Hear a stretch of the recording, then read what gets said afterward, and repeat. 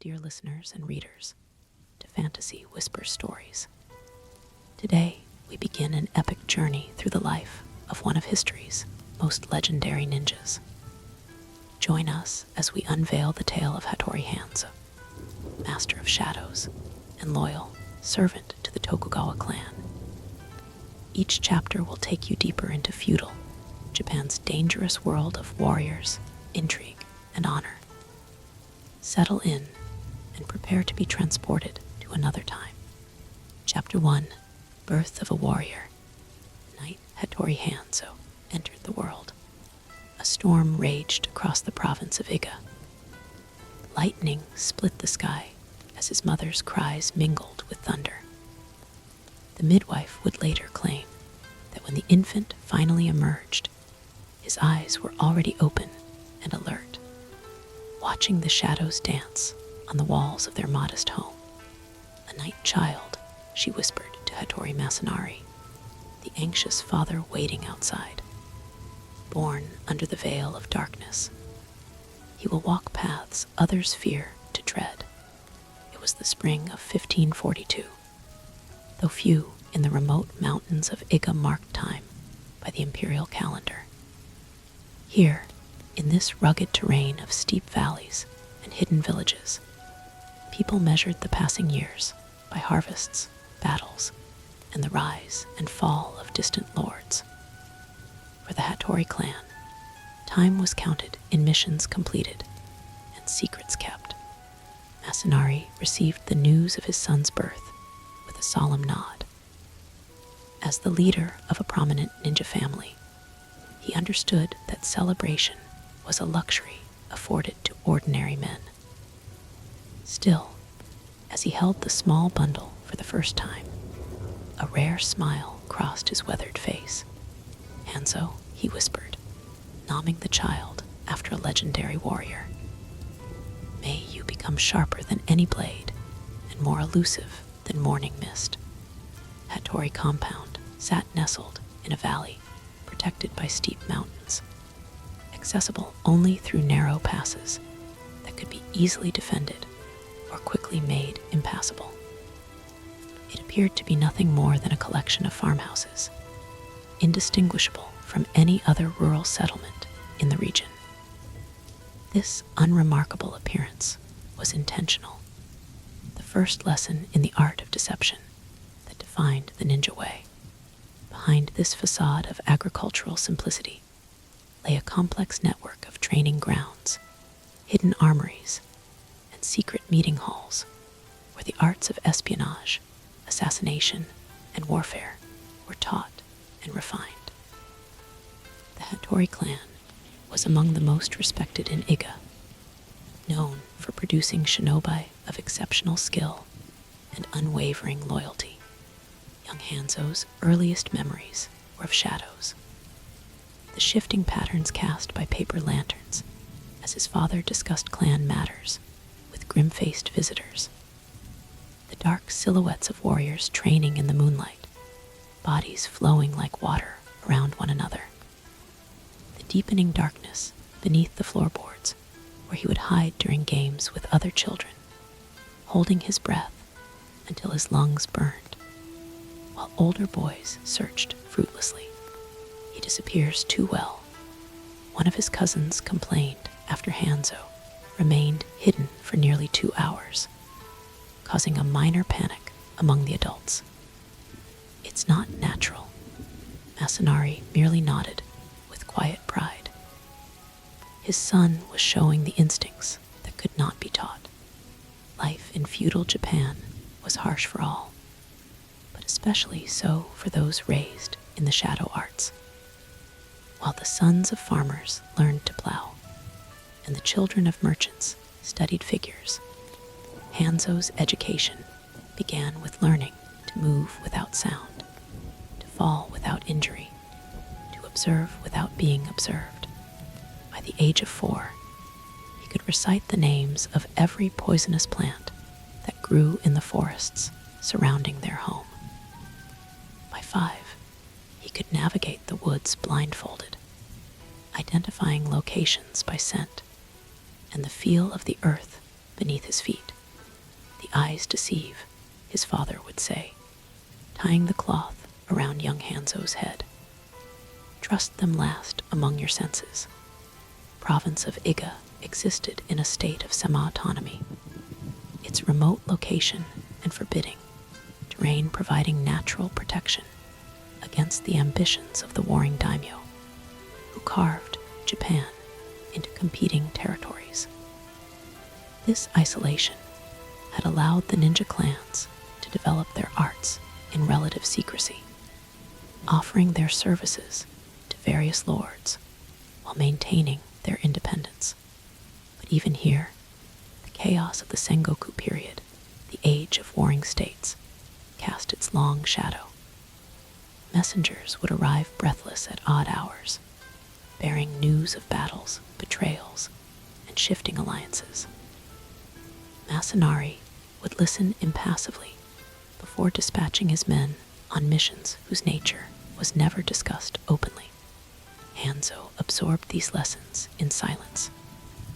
He learned early that information was as valuable as gold, that words carelessly spoken could cost lives, that true power often resided not in the hand that held the sword, but in the one that knew where and when the sword would strike. The boy's mother, Aki, was herself from a ninja lineage.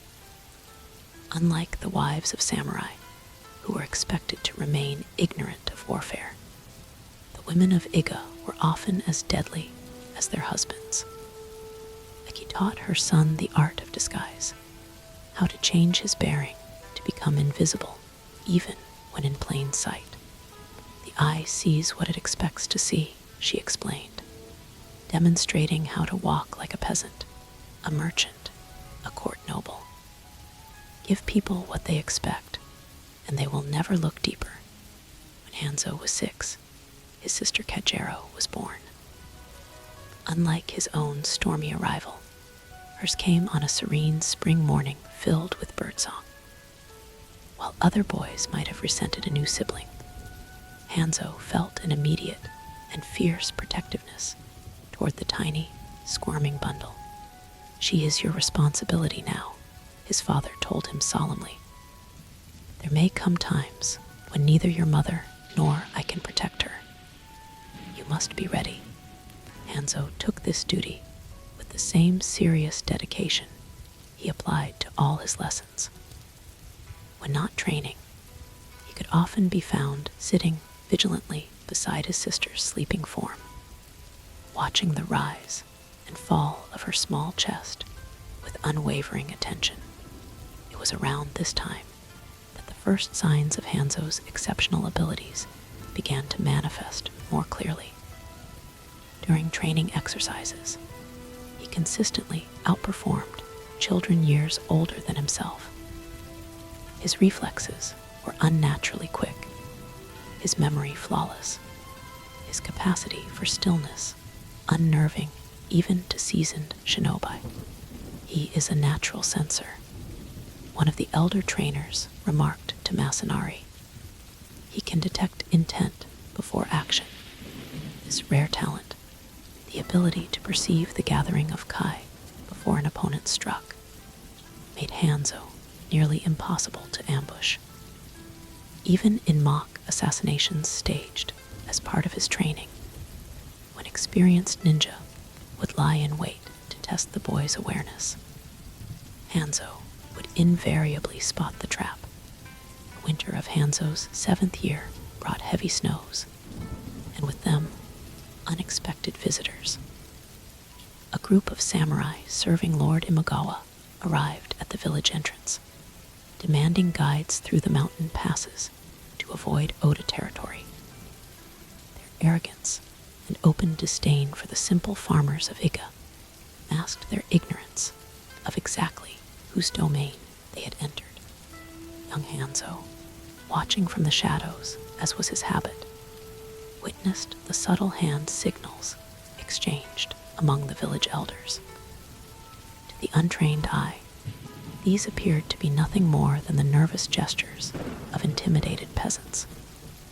To those raised in the ninja traditions, They were precise instructions being disseminated throughout the community. At night, as the samurai slept in the village's best accommodations, Hanzo slipped out against his mother's instructions. Silently, he made his way to the guest house and concealed himself beneath the raised wooden floor, listening to the warriors' unguarded conversations. The information he gathered about troop movements, fortress weaknesses, and planned betrayals, he committed perfectly to memory. When his father discovered his absence and located him, Masanari's face showed neither anger nor relief, only a measured assessment. "You risked much," he said simply, as they walked home through the pre-dawn darkness. Was the knowledge worth the danger? Hanzo repeated verbatim what he had learned. His father listened without comment until the boy finished. "Tomorrow," Masanari finally said, "you will begin real training." And so, with the first light of the following day, Hattori Hanzo took his first formal steps on the path that would transform him from a precocious child into the most feared ninja in Japan. A journey that would intertwine his fate with the future of the nation itself. Chapter 2, Path of the Ninja. The first day of Hanzo's formal training began before dawn. His father roused him, while stars still punctuated the night sky, leading him to a secluded clearing deep in the forest surrounding the Hattori compound. The ground was hard with frost, and Hanzo's breath formed ghostly clouds in the cold air. The path of the ninja begins with understanding what others cannot see, Masanari said, his voice barely above a whisper. Today, you cease to be a child. 6 other men emerged from the trees, senior members of the clan, whom Hanzo recognized from his father's counsels. Their faces were stern, eyes evaluating the small boy standing before them. At 7 years old, Hanzo was younger than most who began the rigorous training of the shinobi, but no one questioned his readiness. The incident with the samurai had proven his potential. You will address these men as sensei, Masanari instructed. Each will teach you one of the 18 disciplines of ninjutsu. I will oversee your progress, but from this moment forward, I am no longer your father during training hours.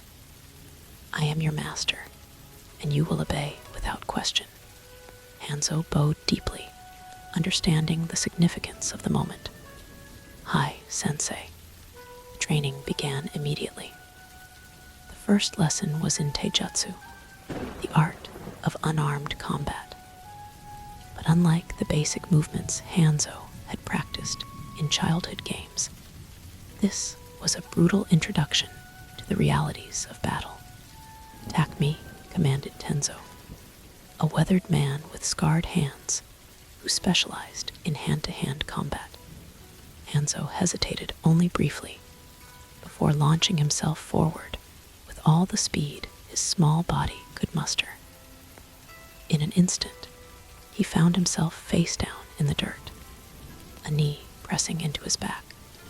Too slow, too obvious again. This pattern repeated through the morning. Each time Hanzo attacked, he was countered and thrown to the ground with methodical precision. By midday, his body was covered in bruises, his lips split, and one eye swelling shut. Not once had he managed to touch his instructor. When the sun reached its zenith, Tenzo finally stepped back. Enough. You have courage, at least. Tomorrow, we begin learning how to fall properly. There was no break. As soon as Tenzo departed, another instructor stepped forward, Kagami, master of Kaikujutsu, the art of fire and explosives. The elements can be your greatest allies or your deadliest enemies, Kagami explained, producing a small bamboo container. Today, you will learn to respect fire. The afternoon was spent learning the careful preparation of various compounds, mixtures of sulfur, saltpeter, and charcoal that could blind, disorient, or create diversions. Hanzo's hands trembled with exhaustion, but he forced them to remain steady as he measured precise amounts under Kagami's critical gaze.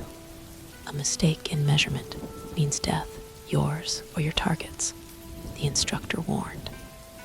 In our art, there is often little difference between the two. As twilight approached, Hanzo expected to return home. Instead, a third instructor appeared, Hisoka, the master of shinobi, the art of stealth and infiltration. Night is our domain, Hisoka said simply. You will learn to love the darkness as others love the light. What followed was a grueling exercise in silent movement.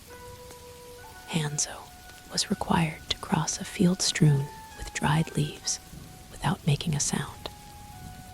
Each time a leaf crackled beneath his feet, Hisoka would materialize beside him, delivering a sharp rap to his knuckles with a bamboo switch.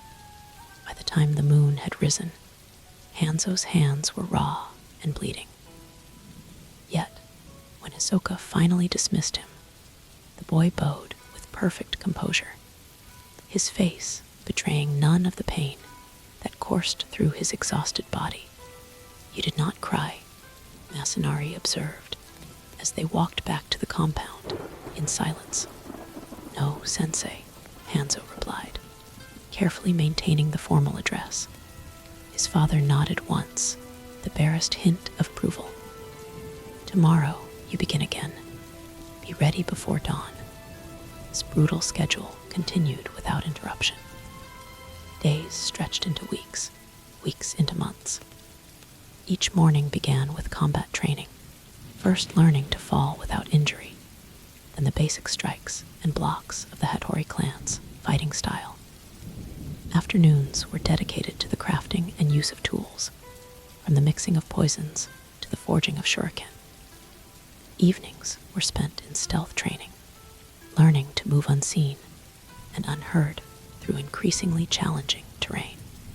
To this regimen were gradually added other disciplines: Boryaku, strategy and tactics; Choho, espionage and information gathering; Hensujutsu, the art of disguise and impersonation; Intinjutsu, escape and concealment techniques.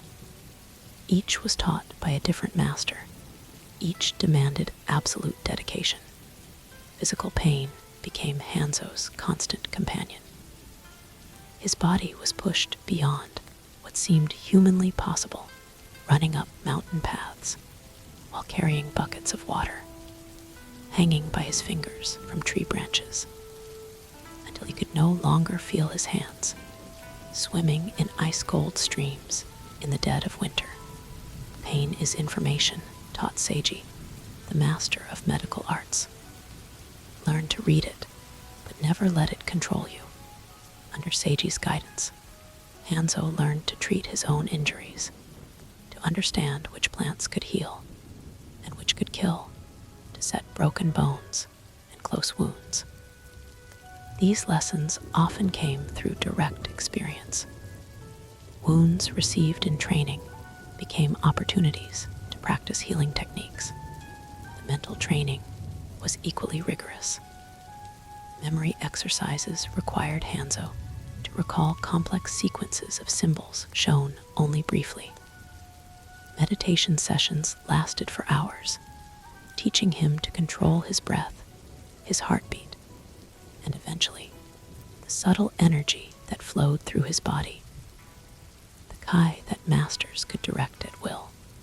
The mind controls the body, instructed Nabiru, the oldest of the teachers and master of spiritual techniques. Master your thoughts, and no physical challenge can defeat you. Through it all, young Hanzo never complained, never asked for respite. When other children his age were playing in the village or helping with simpler chores, He was drilling lethal techniques until they became as natural as breathing. When they slept, he often stood guard, training his body to require minimal rest. His only moments of normalcy came in brief visits with his mother and sister. Aki never asked about his training, but her gentle touch when treating his wounds conveyed both concern and pride. Little Kajero, now a toddler, delighted in her brother's rare appearances, demanding piggyback rides that Hanzo provided despite his exhaustion. "She adores you," Aki observed once, watching Hanzo patiently show Kajero how to fold an origami crane, one of the few recreational skills he had been taught, as it also trained finger dexterity needed for more lethal arts. "I will protect her always," Hanzo replied with a solemnity beyond his years. By his 9th birthday, Hanzo had mastered techniques that many adult ninjas struggled with. His body, though still that of a child, had developed an unnatural coordination and strength. Where other boys might be awkward or restless, Hanzo moved with deliberate precision, wasting no motion, conserving energy as he had been taught. It was during this year that his instruction expanded to include weaponry. The traditional weapons of the ninja were not the katana of the samurai, but practical tools that could serve multiple purposes. The kanai, which could be both knife and climbing spike.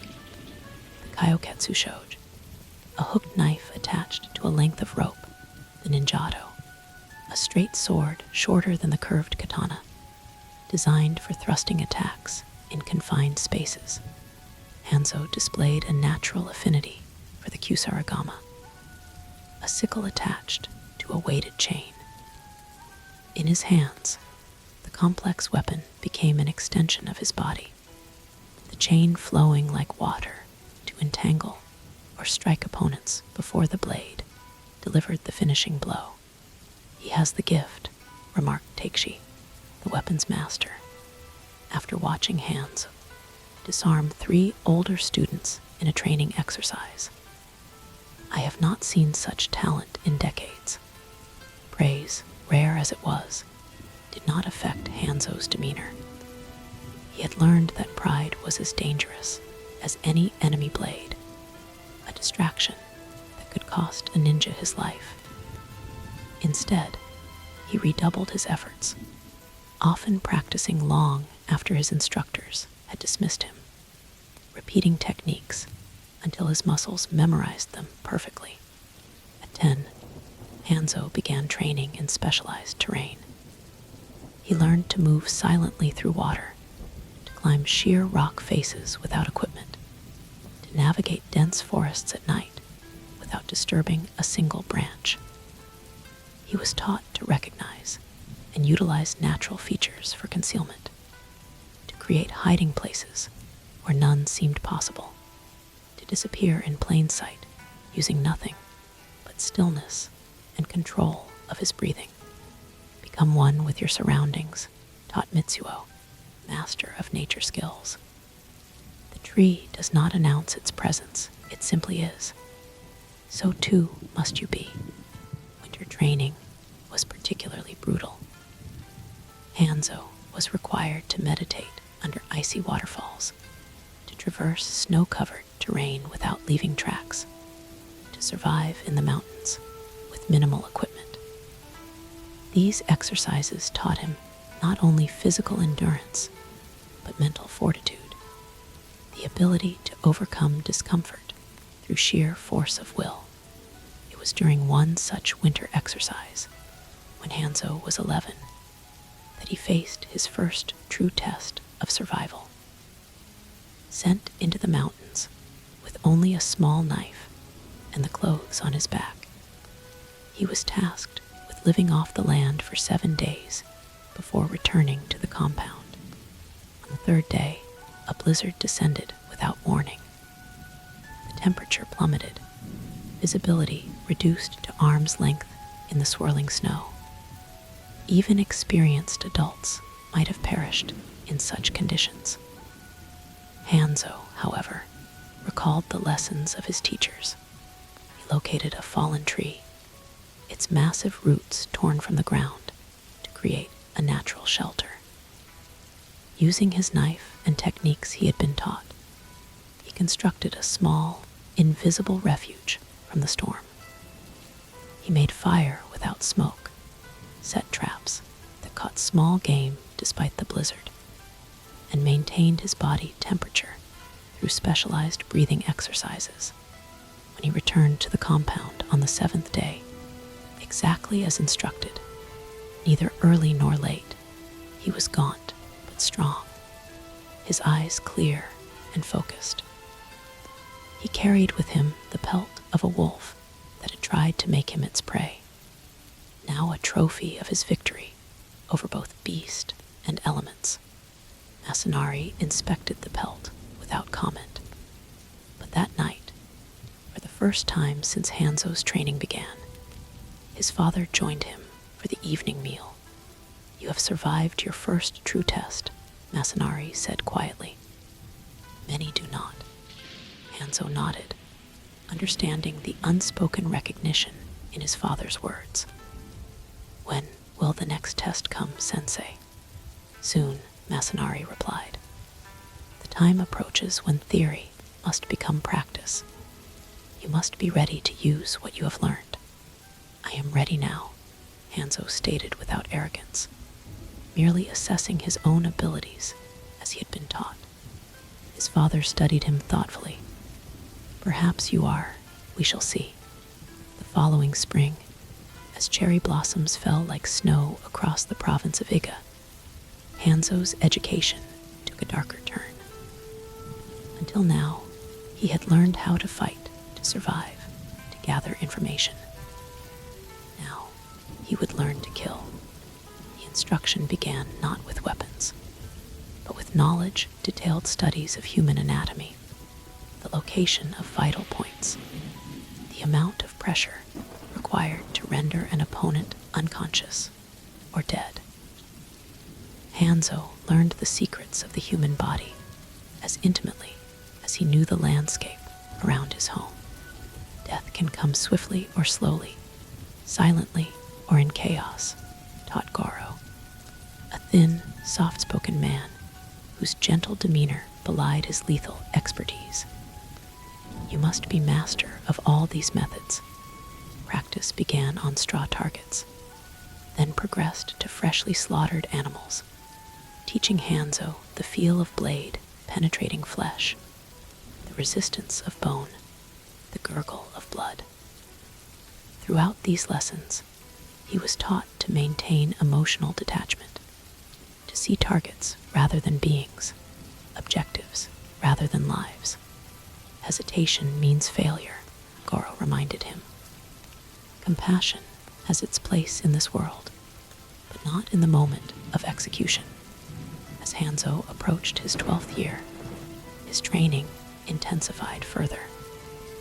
The lessons now focused on integration, combining all 18 disciplines into seamless action. He learned to analyze situations instantly, to identify multiple solutions to any problem, to adapt when circumstances changed mid-mission. The culmination of this phase came in a series of simulated missions within the protected territory of Iga. Hanzo was given objectives: recover a specific item, deliver a message through enemy territory, eliminate a designated target, always a training dummy placed in challenging locations. Each mission included deliberate complications and unexpected obstacles designed to test his ability to improvise. During one such exercise, meant to test infiltration skills, Hanzo was required to enter a heavily guarded storehouse and retrieve a specific scroll without alerting the guards, experienced ninja posing as enemies. Rather than attempting to overcome the formidable security directly, Hanzo observed for 3 days, noting patterns and weaknesses. On the third night, he captured a rat, tied a small oil-soaked rag to its tail, and set it alight before releasing the panicked creature near the storehouse. In the confusion of the resulting fire, he slipped inside, located the scroll, and exited unseen, completing the mission through indirect means rather than confrontation. Ingenious, commented Akiro, who had designed the test, but cruel to the rat. The rat survived, Hanzo replied. The rag burned out quickly, causing no lasting harm. The guards would have killed it anyway if they had seen it near their food stores. Such pragmatism characterized Hanzo's approach to all his training. He viewed each challenge not as a test of his prowess, but as a puzzle to be solved with minimum risk and maximum efficiency. By the time he reached his 12th birthday, an occasion marked only by a rare day of rest from training, Hattori Hanzo had transformed from a precocious child into something altogether different. Not quite man, not quite child. He existed in the liminal space, unique to those who have been shaped by the ninja traditions from their earliest years. His body, though still growing, moved with the controlled grace of a seasoned warrior. His eyes, dark and penetrating, missed nothing. His mind, honed through years of relentless education, processed information with uncanny speed. He had become, in every sense, a weapon precise, versatile, and lethal. On the morning after his birthday, Masanari summoned Hanzo to his private quarters, a rare occurrence that signaled matters of great importance. Your training has progressed beyond my expectations, his father said, the formal distance of teacher and student momentarily set aside. The council has agreed that you are ready. Ready for what, father? Hanzo asked, sensing a shift in their relationship. Masanari produced a small scroll bound with black silk. Your first mission, not a test, not an exercise, a true assignment for the clan. Hanzo accepted the scroll with steady hands, understanding that he stood at a threshold. Once he unrolled the document, there would be no returning to the relative innocence of training. Whatever task lay described within would require him to use his skills for their intended purpose. Do you accept? Masanari asked, his voice betraying the barest hint of concern, not for the mission, but for the son who would undertake it. Without hesitation, Hanzo met his father's gaze. I accept. As he broke the seal and unrolled the scroll, Hattori Hanzo crossed the final boundary between preparation and purpose. The path of the ninja, walked in theory until now, would become his reality. The characters on the scroll were few, but their meaning would change everything. There is a traitor among us. Find him. Silence him. Chapter 3, First Blood. The scroll lay open on Hanzo's futon, its characters stark against the pale parchment. There is a traitor among us. Find him. Silence him. 6 words that would change everything. Hanzo sat in perfect stillness, his breathing controlled as he had been taught, analyzing the mission parameters with clinical precision. The message was deliberately vague, a test within a test. He was not only to eliminate a threat, but to identify it first, using all the skills he had acquired. Traitor among us. The wording suggested someone within the Iga community, possibly even within the Hattori clan itself. The prospect of betrayal from within was not surprising to Hanzo. His education had included extensive study of human motivation, greed, fear, ambition, revenge. forces that could turn an ally into an enemy. After memorizing the characters, Hanzo burned the scroll as protocol required, watching the ashes dissolve in a cup of water until no trace remained. Then he began his preparations. The first phase was information gathering. Without alerting anyone to his purpose, Hanzo needed to observe the compound and its inhabitants with new eyes, not as family or teachers, but as potential suspects. This required extreme subtlety. If the traitor detected scrutiny, they might flee or accelerate whatever betrayal they planned. Hanzo adopted a new routine, slightly altering his training schedule to create opportunities for observation. He volunteered for sentry duty, offering to replace others who were tired or occupied, giving him legitimate reason to watch comings and goings. He spent time helping in the kitchens, a position that allowed him to overhear conversations while appearing focused on menial tasks. For 3 days, he absorbed everything: who spoke to whom, who avoided certain topics, who seemed anxious or defensive, who had unexplained absences. He noted subtle changes in routine, unexpected wealth, hushed conversations that ceased when others approached. By the 4th day, he had identified 3 possibilities.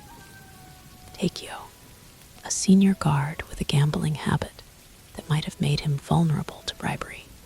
Miyu, a young woman who had recently joined the household staff and seemed overly curious about clan matters. And Jiro, a middle-ranked ninja who had returned from a mission with an injury he was reluctant to explain. Now Hanzo needed more specific information. Using techniques of stealth that had become second nature, he began shadowing each suspect during their private moments. He searched their quarters while they were absent, examined their belongings, and monitored their nocturnal activities. Takeo proved to be nothing more than a man with a vice. His gambling was indeed real, but his losses were suffered honestly, with no evidence of outside contact or suspicious payments.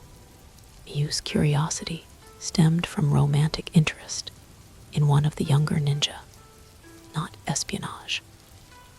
Her questions were designed to impress the object of her affection, rather than gather intelligence for enemies. Jiro, however, showed troubling patterns. His injury, a cut along his ribs that he claimed came from a training accident, did not match the explanation he had given.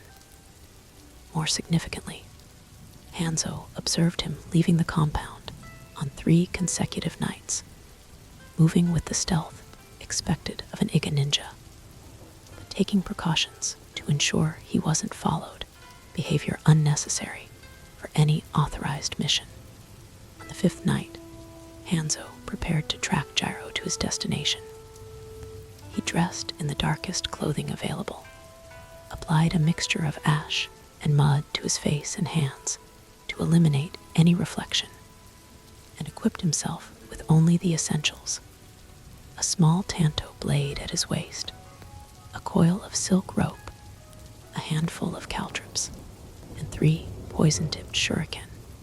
When Jiro slipped out after midnight, Hanzo followed at a distance that utilized his greatest natural gift: his extraordinary sensitivity to intent and presence. Most ninja relied on sight, sound, and planned intervals for tracking, but Hanzo could feel Jiro's presence ahead of him like a disturbance in water, allowing him to maintain pursuit even when visual contact was impossible. The path led deep into the forest surrounding Iga, following game trails and stream beds that would leave minimal traces. After an hour of travel, Jiro arrived at a small clearing. There, waiting in shadow, stood another figure, tall, armored in the distinctive style of neighboring Koga province, historical rivals of the Iga ninja. Hanzo positioned himself downwind, close enough to hear, but virtually undetectable in the darkness. The conversation confirmed his suspicions. "The payment isn't enough," Gyro was saying, voice tense. "I've taken too much risk already. Lord Rikaku feels the information you've provided so far hardly justifies what you've already been paid." The Koga agent replied coldly. "The patrol schedules and outer defenses are common knowledge. We need the secret routes, the names of key operatives, and most importantly, the location of the meeting next month. The council has grown suspicious. Someone is watching me. Then you should be more motivated to complete our arrangement quickly." The agent produced a small pouch that clinked with the sound of coins. "This is half. The remainder comes when you deliver the meeting location." Gyro hesitated before taking the pouch. 3 days. I'll need 3 days to secure that information. 2. Return here in 2 nights, or my lord will find someone more competent. As the meeting concluded, and the men prepared to part ways, Hanzo faced his first tactical decision. The mission specified finding and silencing the traitor. Now he had identified not one, but 2 threats: Gyro and his Koga contact. Eliminating only Gyro would alert the Koga clan to the discovery of their spy. Allowing the contact to return would waste an opportunity to disrupt enemy operations. In the split second available for decision, Hanzo chose. Both must be silenced. The Koga agent died first, a shuriken striking precisely at the base of his skull, where armor did not protect. The fast-acting poison ensuring he made no sound as he crumpled to the forest floor. Gyro, sensing something amiss, spun around with the reflexes of a trained ninja, blade already drawn. "Who's there? Show yourself." Hanzo remained motionless in shadow. This confrontation had tactical elements his training had covered extensively, but also human dimensions that no exercise could fully prepare him for. Gyro was not a practice dummy or a wilderness predator. He was a man Hanzo had known his entire life, who had sometimes joined his father for meals, who had once shown him how to tie a special knot used for scaling walls. "I know someone's there," Gyro called, voice steady, but eyes betraying fear as they darted between shadows. "Come out and fight honorably." The irony of a traitor invoking honor was not lost on Hanzo. But still, he hesitated, not from fear or inability, but from a sudden awareness of the weight of what he was about to do. In this moment, all the clinical detachment his training had instilled wavered ever so slightly. Gyro took advantage of the hesitation, throwing a handful of Makabishi, small caltrops designed to injure pursuers, in a wide arc before turning to flee. Mistake proved fatal. Instead of pursuing immediately, Hanzo had anticipated the defensive maneuver. He was already airborne when the caltrops scattered, having launched himself from a low branch to intercept Gyro's escape route. The Kusarigama's chain wrapped around Gyro's legs in mid-stride, sending him crashing to the ground. "Who are you?" Gyro gasped, struggling to free himself while reaching for a hidden weapon. Hanzo stepped from the shadows, allowing his face to be seen.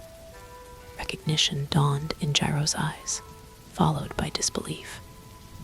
Masanari's son. They sent a child to kill me. The surprise quickly hardened to contempt. I won't be taken by a boy. With unexpected speed, Gyro slashed with a concealed blade, aiming for Hanzo's throat.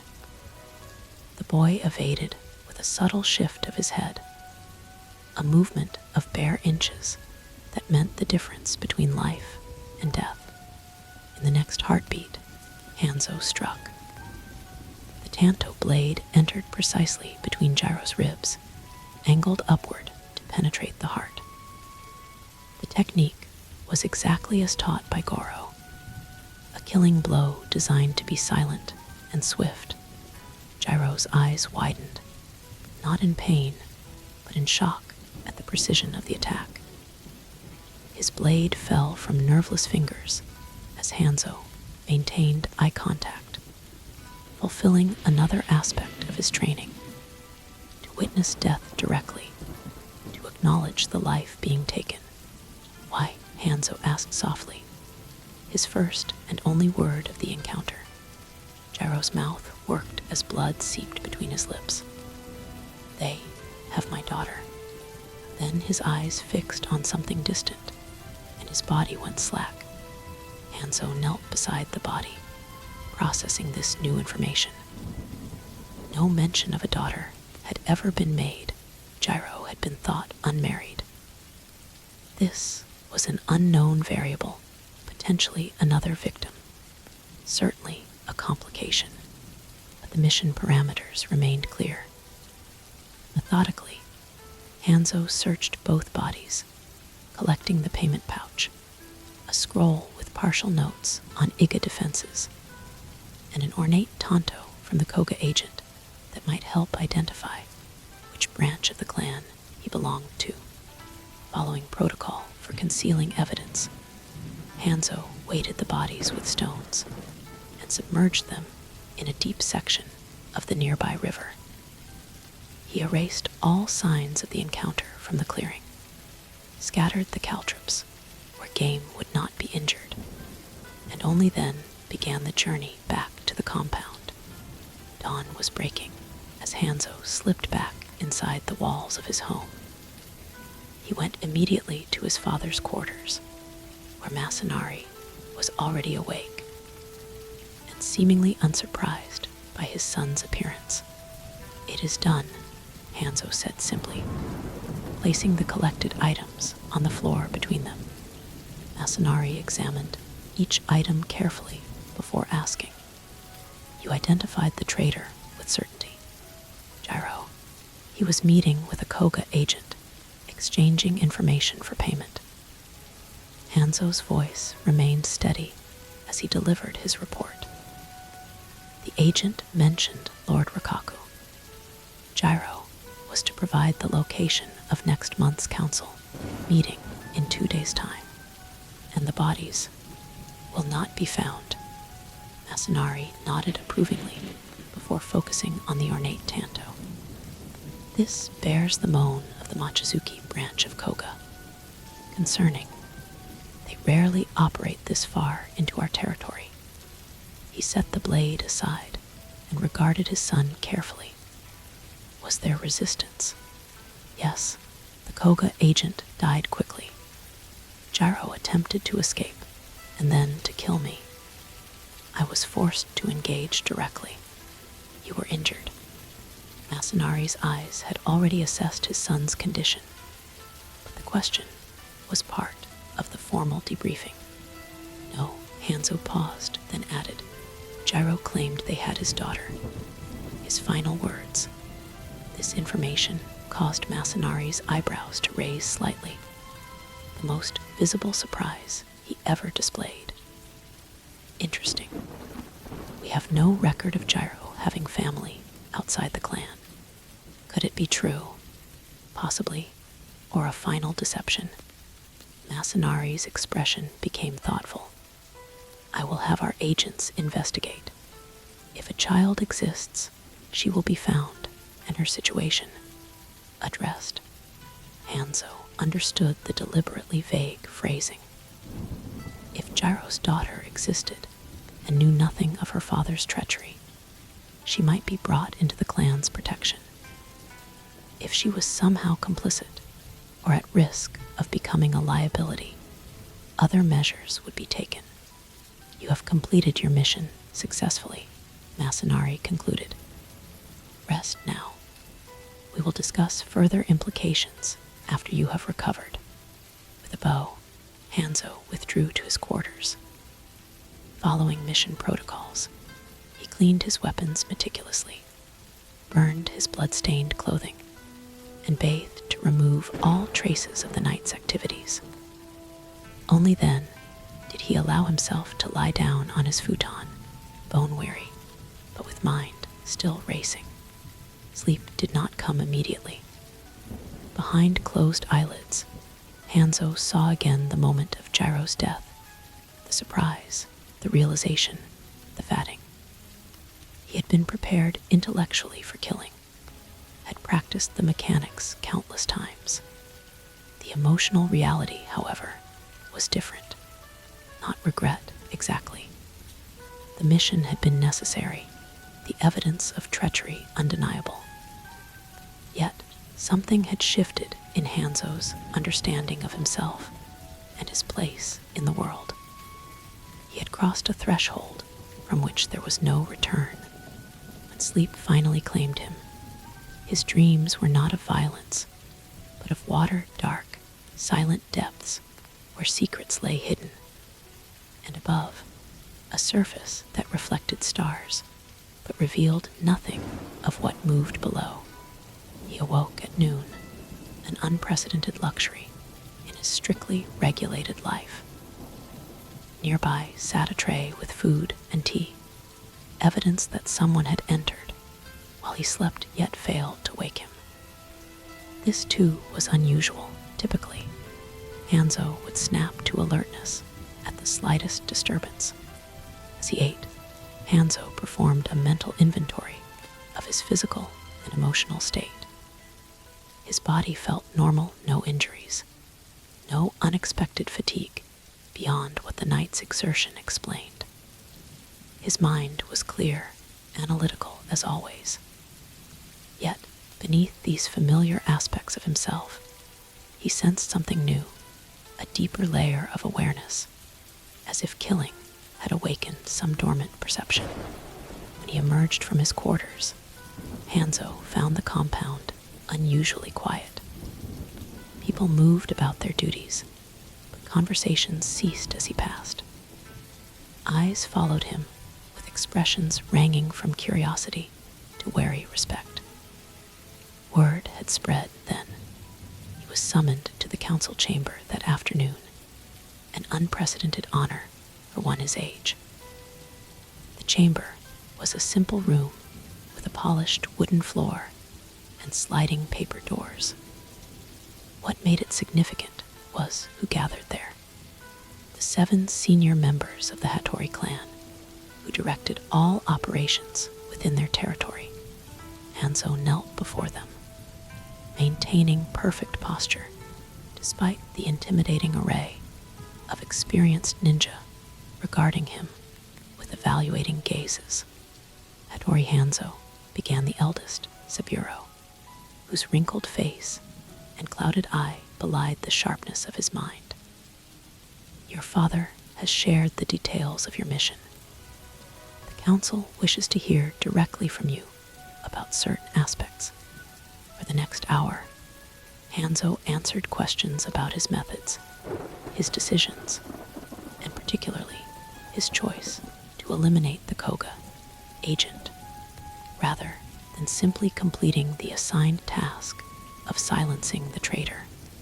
I judged that allowing the agent to report back would create greater danger than the risk of discovery, Hanzo explained.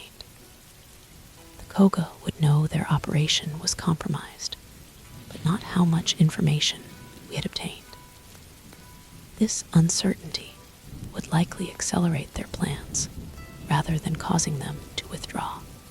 The council members exchanged glances, and Hanzo caught the subtle signals of approval in their micro-expressions. You took initiative beyond your instructions, observed Yudo, a stern-faced master of strategy. This can be either commendable or dangerous, depending on circumstances. I accept any consequences of my decision, Hanzo replied, meeting the man's gaze steadily. In this instance, Saburo interjected, your judgment proved sound.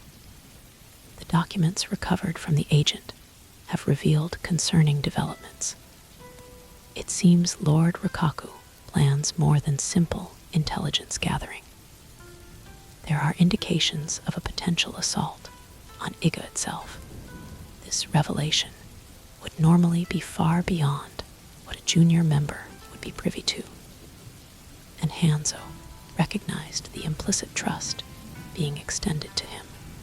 The council has decided, Saburo continued, that you will participate in the response to this threat, not as the executioner of a single traitor, but as part of our broader strategy against Koga and their allies.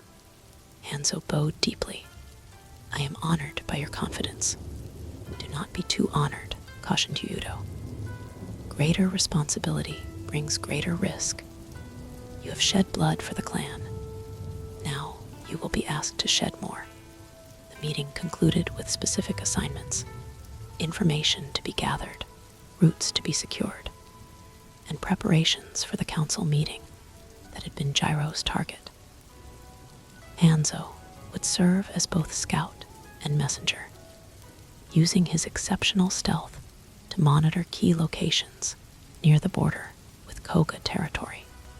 As he left the council chamber, Hanzo found his father waiting outside. You impressed them, Masanari said simply, as they walked together through the compound. I only reported truthfully. Truth delivered well is a weapon like any other. Masanari paused near the training grounds, where younger children practiced basic movements under the watchful eye of an instructor. You will find that killing changes how others perceive you. Some will fear, some will respect, many will do both. Hanzo observed the children, several around 7 or 8, the age he had been when formal training began. They seemed impossibly young now. Does it change how you see me? He asked, the rare personal question slipping out before he could consider its propriety. Masanari was silent so long that Hanzo thought he might not answer. Finally, he said, I have always seen what you would become. Now others begin to see it as well. It was not exactly an answer, but Hanzo understood the sentiment behind the words. His father had prepared him for this path, knowing exactly where it led. Over the days that followed, the compound subtly reorganized itself around Hanzo's new status. He was no longer merely a promising student. He had become an operational asset of the clan. His training continued, but with greater focus on practical application. Where before he had learned techniques in isolation, now he was taught how they interconnected in complex missions.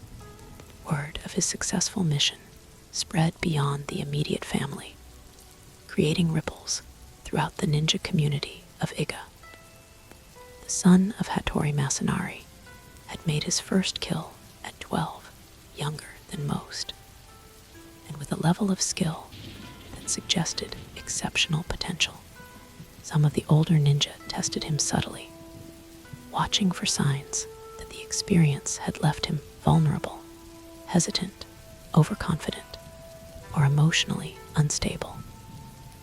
Hanzo detected these evaluations and responded with perfect composure, neither boasting about his accomplishment nor showing any sign that it had disturbed him.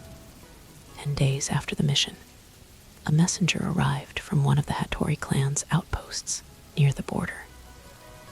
Investigations into Jiro's final claim had discovered evidence of a young girl, approximately 8 years old, living in a remote village under the protection of an elderly couple.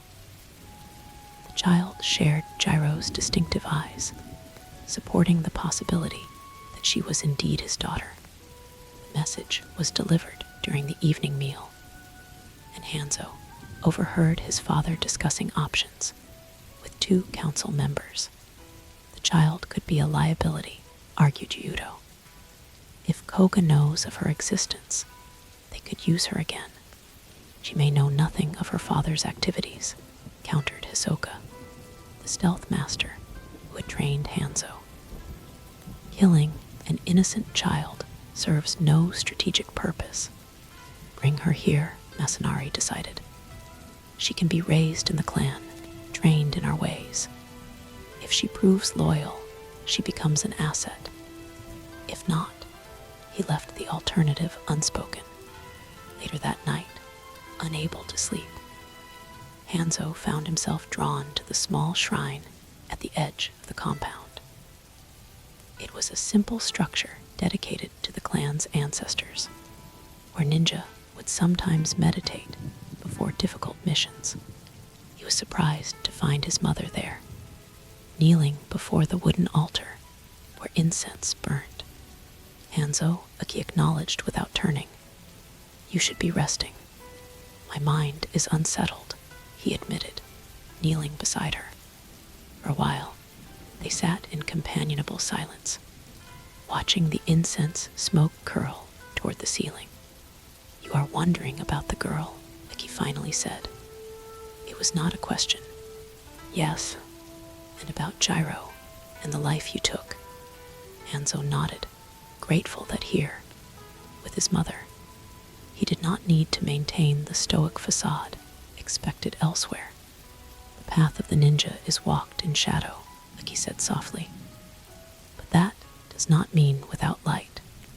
We kill when necessary, but why we kill matters. She turned to face him directly. Why did you complete your mission, Hanzo? He considered the question carefully. To protect the clan, to eliminate a threat. Remember that purpose. In the years to come, you will face many more such choices. Some will be clear, others clouded by circumstance. Always know why you act, not merely how. He reached out and touched his face gently. A mother's gesture that seemed to belong to another world entirely from the one in which he had taken a man's life. You have begun a journey few can understand, she continued. I cannot guide your steps, but I can tell you this. Do not lose yourself in darkness. Even the shadow is cast by something real. The wisdom of her words settled into Hanzo's consciousness, providing framework for thoughts that had been formless before. His first blood had been shed in defense of his family and community. Whatever came next would build upon that foundation. 2 days later, Hanzo was assigned to the team sent to retrieve Gyro's daughter. Though not the leader of the mission, his inclusion signified the council's continuing evaluation of his abilities in different contexts. The girl Yua, they discovered, showed no fear when the ninja appeared at the home of her elderly guardians. Instead, she regarded them with the same analytical gaze that characterized her father. And when told she would be coming with them to a new home, she simply nodded and gathered her few possessions. Did my father send you? She asked Hanzo directly as they traveled, demonstrating an uncanny ability to identify the member of the team most connected to her situation. No, Hanzo replied honestly. Your father is dead. The bluntness of the statement drew sharp looks from the adult ninja. But Yua merely nodded again. I knew he would be, she said, with a child's terrible clarity. He told me that one day he might not return, and if strangers came for me, it would mean he had failed. Failed at what? Hanzo asked, seizing the opportunity to learn what the girl might know, to keep us both safe. She studied Hanzo with eyes too knowing for her years. Did you kill him? The direct question created a moment of tension among the team. The mission leader opened his mouth to intervene, Hanzo answered before he could.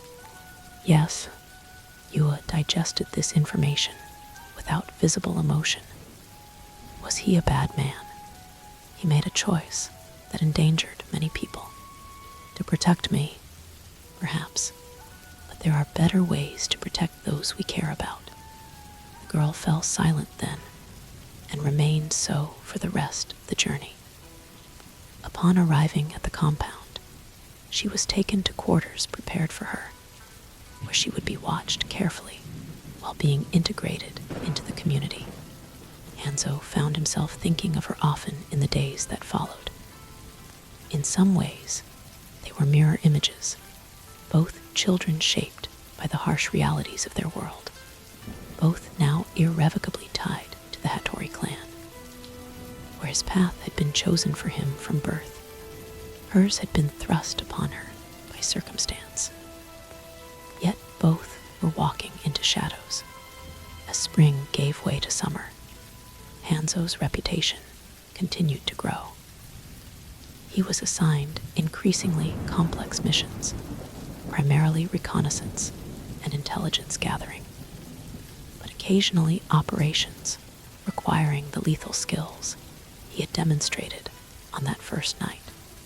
Each death became easier than the last, not because Hanzo grew to enjoy killing, he never did, but because the mechanical and emotional processes became familiar. He learned to compartmentalize, to execute his duty precisely, and then to return to ordinary life without carrying the weight of his actions visibly. By his 13th birthday, Hattori Hanzo had accumulated a record of successful missions that many adult ninja would envy. His name began to spread beyond Iga, spoken in whispers by those who dealt with the shadow world of intelligence and assassination. The young viper, some called him, referring to his speed and deadly precision. Others used the term ghost child, noting his supernatural ability to appear and disappear without trace. Whatever the name, the meaning was the same. The son of Hattori Masanari had become a force to be reckoned with, a prodigy whose full potential was still unfolding. Inside the compound, however, Hanzo remained in many ways the same disciplined, quiet boy he had always been. He continued his studies, expanded his skills, and fulfilled his duties without seeking recognition. The only noticeable change was his growing interest in strategy and politics, areas where intelligence rather than physical prowess determined success. You think rather than simply act, observed Nabiru, the elderly spiritual master, during a rare private conversation. This is uncommon in one so young, and so gifted in the physical arts. The mind must direct the body, Hanzo replied, quoting one of the master's own teachings. Nabiru smiled faintly. So I have taught, but many hear without listening. He studied Hanzo with eyes that seemed to see beneath surface appearances. You have killed 17 times now. Does the number mean anything to you? Only that each was necessary. Necessary by whose judgment? By the judgment of those who assigned the missions, and then by my own, when execution was required. The old man nodded slowly. A good answer. Remember it in the years to come, when others may seek to use your skills for purposes less clear. This cryptic warning remained with Hanzo as autumn arrived, bringing with it news that would alter the course of not only his life, but the future of Japan itself. A young daimyo named Tokugawa Ieyasu, whose territories bordered Iga province, was seeking an alliance with the ninja clans to support his growing ambitions. The council debated whether to meet with Tokugawa's representatives. Some argued for neutrality, noting that previous entanglements with powerful lords had sometimes ended poorly for Iga. Others saw opportunity in aligning with a rising power who might offer protection against enemies like Lord Rikaku. Hanzo, not yet old enough to participate in council deliberations, nonetheless found himself the center of unexpected attention when Tokugawa's messenger specifically requested his presence at any meeting. The young Hattori's reputation has reached Lord Tokugawa's ears, explained the messenger, a samurai who looked distinctly uncomfortable in ninja territory. My lord believes that talent should be recognized regardless of age. This unusual request prompted extensive discussion among the Hattori leadership. To send, Hanzo would acknowledge his growing status, but might suggest he held authority beyond his years. To refuse might insult a potential ally. Eventually, a compromise was reached. Hanzo would accompany his father and 2 council members to an initial meeting, serving officially as a guard rather than a negotiator. As preparations for this diplomatic mission began, Hanzo found himself at another crossroads. His first mission had drawn blood and defined him as a killer of exceptional ability. This new assignment suggested a different possibility, that his future might involve more than assassination and espionage.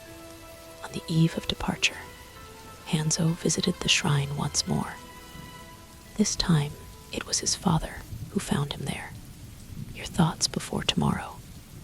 Masanari asked, standing beside his son rather than kneeling. "I am considering potential outcomes," Hanzo replied. "An alliance with Tokugawa could significantly change our position. Indeed, and yours as well." Hanzo looked up questioningly. "You have become known beyond our borders," Masanari explained. "This creates both opportunity and risk. Some will seek to use your skills, others to eliminate the threat you represent. I am ready for either possibility."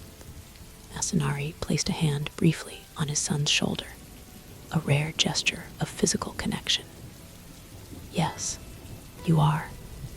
There was something in his voice that Hanzo had never heard before, not quite pride, but perhaps satisfaction in a creation fulfilling its purpose. As the first stars appeared in the darkening sky, father and son stood in silence, each contemplating how the blood spilled by Hanzo's hand had set in motion events that would soon draw them into the wider currents of power reshaping Japan. For Hattori Hanzo, the path that began with his first kill now led toward a destiny greater than even his father had envisioned. One that would eventually intertwine his name with the founding of a dynasty. Chapter 4, Meeting with Destiny. Dawn broke over the mountains surrounding Iga province, painting the sky in shades of amber and gold as Hanzo, and the delegation prepared for departure. Their destination lay 3 days' journey to the east, a small fortress in Mikawa province, where Tokugawa Ieyasu had arranged the meeting. The delegation consisted of 4 ninja: Masanari as head of the Hattori clan, Yuyuto representing the council's strategic interests, Kagami, whose expertise in explosives and chemistry provided valuable intelligence on military matters, and Hanzo, officially present as a bodyguard, but carrying the unspoken weight of being specifically requested by name. They traveled lightly, dressed as humble merchants rather than warriors. Their weapons and specialized equipment were concealed within seemingly ordinary bundles of trade goods, silk, spices, and medicinal herbs that provided both cover and practical value if they needed to maintain their disguise. Remember, Masanari instructed, as they set out along mountain paths known only to those born in Iga. Lord Tokugawa is not yet the power he aspires to be. He controls Mikawa and has alliances with neighboring provinces, but he is surrounded by stronger daimyo who would crush him if given the opportunity, which makes his interest in us logical, noted Yudo. He needs our skills to survive against larger forces, but why specifically request Hanzo? Kagami wondered aloud, glancing at the young ninja, who moved silently ahead of the group, scouting the path. His reputation is impressive, but hardly known beyond our immediate allies. That, Masanari replied, is what we must discover. The journey proceeded without incident through the first day, the ninja moving with the efficient pace of those accustomed to covering large distances on foot. As darkness fell, they made camp in a hidden depression beneath a rocky overhang, a sight known to Iga travelers, but invisible from any main road. While the others prepared a small, smokeless fire, Hanzo scouted the surrounding area, placing subtle alarms that would warn of any approach.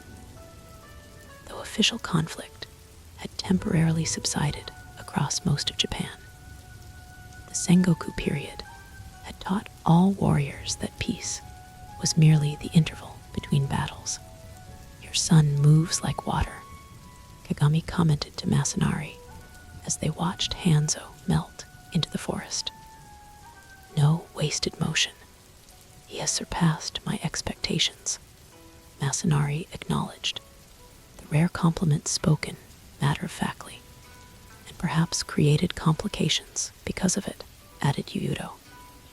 Talent draws attention. Attention draws danger, or opportunity, countered Masanari. Tomorrow we will see which Lord Tokugawa offers. The night passed without disturbance, and by first light, the delegation was moving again, now descending from the mountains toward the more populated valleys that marked the border between provinces. Here they adopted their merchant disguise more fully, joining the trade road where other travelers moved between towns.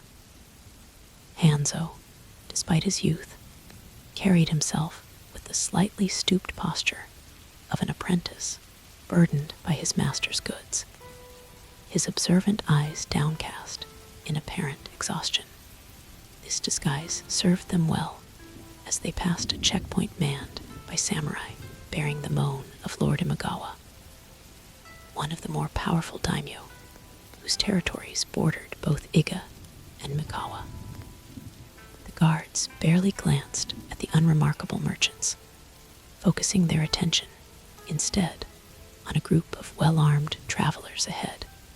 Imagawa's men are increasingly present along these roads, Yudo observed quietly once they were safely past. Their lord grows ambitious. All the more reason to understand Tokugawa's intentions, replied Masanari.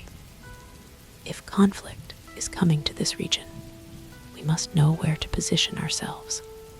By the afternoon of the third day, they had crossed into Mikawa province.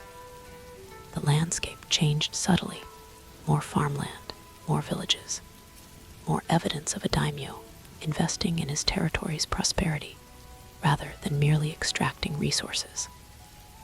Fields of rice stretched across valley floors. Irrigation systems showed recent improvements, and the peasants, while still poor by any samurai standard, appeared less desperate than in many regions.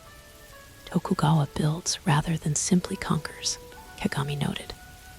Interesting. A rice field yields taxes year after year, Yudo responded pragmatically. A burned village yields nothing.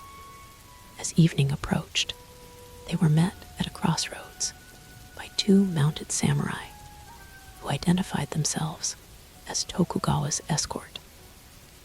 The warriors made no attempt to hide their surprise at the delegation's appearance. "We expected more," began one, eyeing the simple clothing and apparent lack of weapons.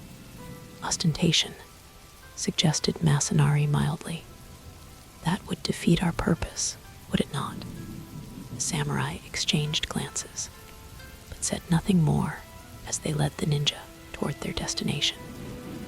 A modest fortress surrounded by a small settlement that showed signs of recent expansion. Unlike the imposing castles of more established daimyo, Tokugawa's current headquarters was practical rather than impressive, emphasizing security over display.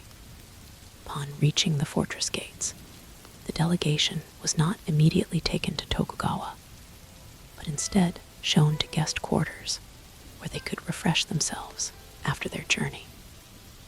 This common courtesy contained subtle political dimensions. By allowing the ninja time to compose themselves, Tokugawa demonstrated respect, while simultaneously asserting his position as host and authority. Once alone in their assigned rooms, the ninja methodically checked for hidden observation points, listening devices, or traps. Standard procedure regardless of the apparent friendliness of their host.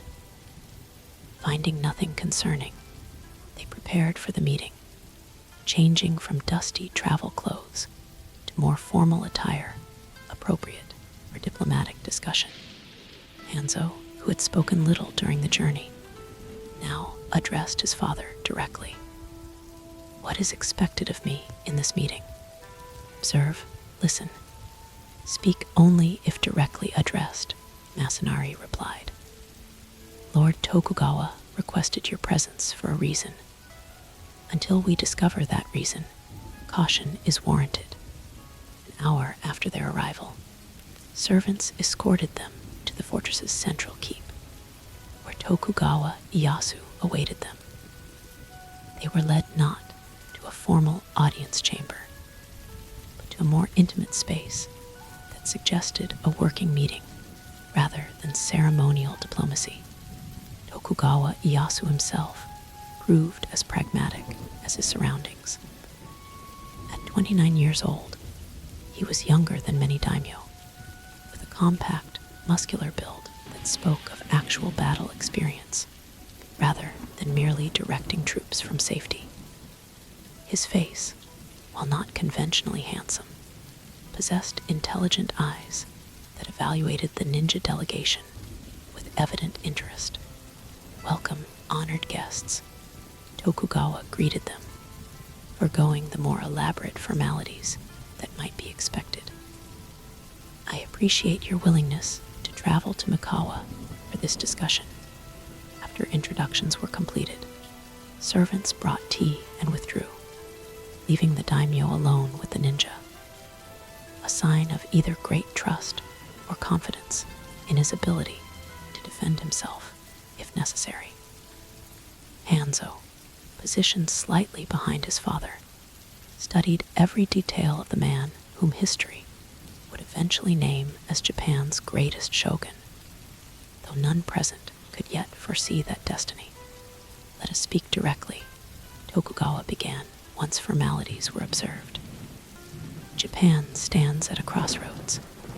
The old order crumbles while new powers emerge. In this chaos lies both danger and opportunity for those wise enough to position themselves correctly. And where does Lord Tokugawa see himself in this changing landscape?" asked Masanari, matching the daimyo's direct approach. A slight smile crossed Tokugawa's face.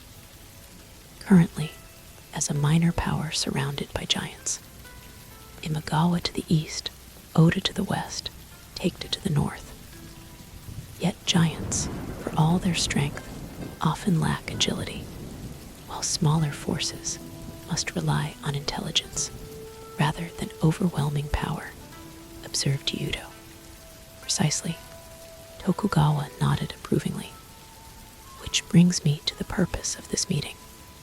I seek not merely an alliance with the Iga Ninja, but a true partnership. Your knowledge, your skills, your network of information gatherers, these could help transform Mikawa from a vulnerable province into a pivotal one. The negotiation continued through the afternoon, covering specific proposals for intelligence sharing, protection of key trade routes, and potential joint operations against common threats. Throughout, Tokugawa demonstrated unusual knowledge of ninja capabilities, neither underestimating what they could provide, nor making fantastical requests based on popular myths. Hanzo, as instructed, remained silent and watchful. Yet he found himself increasingly intrigued by Tokugawa's strategic thinking. Where most daimyo thought in terms of the next battle or the next season, this young lord appeared to be planning years ahead, laying foundations for long-term power rather than immediate glory. As twilight approached, Tokugawa finally addressed Hanzo directly, confirming that his inclusion in the delegation had indeed been deliberate. Young Hattori, the daimyo said, turning his penetrating gaze toward the boy. Your reputation has reached even Mikawa. They say you see what others miss and move without being seen yourself. Hanzo bowed respectfully. I merely serve my clan as trained, Lord Tokugawa, with unusual effectiveness by all accounts. The daimyo studied him with genuine curiosity. 17 successful missions, if my information is correct, most against targets of significant skill. The precise knowledge of Hanzo's record sent a ripple of tension through the ninja delegation.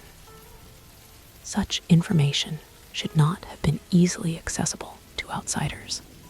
My lord seems remarkably well informed about Iga's internal matters, Masanari observed, his tone neutral but carrying clear implications. Tokugawa smiled. Information is the true currency of power, Hattori-san. Surely ninja understand this better than most. He turned back to Hanzo. What do you see when you look at our current situation, young one? Not what you have been told to see, but what your own eyes and mind perceive. The unexpected question created a delicate situation. Protocol demanded that Hanzo defer to his elders, yet refusing to answer a direct question from their host would be equally inappropriate. After a moment's consideration and a subtle nod from his father granting permission, Hanzo responded. I see a lord building carefully rather than hastily, he began, choosing his words with precision. Your fortress emphasizes function over appearance. Your fields show investment in future harvests. Your guards are positioned for actual defense rather than display. Hanzo paused briefly. You prepare for storms not yet visible on the horizon. Something flickered in Tokugawa's eyes. Recognition, perhaps, or confirmation of some private assessment. And what storms do you foresee, Hattori Hanzo? Conflict between ambitions that cannot coexist, Hanzo replied. Lord Imagawa will not be content with current borders. Lord Oda grows stronger in the west. The northern daimyo looks southward with hunger. Japan cannot remain divided without constant warfare, and who will prevail in these conflicts? Not necessarily the strongest at their outset, Hanzo said carefully, but the most adaptable. The leader who best understands when to advance, when to retreat, and when to allow enemies to destroy each other. Tokugawa's expression remained composed, but his eyes showed clear approval. Wisdom unusual in one so young. He addressed Masanari again. You have trained your son exceptionally well. The crow takes naturally to flight. Masanari replied with the traditional saying, neither accepting nor deflecting the compliment. Meeting concluded shortly afterward, with arrangements made for continued discussion the following day. As the ninja delegation returned to their quarters, Yudo voiced the concern they all shared. Lord Tokugawa knows too much about our operations. We must identify his source. Agreed, said Masanari. Though his knowledge may not come from a current informant, the information about Hanzo's missions was accurate, but not recent. A former clan member, perhaps. Someone who left Iga with valuable knowledge, suggested Kegami. Possible, Masanari nodded. Hanzo, tonight you will quietly explore the fortress. Look for any sign of connection to Iga or knowledge of our ways. While the adults continued their strategic discussion, Hanzo prepared for his assignment. He changed into the darkest clothing available, applied soot to darken his face and hands, and waited for the fortress to quiet as night deepened. Moving from shadow to shadow, Hanzo slipped through the building with practiced ease. The fortress was well designed for conventional security, but posed little challenge to a ninja of his training. Guard patterns were predictable, sight lines easily avoided, and noise discipline poor among the samurai sentries, who relied more on intimidation than stealth. Hanzo systematically investigated the most likely locations for sensitive information. Tokugawa's private quarters, the map room where tactical discussions would occur, and the administrative offices where correspondence was processed. In each location, he searched for any documents relating to Iga or evidence of ninja connections.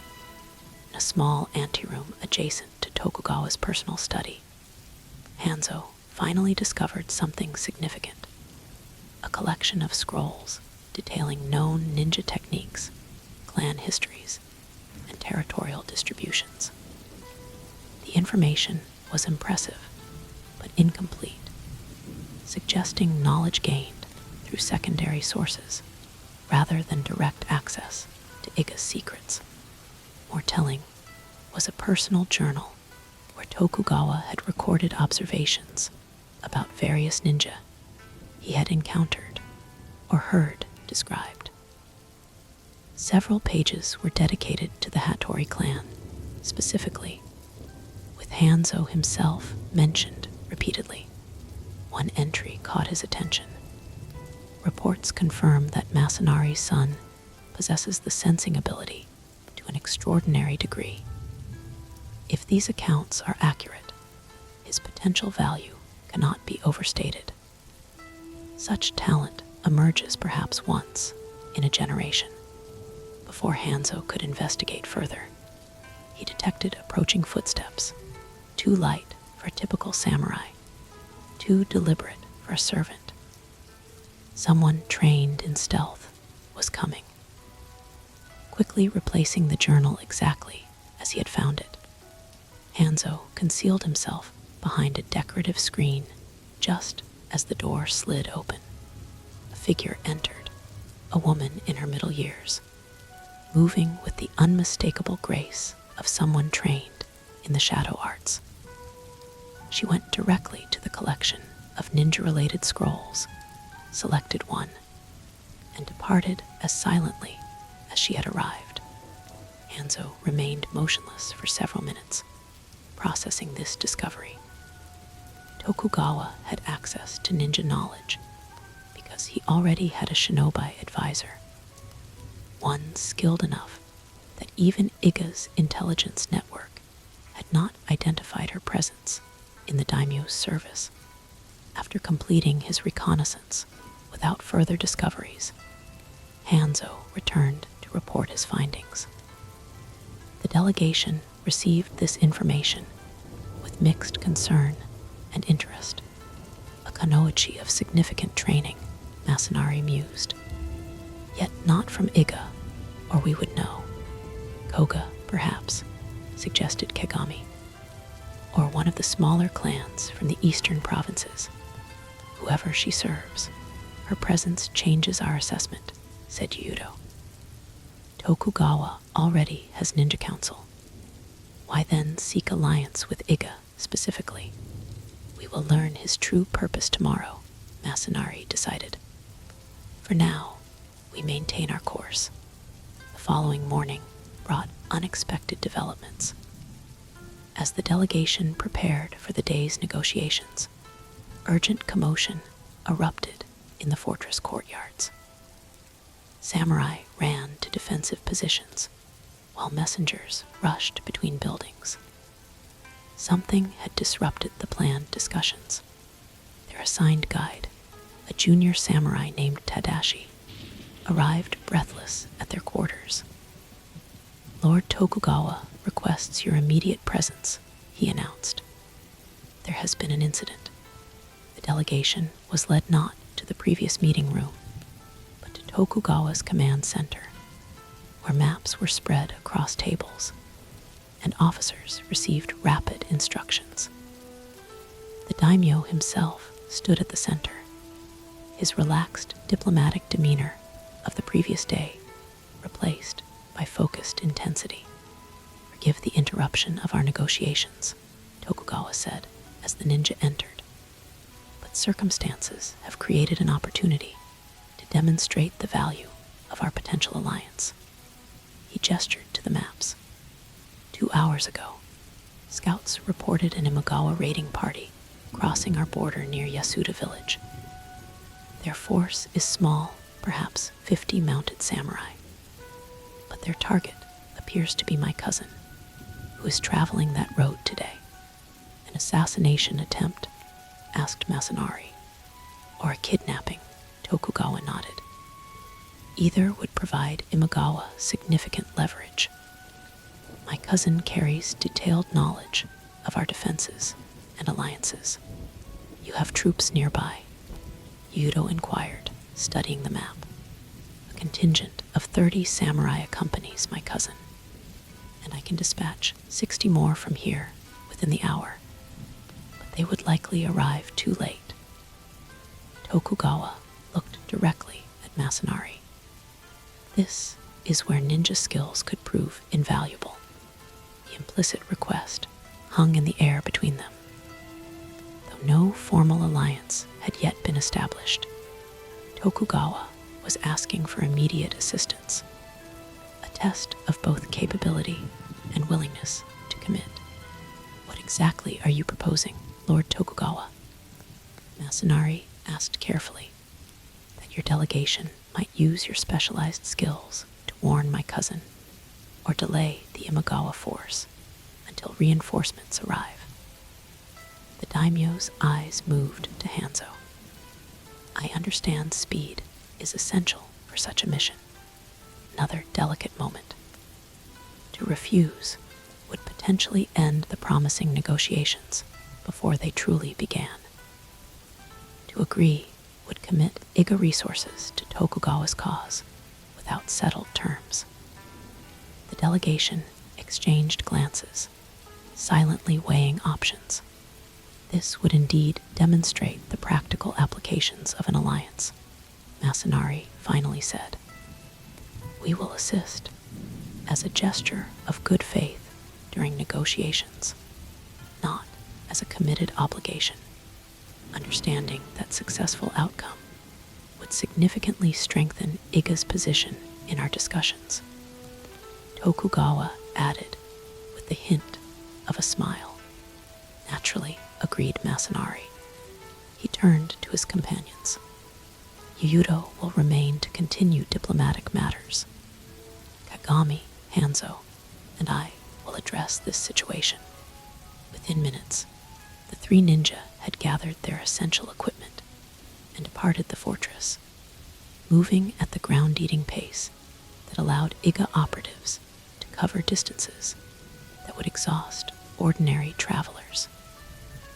Tokugawa had provided a map marking the likely interception point, where Imagawa forces would encounter his cousin's party. As they ran, Masanari outlined their approach. "We are outnumbered and entering unfamiliar territory. This will be intelligence and disruption, not direct confrontation. Our objective is to warn Tokugawa's cousin and delay the Imagawa attack until reinforcements arrive. We should separate," suggested Kagami. "I can prepare ambush points to slow the Imagawa advance." "Agreed," Masanari nodded. "I will locate Tokugawa's cousin and provide warning. Hanzo, you will scout the Imagawa force, assess their exact position, numbers, and formation." They split up at a crossroads, each moving toward their assigned task. Hanzo headed northeast, toward the border where the Imagawa raiders had reportedly crossed. The terrain here was less mountainous than Iga, with gentle hills covered in sparse forest giving way to cultivated valleys. This meant fewer places to hide, but better visibility for scouting. After an hour of rapid travel, Hanzo detected signs of mounted warriors, disturbed undergrowth, hoof prints in soft earth, branches broken at the height of a mounted samurai. Following these indicators, he moved with increasing caution until he detected the unmistakable presence of armed men nearby. Climbing a tall pine that overlooked a narrow valley, Hanzo gained visual confirmation of the Imagawa force. 53 mounted samurai moved in tight formation along a valley floor, led by a commander in distinctive armor bearing the Imagawa moan. Their direction and pace confirmed Tokugawa's intelligence.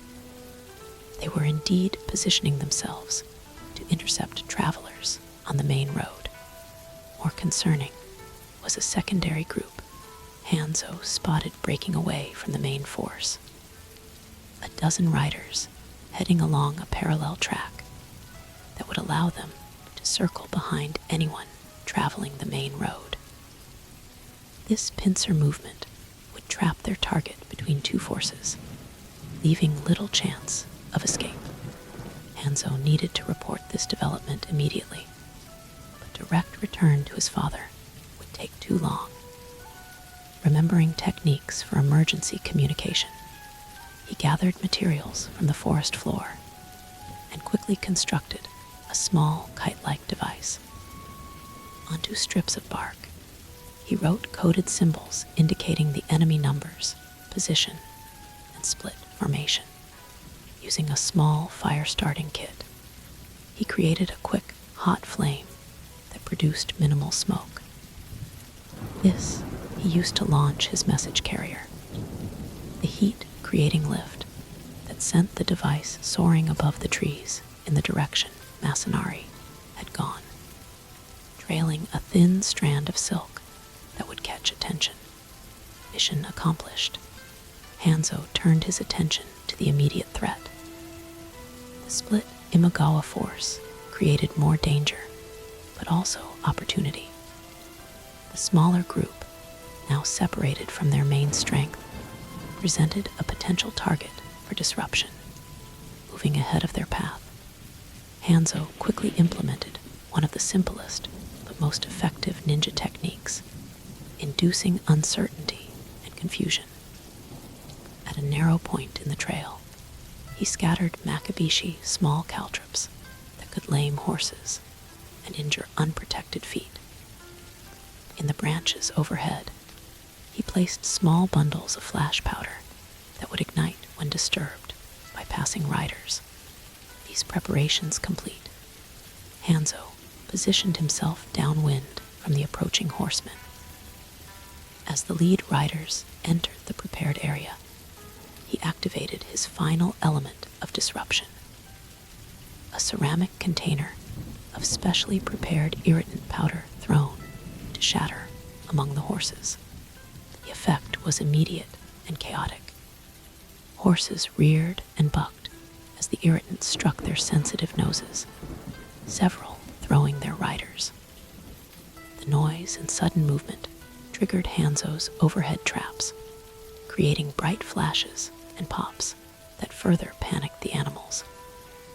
Amidst this confusion, several horses stepped on the hidden caltrops, their pained whinnying adding to the disorder. "Ambush," shouted the unit leader, drawing his sword and peering into the forest. "Spread out and find them." But Hanzo was already gone, racing through the forest toward the main road where Tokugawa's cousin would soon face the larger Imagawa force. His diversion would delay the flanking unit, but not for long. The advantage of surprise had been spent to buy precious minutes. As he ran, Hanzo detected sounds of conflict ahead, the clash of weapons, shouts of men, the scream of wounded horses. He arrived at the roadside to find battle already joined between Tokugawa's escort and the main Imagawa force. The Tokugawa samurai had formed a protective circle around a palanquin, fighting desperately against superior numbers. On a ridge overlooking the battle, Hanzo spotted his father and Kagami. He joined them quickly. "I warned them in time to prepare a defensive position," Masanari explained. "But they are outnumbered. Kagami has set traps along the Imagawa reinforcement route, but they will eventually overwhelm the defense unless we intervene more directly. The flanking unit is delayed, but will arrive soon," Hanzo reported. 12 additional samurai. Masanari nodded grimly. "Then we must act now, before they are completely surrounded." He pointed to a samurai directing the Imagawa attack from horseback. "Their commander.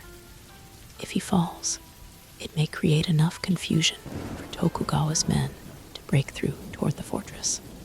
A precision strike, then," Kagami understood. "Distance would be safer than close engagement."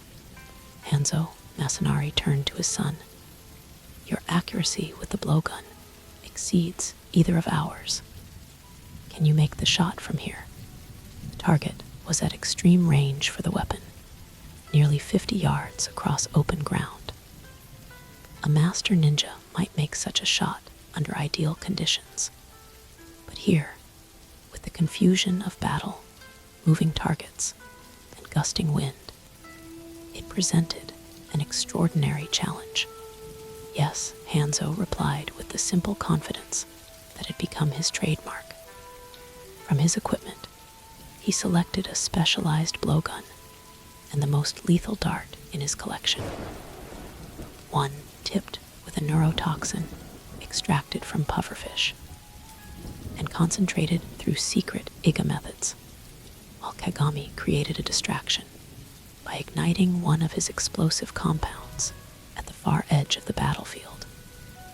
Hanzo positioned himself, gauged the wind, and waited for the perfect moment when the commander turned to address the new threat. The dart flew true, striking the exposed neck between helmet and armor. The effect was not immediate. The commander slapped at what seemed like an insect bite, but within seconds, the poison began its work. His commands became slurred, his posture wavered, and moments later he toppled from his horse.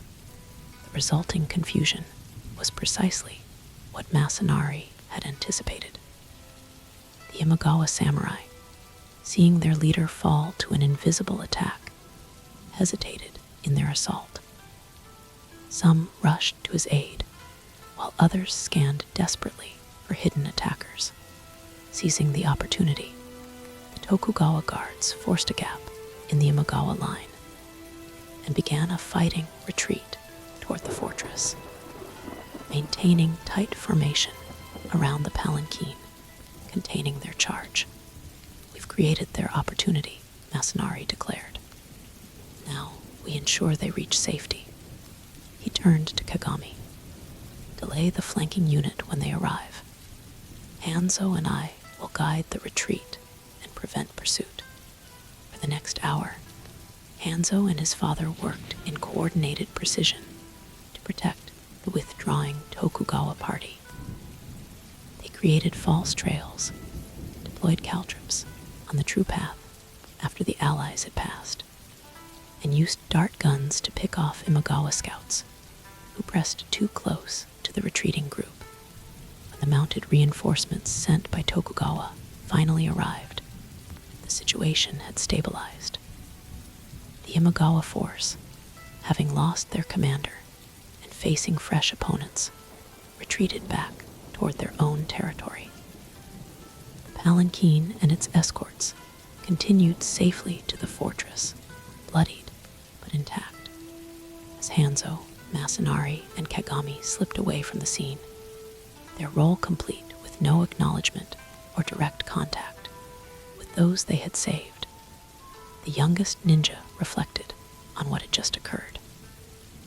Their small team of 3 had effectively countered a force of over 50 samurai, not through direct confrontation, but through intelligence, disruption, and precisely applied lethal skill.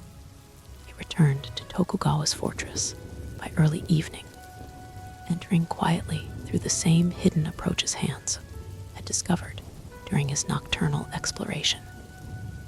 Rather than announcing their return immediately, they first cleaned themselves, removed all evidence of combat, and changed back into diplomatic attire.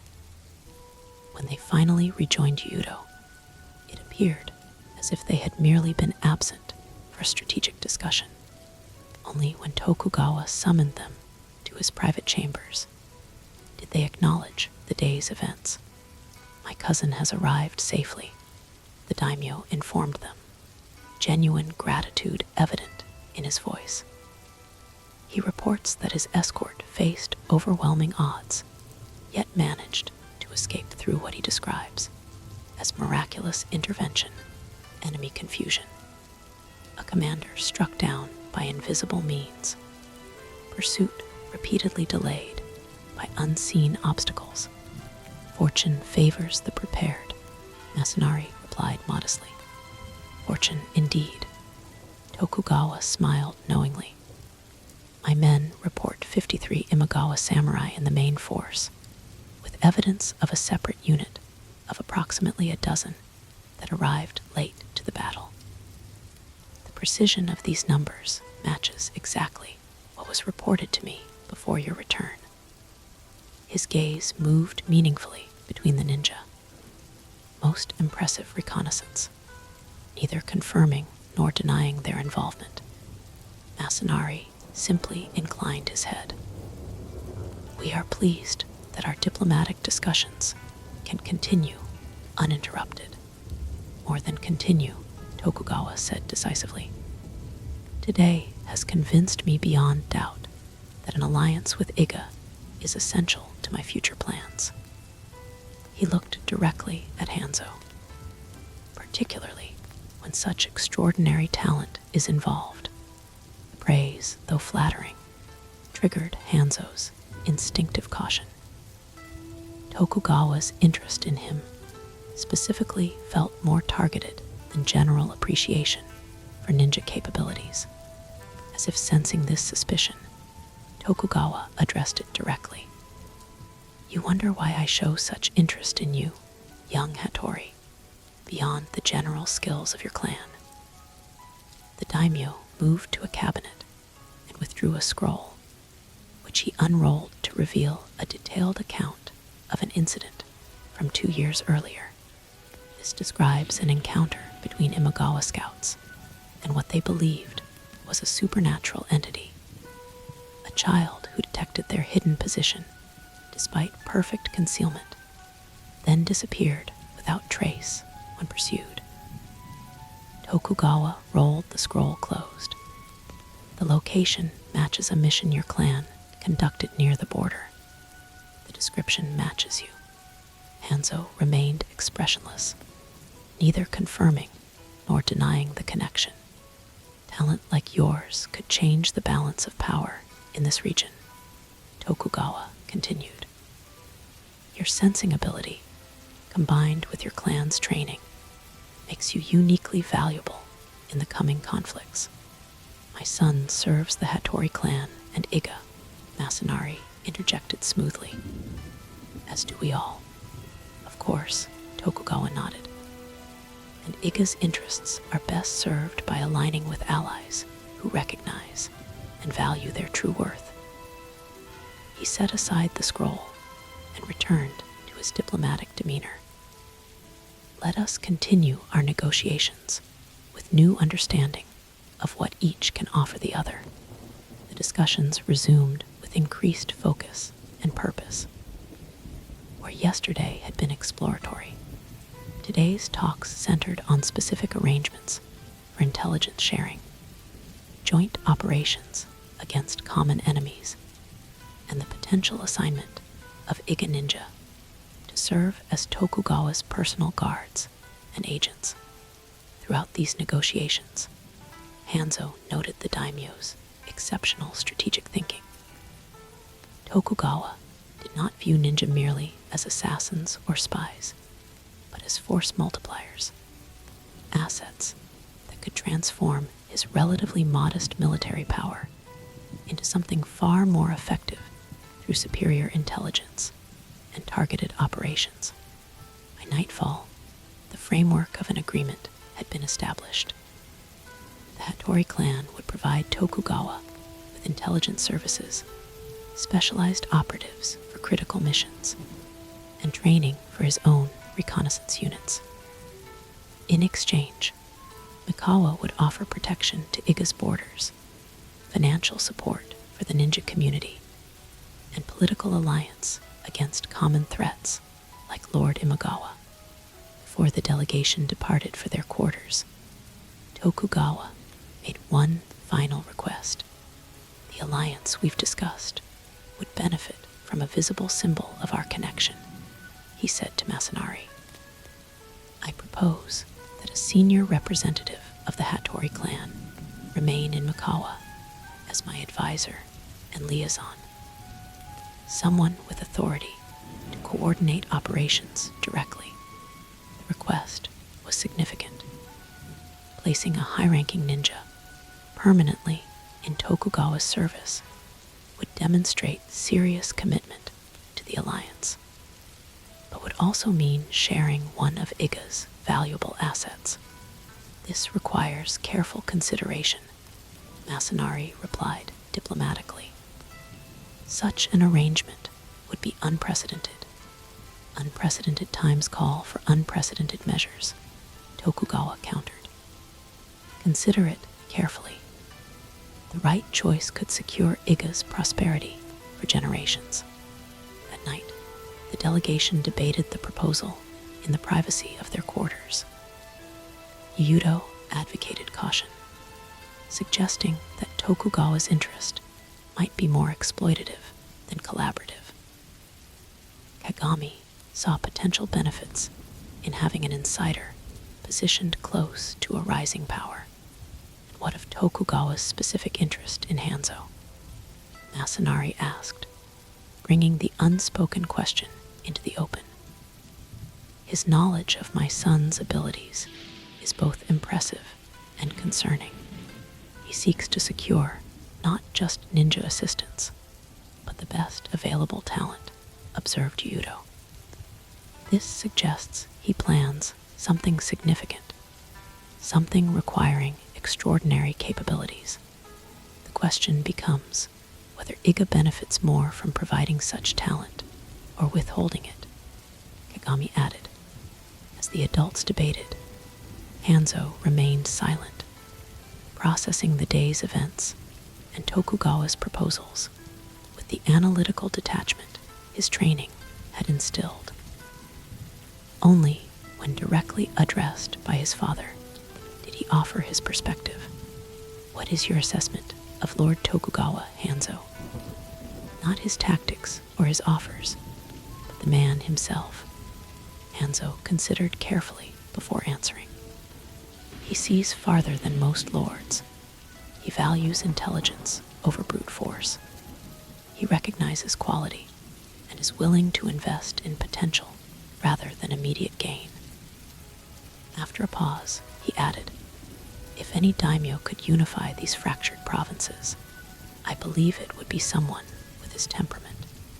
The statement was bold, suggesting the possibility of national unification when Japan had been divided by war for generations.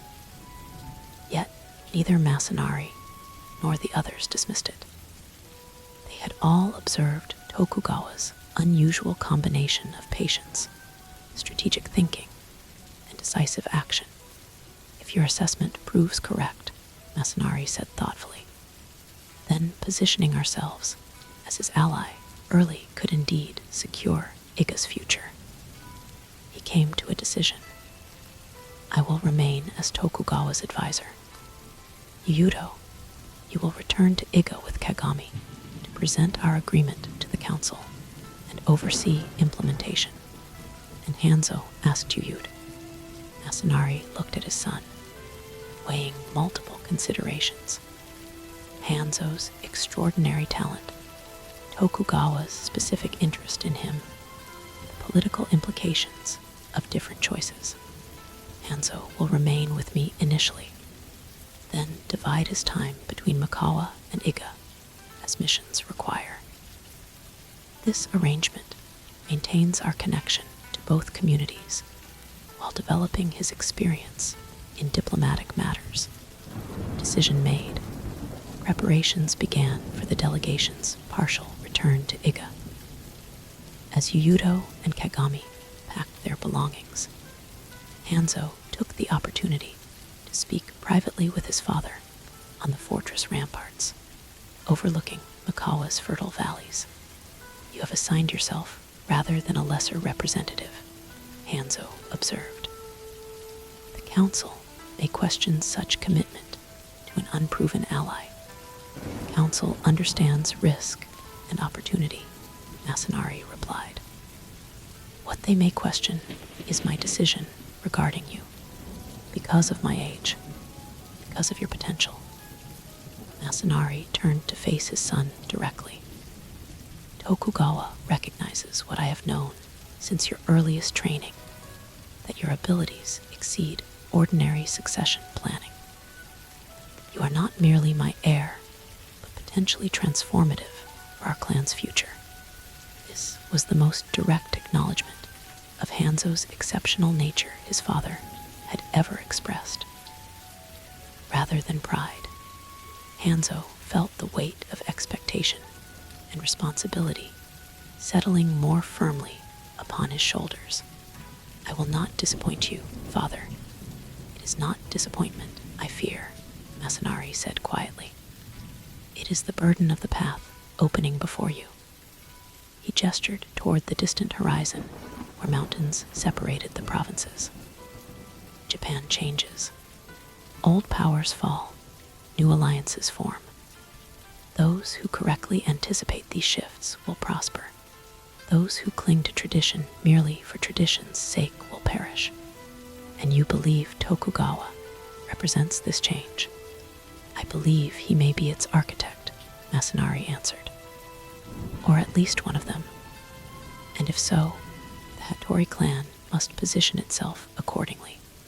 The following morning, Yuyudo and Kagami departed for Iga, carrying the proposed alliance terms for council approval. Masanari and Hanzo established themselves in quarters provided within Tokugawa's fortress, rooms strategically positioned to access both the daimyo's inner circle and escape routes if needed. Thus began what history would later recognize as one of the most significant partnerships of the Sengoku period. The young lord with ambitions beyond his current station, and the ninja master whose strategic counsel would help those ambitions become reality. For Hattori Hanzo, it marked another pivotal transition.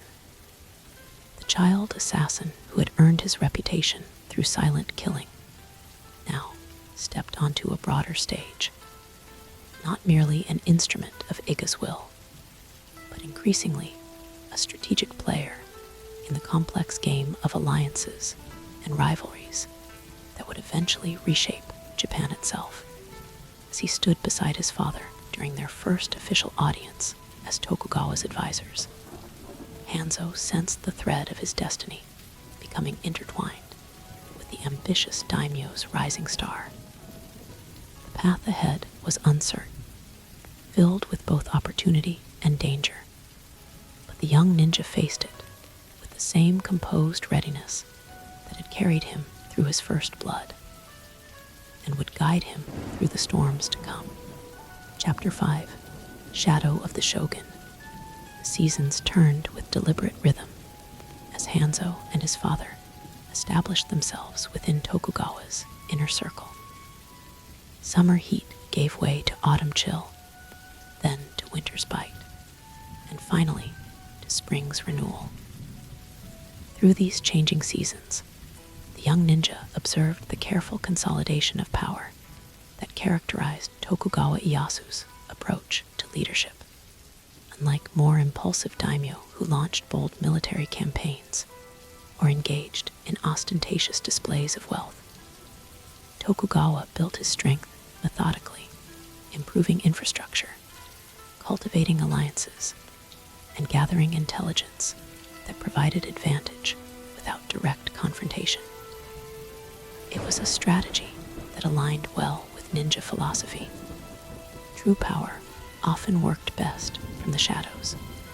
Masanari served as Tokugawa's chief security advisor, overseeing the protection of the daimyo's growing territories and providing counsel on matters requiring subtlety rather than force. Hanzo, meanwhile, found himself in an unprecedented role, part bodyguard, part spy, part diplomatic asset. His specific talents deployed strategically as Tokugawa's ambitions expanded. The quarters within the fortress had been expanded and modified to accommodate ninja requirements, hidden exits, concealed weapon caches, and subtle surveillance points that allowed them to monitor key areas without detection. From this operational base, father and son maintained their connection to Iga while becoming increasingly integral to Mikawa's security apparatus. Lord Tokugawa thinks differently from other daimyo, Hanzo observed one evening as he and his father reviewed intelligence reports from across the region. He values preparation over immediate results, a rare quality in these times, Masanari agreed.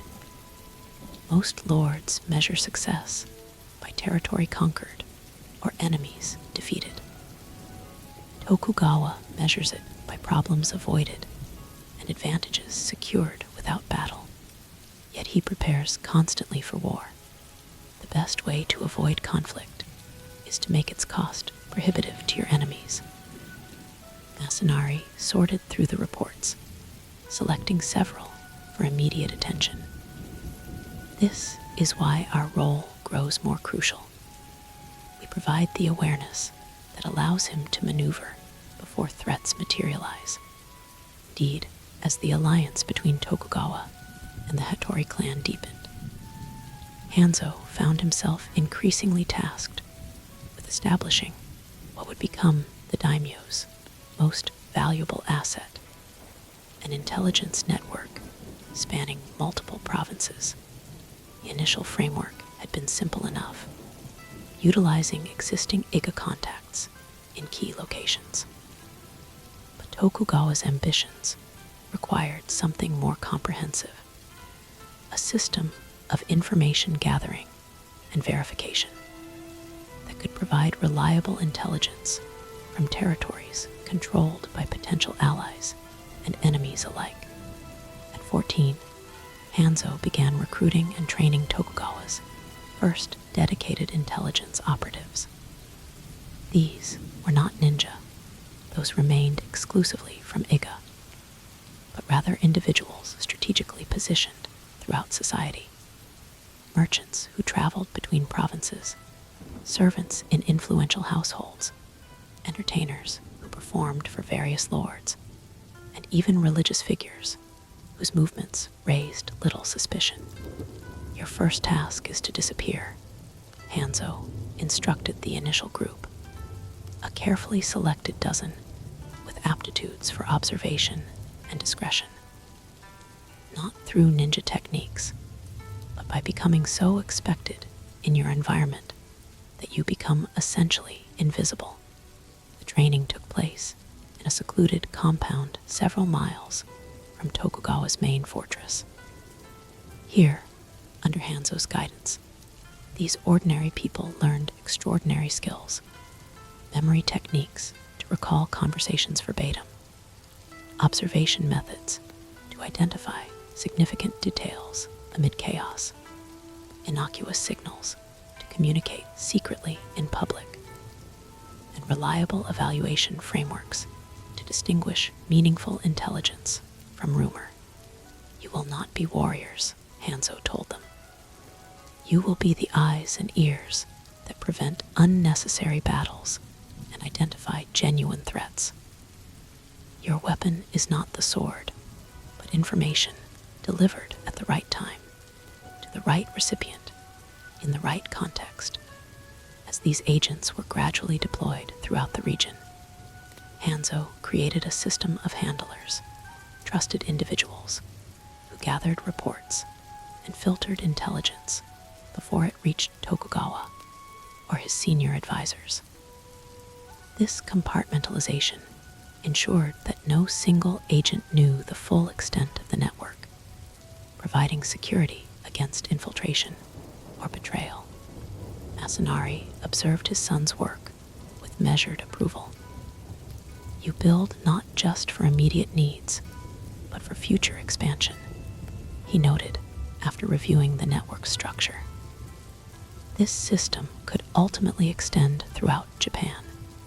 Lord Tokugawa's vision appears to require nothing less, Hanzo replied diplomatically, careful to express neither complete alignment nor criticism of their patron's ambitions. The value of this developing network was proven repeatedly as regional politics grew increasingly complex. Tokugawa used the intelligence it provided to navigate a precarious position, technically still a vassal of Lord Imagawa, yet increasingly preparing for independence and greater power. On a crisp autumn day in Hanzo's 15th year, this political balancing act faced its first serious test. A messenger arrived from Imagawa's court, bearing a formal scroll sealed with the warlord's personal moan. Lord Imagawa requests the presence of Lord Tokugawa at his winter court, the messenger announced in the formal audience hall. He wishes to discuss matters of mutual security and strengthen the bonds between your houses, though delivered with diplomatic courtesy.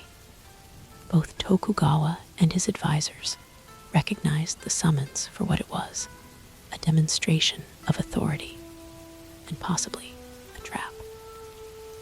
Imagawa's growing suspicion of Tokugawa's ambitions had been reported through Hanzo's network for months. Once the messenger had been dismissed with appropriate hospitality, Tokugawa convened his inner circle group that now included Masanari and Hanzo among the senior samurai and civilian administrators who guided Mikawa's governance. Opinions, Tokugawa asked simply after the message had been discussed.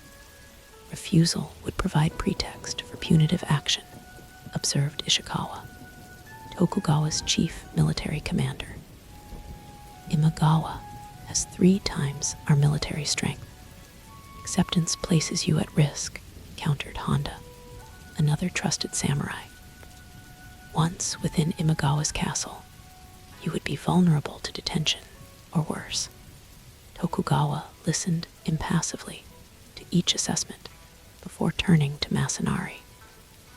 What do your sources indicate about Imagawa's intentions? The ninja master's response was measured. Lord Imagawa has recently lost 2 senior advisors, one to illness, another to an offer from Lord Takeda. He has also increased garrison strength along the borders with both Mikawa and Oiri, suggesting defensive concerns rather than offensive preparations. And you, young Hattori, Tokugawa addressed Hanzo directly, a gesture that still caused subtle tension among some of the samurai who considered the boy's inclusion in such councils inappropriate despite his proven value. What lies beneath the surface of this invitation? Hanzo had been analyzing the situation silently, combining intelligence reports with political context and his understanding of Imagawa's character. Lord Imagawa faces increasing pressure from Oda expansion in the west. He requires secure eastern borders while addressing that threat.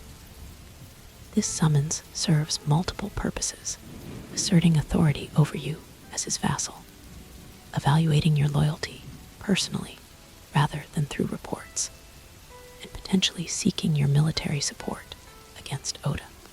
So you believe the invitation contains both genuine diplomatic purpose and personal risk. Yes, Lord Tokugawa, it is simultaneously an opportunity and a trap. Which prevails depends on how it is approached. Tokugawa nodded thoughtfully.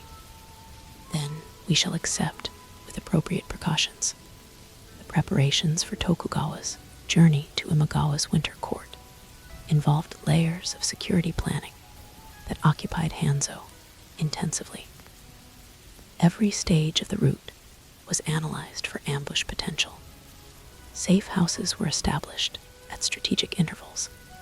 Emergency extraction paths were identified, and advanced scouts were positioned to provide warning of unusual activity. Most crucial was the selection of who would accompany Tokugawa. The formal delegation would include appropriate samurai retainers and administrative staff as protocol demanded. But Hanzo designed a secondary security layer, individuals appearing to be servants or minor functionaries who were actually combat-trained operatives.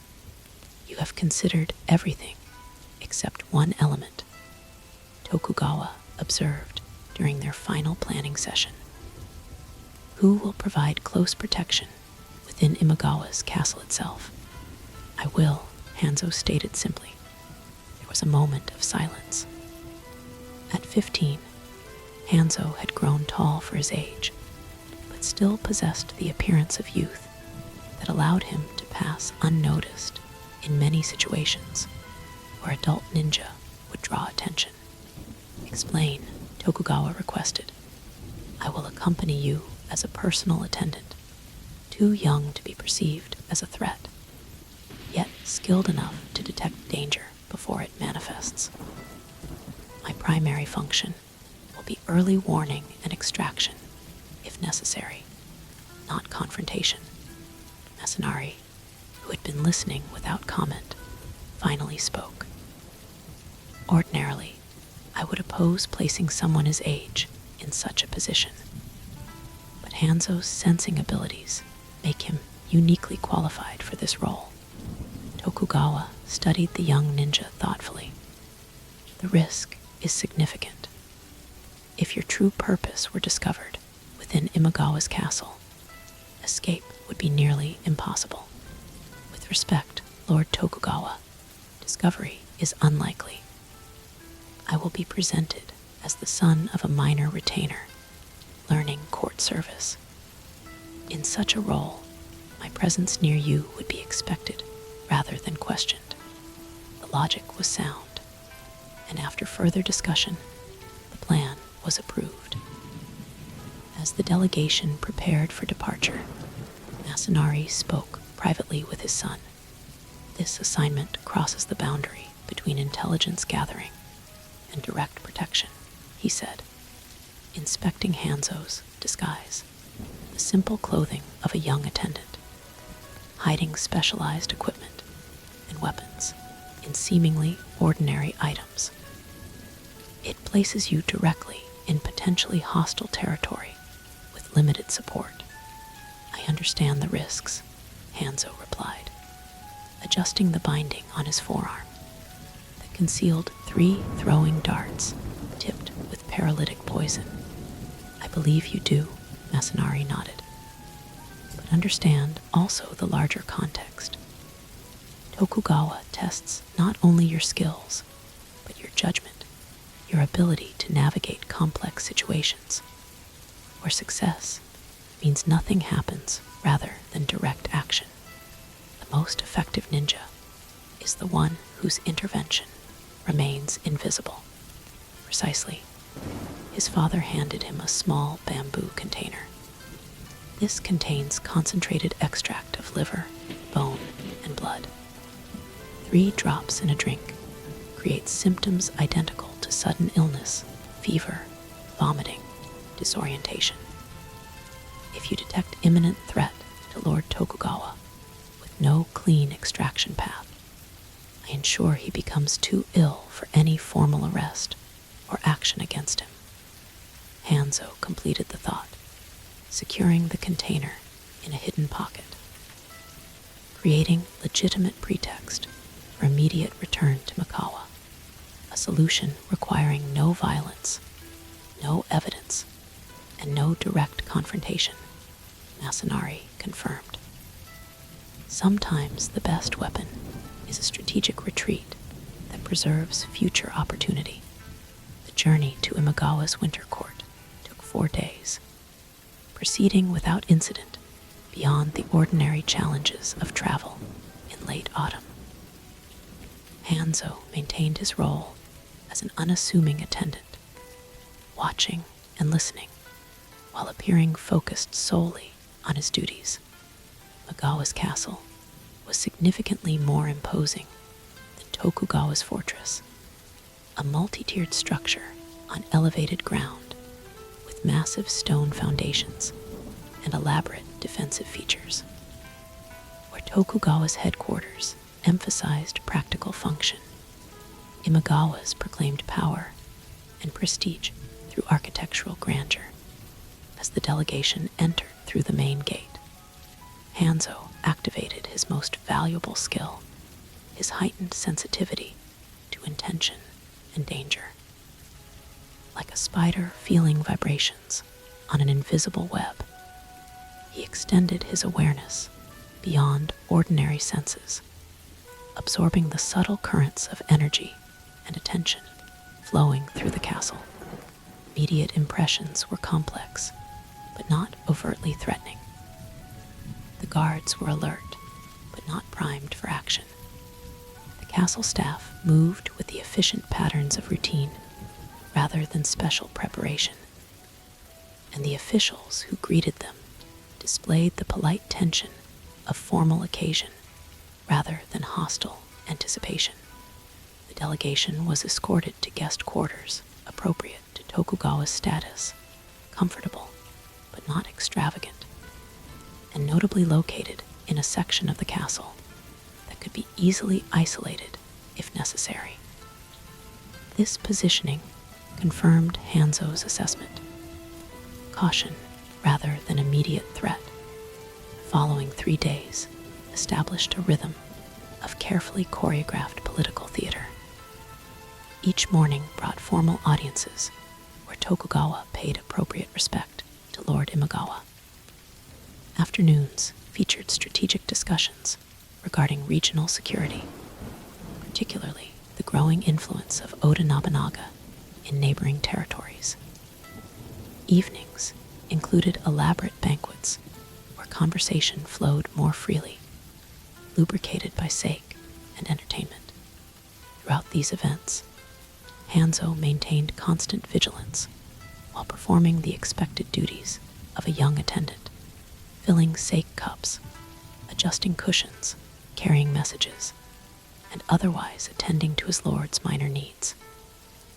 This role allowed him to observe every interaction from an ideal vantage point, present but ignored, like piece of furniture that happened to have eyes and ears. The true purpose of Imagawa's summons became clear on the fourth evening, during a private audience where only the most trusted advisors were present. Hanzo, permitted to remain as Tokugawa's personal attendant, positioned himself near the wall behind his lord, head properly bowed, but senses fully alert. My scouts report increasing Oda activity along our western boundaries. Imagawa stated without preamble, once formalities had been observed. Nobunaga grows bolder with each season. His ambitions are well known. Tokugawa acknowledged neutrally, as are his unconventional tactics. Imagawa's tone carried subtle accusation. He elevates common soldiers above samurai if they prove effective. He adopts foreign weapons despite their dishonor. He disregards tradition when it conflicts with victory. Effective methods often challenge established practices. Tokugawa replied diplomatic, neither defending nor condemning Oda's approach. Imagawa studied his vassal with narrowed eyes. Some say you admire such innovation. I observe all potential threats and opportunities with equal attention, Lord Imagawa. Political dance continued, words carefully chosen to reveal minimal commitment while testing loyalties and boundaries. Hanzo, watching from his position of apparent insignificance, detected the true currents beneath the formal exchange. Imagawa's growing concern about Oda's expansion, his uncertainty regarding Tokugawa's reliability, and his need to secure his eastern flank before potentially confronting the threat from the west. As the discussion progressed to specific military considerations, Hanzo noticed a subtle shift in the room's energy. Two of Imagawa's senior advisors exchanged glances with increasing frequency, and a guard near the main entrance adjusted his position slightly, hand moving closer to his weapon. These microsignals triggered Hanzo's internal warning system.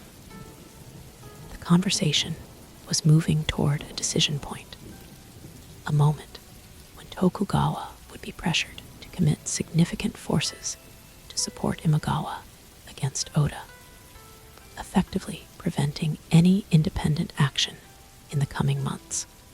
When a servant entered with a fresh bottle of sake, Hanzo seized the opportunity. Moving forward to assist with pouring as expected of his role, he positioned himself briefly behind Tokugawa and pressed 2 fingers against the back of his lord's neck, a silent signal they had established to indicate detected threat. Without any visible reaction, Tokugawa adjusted his approach. When Imagawa finally presented his demand that Tokugawa provide 2,000 samurai for a planned offensive against Oda territories, the younger daimyo responded with careful deference. Your strategy shows characteristic wisdom, Lord Imagawa. I would be honored to support such an important campaign. He bowed appropriately before adding, to ensure proper preparation, I would request 30 days to organize these forces without weakening our defensive positions. The request was reasonable enough to be difficult to refuse, yet provided critical time before any commitment became operational. Imagawa, though clearly not entirely satisfied, accepted the response with grudging approval. As the meeting concluded, Hanzo detected another subtle shift relief among some advisors, disappointment in others. The division suggested internal disagreement about how forcefully to press Tokugawa, with the moderate faction apparently prevailing for now. Later that night, in the privacy of their assigned quarters, Tokugawa addressed Hanzo directly, while maintaining the appearance of merely instructing a servant should any be listening. You detected something during the audience. Explain. Two factions among Lord Imagawa's advisors. Hanzo replied softly, while adjusting his lord's night robes. One favoring immediate pressure to secure your forces, another preferring diplomatic assurance. Had you shown any reluctance, the aggressive faction was prepared to suggest more. Persuasive measures. Detention. At minimum, the guard by the door was prepared for action. Tokugawa nodded slightly. Then our course is clear. We maintain the appearance of loyal cooperation while preparing alternatives. Tomorrow, we begin laying groundwork for our departure. The following days required exceptional balance between appearance and reality. Publicly, Tokugawa participated enthusiastically in planning sessions for the proposed campaign against Oda, offering valuable strategic insights that maintained his image as a committed vassal. Privately, he dispatched messengers back to Mikawa with coded instructions for his administrators to begin quiet preparations for independence. Hanzo's role expanded beyond protection to active intelligence gathering. Using his youth as camouflage, he explored portions of the castle normally inaccessible to guests, eavesdropped on conversations between Imagawa's retainers, and carefully documented defensive features that might prove relevant in future conflicts.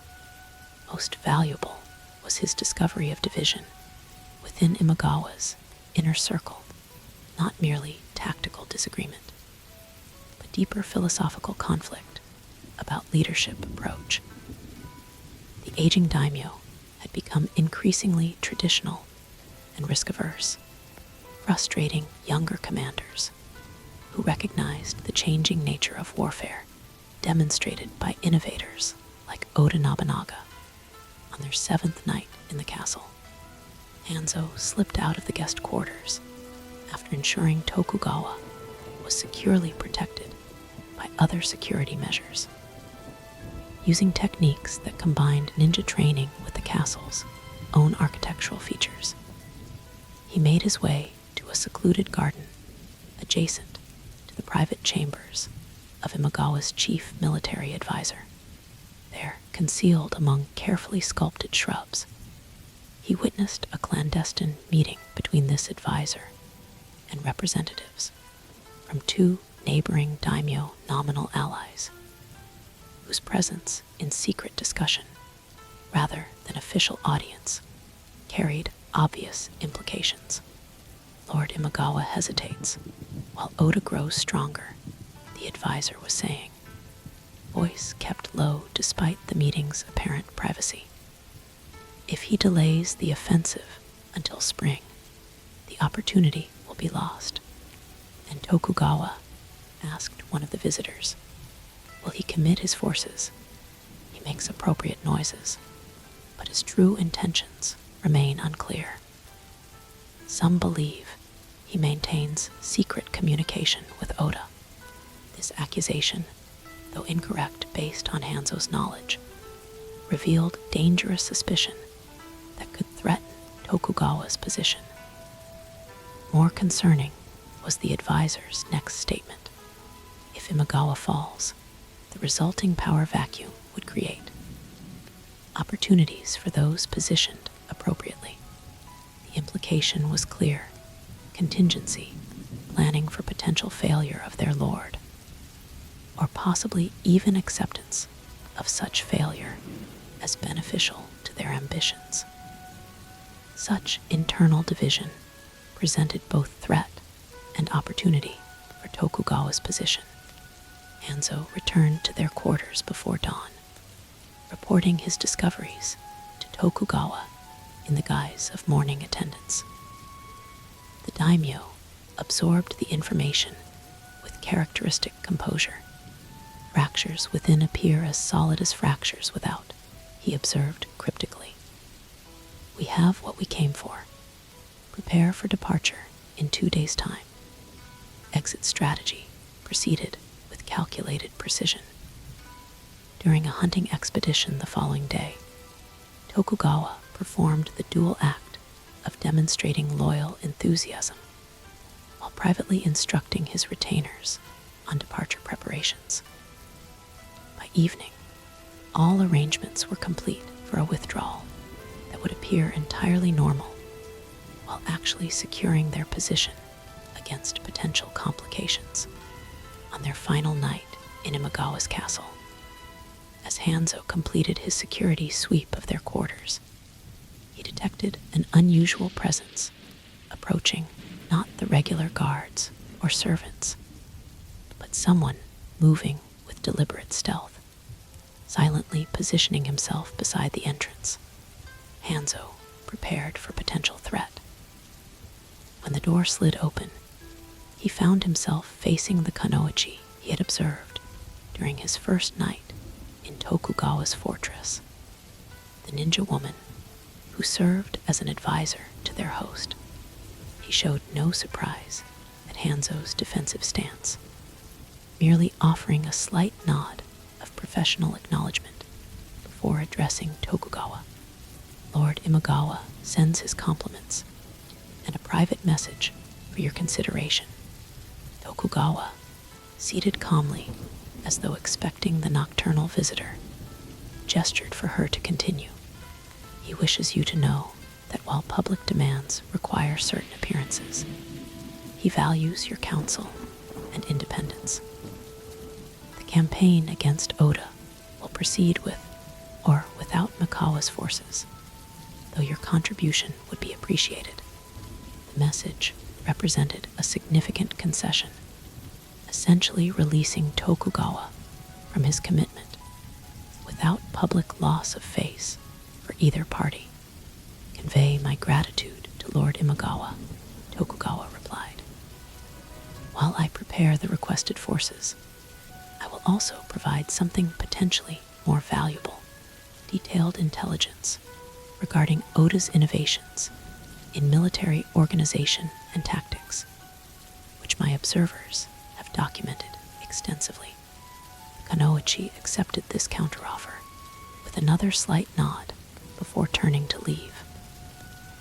At the doorway, she paused briefly, gaze meeting Hanzo's with professional evaluation rather than hostility.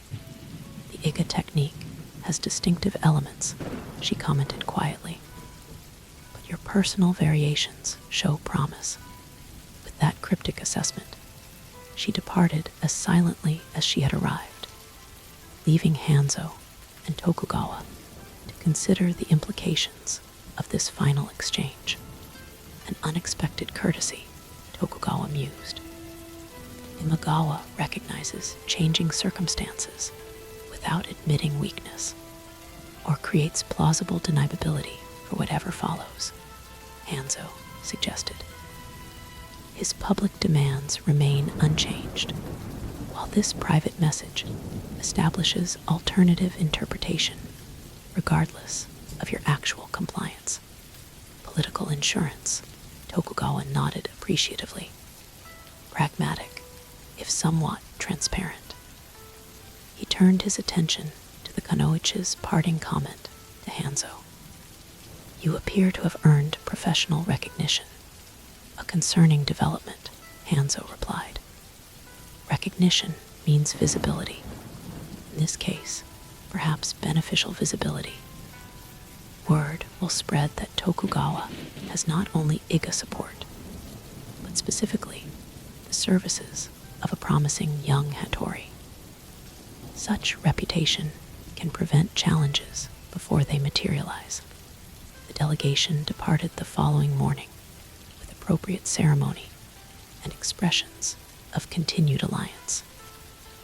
As they traveled back toward Mikawa, Tokugawa and his advisors analyzed every aspect of the visit, extracting maximum intelligence value from the experience.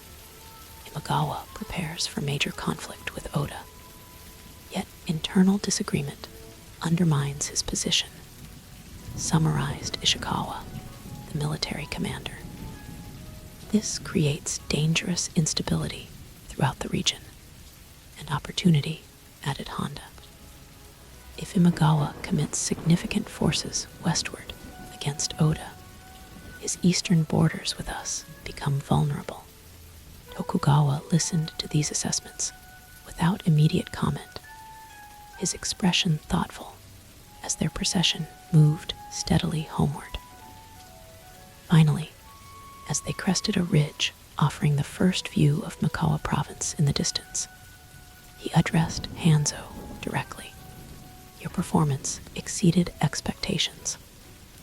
Not merely protection, but intelligence gathering that provided strategic context for our decisions. I merely fulfilled my assigned function, Lord Tokugawa, with exceptional judgment. The daimyo's gaze remained fixed on the horizon, where his territories spread across the landscape.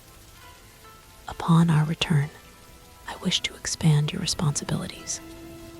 The network you've established requires leadership matching its importance.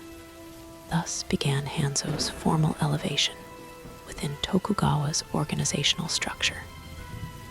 At 15, he assumed oversight of what would become known as the Invisible Guard, the integrated intelligence system combining Iga ninja, trained agents, and informants throughout multiple provinces. This unprecedented role, for one so young, generated inevitable resistance, particularly among senior samurai who considered intelligence gathering beneath their dignity, yet resented a teenager holding authority in any domain.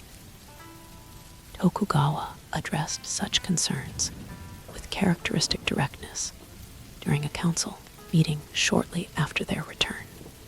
Age measures time, not capability, he stated when an advisor questioned Hanzo's appointment. Results determine value, not tradition. The information provided through young Hattori's network has prevented 3 border incidents, identified 2 potential traders, and secured advantages in trade negotiations worth 10,000 koku. I would prefer effectiveness to protocol. The endorsement, delivered in Tokugawa's measured tone, but carrying unmistakable authority, effectively ended formal opposition. Hanzo, for his part, navigated the situation by maintaining rigorous professionalism and meticulous deference to rank in all matters outside his specific domain of responsibility. As winter settled over Mikawa, Hanzo's network delivered increasingly valuable intelligence regarding regional developments. Oda Nobunaga's innovations in military organization were documented in detail, providing Tokugawa with insights that would later prove invaluable. Takeda's cavalry techniques were analyzed for potential countermeasures. Imagawa's internal politics were monitored for signs of the factional conflict Hanzo had observed. Most significant was information regarding the broader political landscape beyond immediate neighbors. The Ashikaga shogunate, nominal rulers of Japan, continued its decline into irrelevance. Powerful religious institutions maintained independent military capabilities that sometimes exceeded those of regional daimyo. Foreign influences, particularly Portuguese traders and missionaries, introduced new technologies and ideas that disrupted traditional power structures. In this complex environment, Hanzo's ability to distill meaningful patterns from disparate information became increasingly valuable to Tokugawa's strategic planning. The young ninja found himself not merely reporting intelligence, but increasingly invited to provide analysis and recommendations. You see connections others miss, Tokugawa observed during one such session. where regional developments were being mapped across a large table.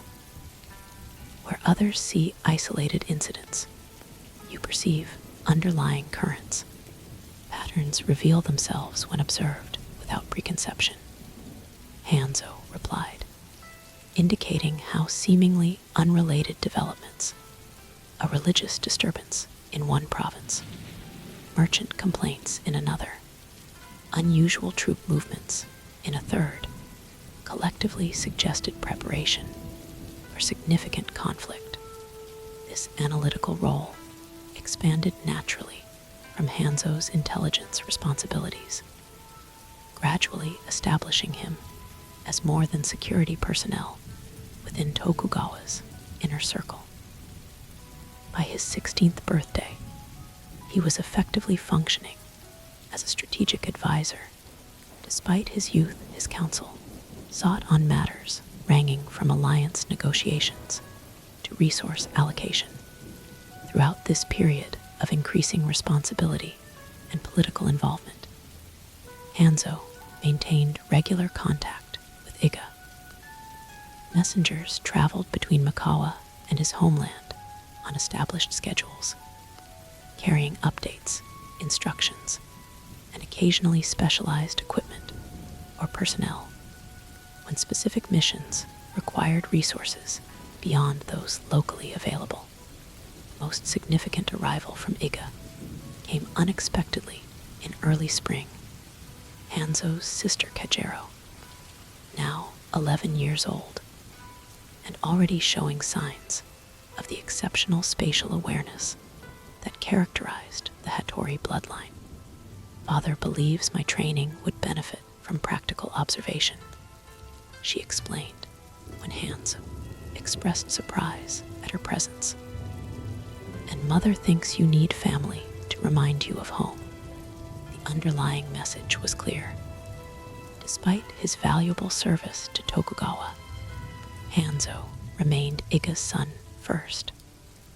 His loyalty to his homeland and clan was assumed, but prudently reinforced through his sister's presence. Kajero's arrival proved fortuitous beyond family connection. Her natural talent for memorization and languages made her exceptionally effective in monitoring diplomatic communications, including those with foreign traders, whose increasing presence in Japanese ports created both opportunity and security concerns. Brother and sister established an effective working partnership, with Kajero focusing on information processing, while Hanzo managed field operations and strategic application. Together, they expanded the intelligence network's capabilities significantly, particularly regarding commercial intelligence that provided economic advantages, complementing military and political information. As the second year of their service to Tokugawa neared completion, events beyond Mikawa's borders accelerated toward conflict. Imagawa, having consolidated his forces and resolved enough internal disagreement to move forward, began preparation for a major offensive against Oda territories. This campaign represented the most significant military action in the region for several years, with potential to dramatically alter the balance of power. Tokugawa, still technically Imagawa's vassal, found himself in the precarious position of being expected to provide supporting forces, while simultaneously preparing for potential independence should opportunity arise. This balancing act required exceptional intelligence to navigate effectively. Imagawa requests 800 samurai and supporting Ashigaru for his campaign. Tokugawa informed his inner council, which now included Hanzo among more traditional advisors.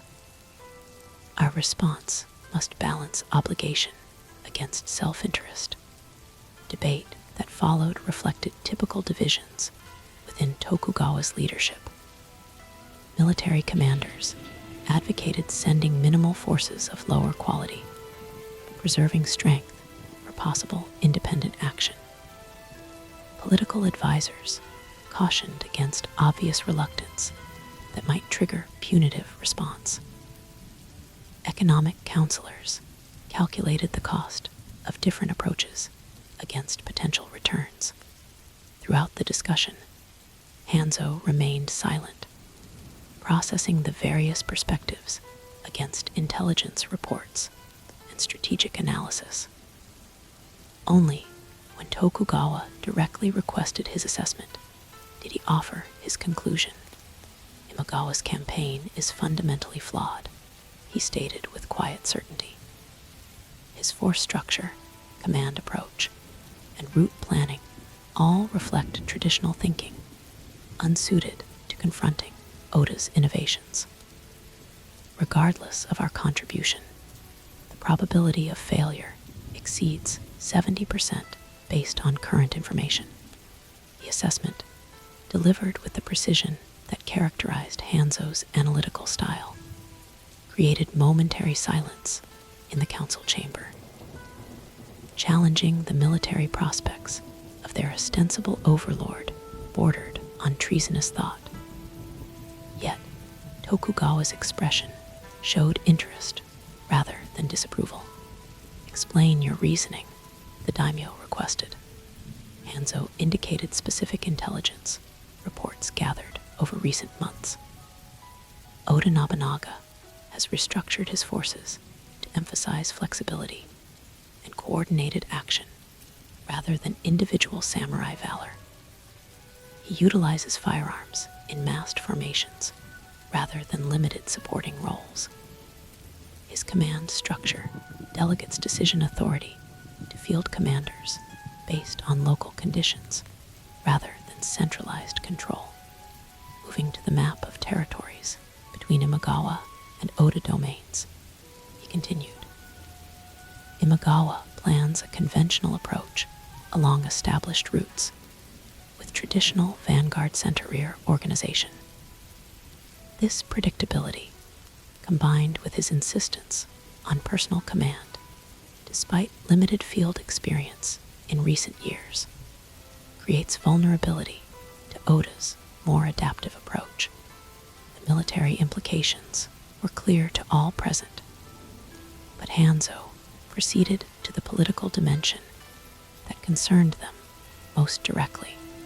For Mikawa, this creates three probable scenarios.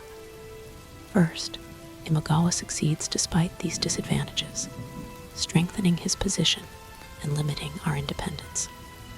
Second, Imagawa fails but survives, likely blaming vassals for insufficient support and potentially taking punitive action. Third, Imagawa suffers catastrophic defeat, creating power vacuum and opportunity for independent action. "And your recommendation?" Tokugawa asked, his tone revealing nothing of his own inclination. "Provide exactly the requested forces, neither more nor less, but select them strategically. Include capable observers positioned to provide immediate intelligence on battle developments. Prepare contingency plans for all three outcomes, with particular attention to rapid response capability should the third scenario materialize." The council erupted into debate following this analysis, with particular focus on the potential consequences of Imagawa's defeat. Hanzo had effectively voiced what many had considered, but none had explicitly stated that their overlord's potential fall might serve Mikawa's interests if properly managed. Tokugawa allowed the discussion to continue for some time before rendering his decision.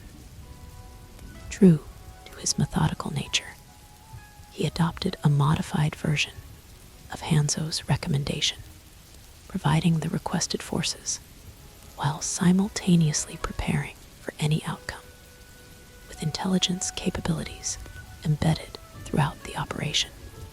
The weeks that followed, as Imagawa gathered his army for the westward march against Oda territories. Hanzo supervised the preparation of an intelligence network specifically designed to monitor the coming campaign.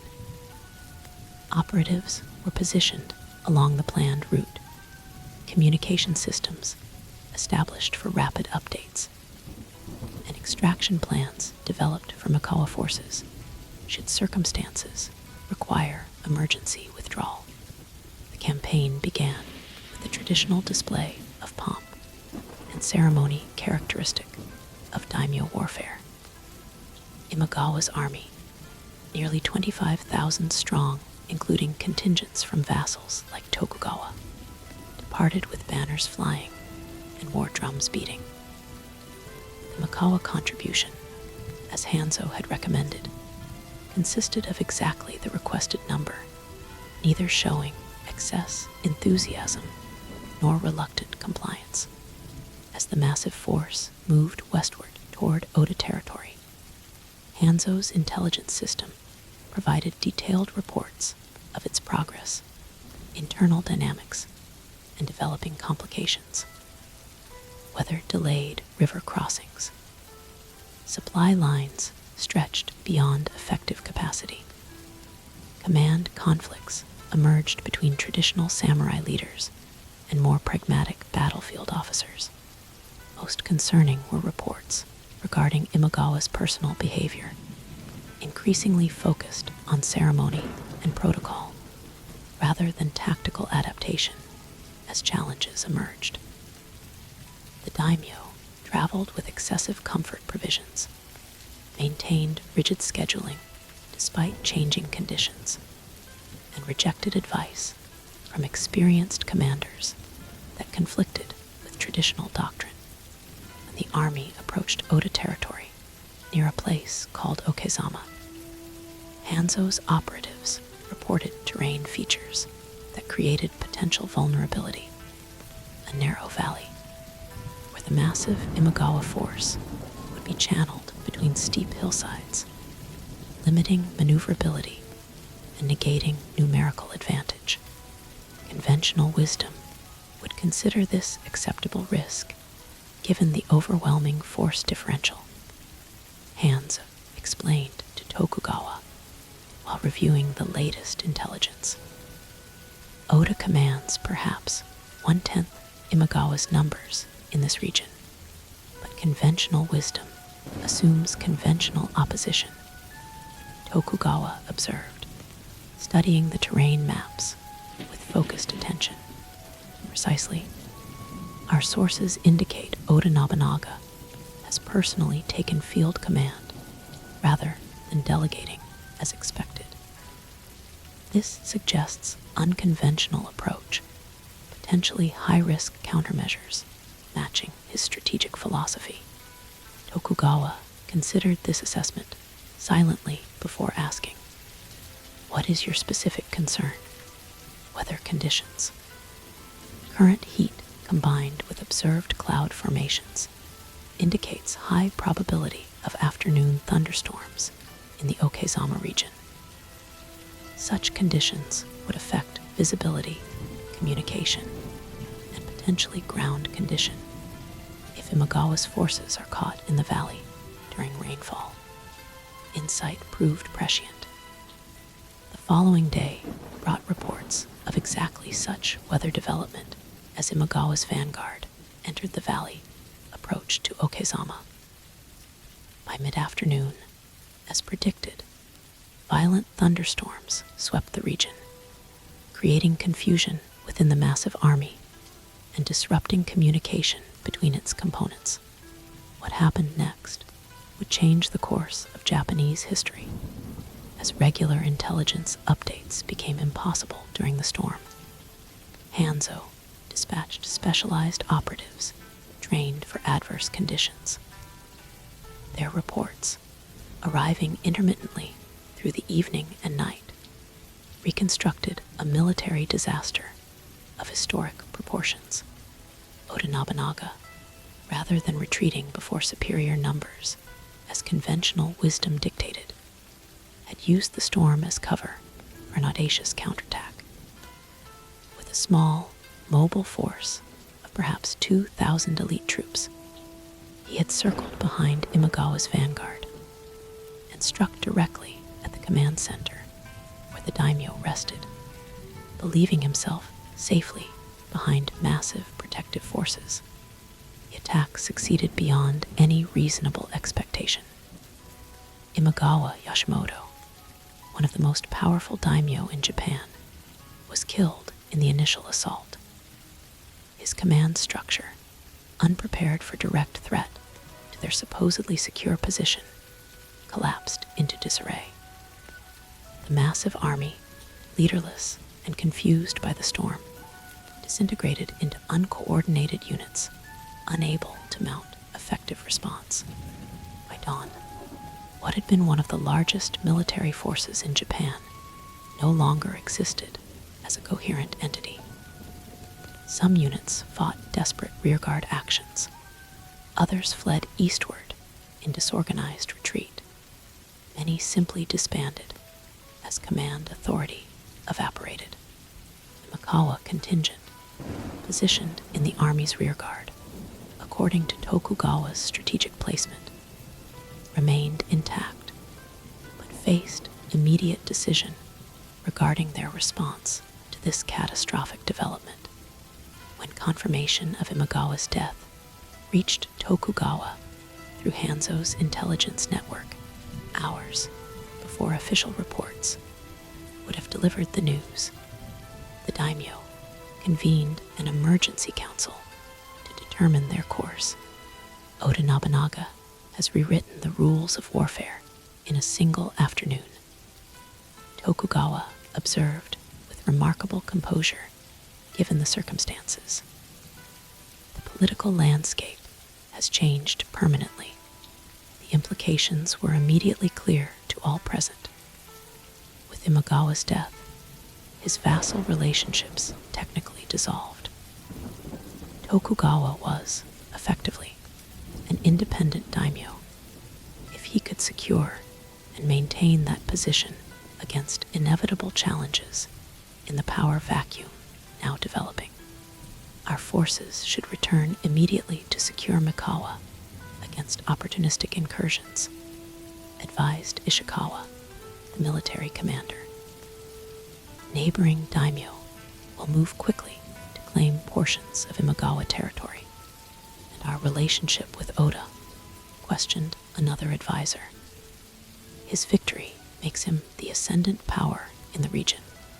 All eyes turned to Hanzo, whose intelligence network provided the most reliable assessment of this new threat and potential ally. Oda Nobunaga has demonstrated exceptional tactical brilliance and willingness to discard tradition when advantage requires, Hanzo stated objectively. His philosophy emphasizes merit over heredity, effectiveness over convention, and direct action over political maneuvering. These qualities make him simultaneously valuable as an ally and dangerous as an enemy. You suggest we should pursue alliance rather than opposition? Asked Honda, who harbored traditional samurai suspicion of Oda's unconventional methods. I suggest that opposition would be costly with limited probability of success, while alliance offers mutual advantage, given complementary territorial positions and philosophical compatibility between Lord Tokugawa and Lord Oda. Tokugawa listened to subsequent debate without immediate indication of his preference. Only when arguments had been thoroughly explored did he announce his decision, characteristic in its balanced pragmatism. We will secure Mikawa as our priority, establishing clear independence from the former Imagawa hierarchy.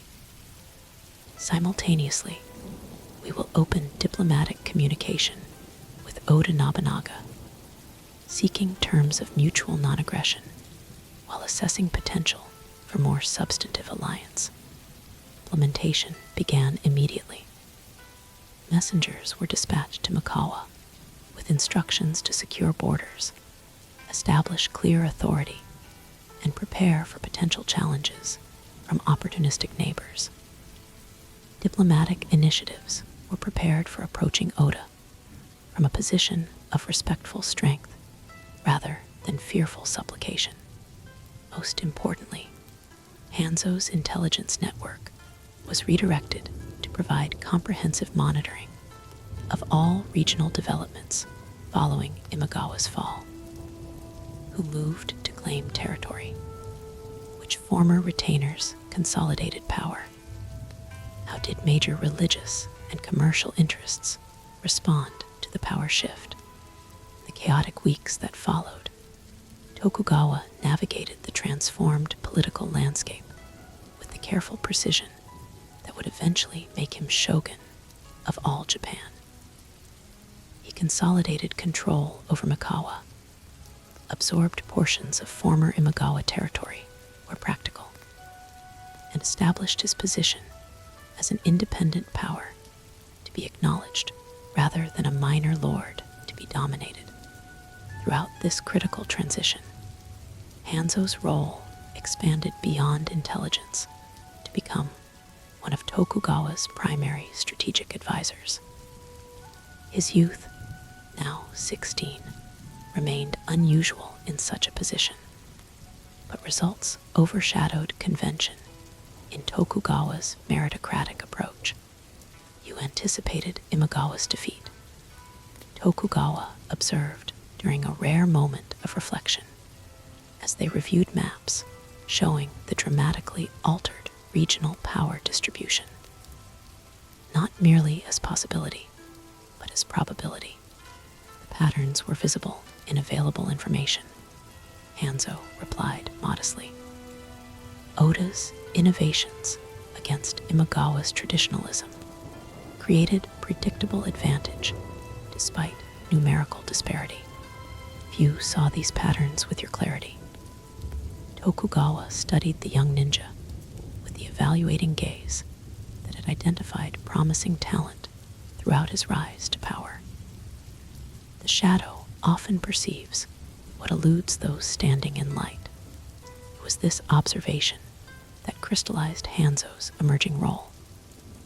While Tokugawa's samurai commanders led visible forces and political advisors managed public relationships, Hattori Hanzo increasingly operated in the realms between gathering information others couldn't access, identifying threats before they materialized, and eliminating obstacles through means that left no trace of intervention. He became, in essence, the shadow of the future shogun, present but unseen, influential but unacknowledged, essential but deniable. This position required extraordinary balance between action and restraint, between power and discretion. The intelligence network Hanzo had established evolved into something more comprehensive, a system not merely for gathering information, but for projecting influence throughout the region. His agents didn't simply observe developments, they shaped perceptions, spread strategic misinformation when necessary, and occasionally intervened directly when Tokugawa's interests required action beyond political means. Autumn, 7 months after Imagawa's fall, Tokugawa had secured his position sufficiently to begin more ambitious expansion of influence.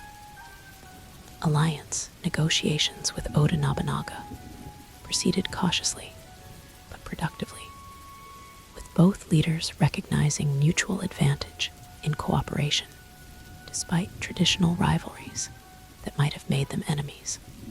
For Hanzo personally, this period marked transition from promising youth to acknowledged master of his specialized domain. Though still young by conventional standards, his proven capabilities in intelligence operations, strategic analysis, and when necessary, direct action against threats to Tokugawa's interests had established his value beyond question. This transition was formally recognized when Masanari, observing his son's development and increasing responsibilities, performed the traditional ceremony, acknowledging a ninja's full mastery of the 18 disciplines. Though modified for their circumstances away from Iga, the ritual held deep significance for both father and son. "You have exceeded the technical requirements for mastery," Masanari stated as they knelt in private ceremony. "But more importantly, you have demonstrated the judgment that transforms technique into wisdom.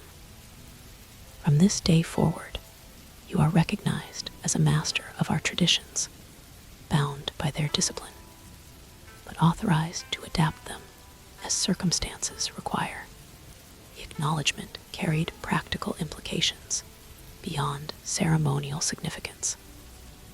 Hanzo now held authority to train others in ninja techniques, to modify traditional methods when appropriate, and to make independent operational decisions without prior consultation with senior masters.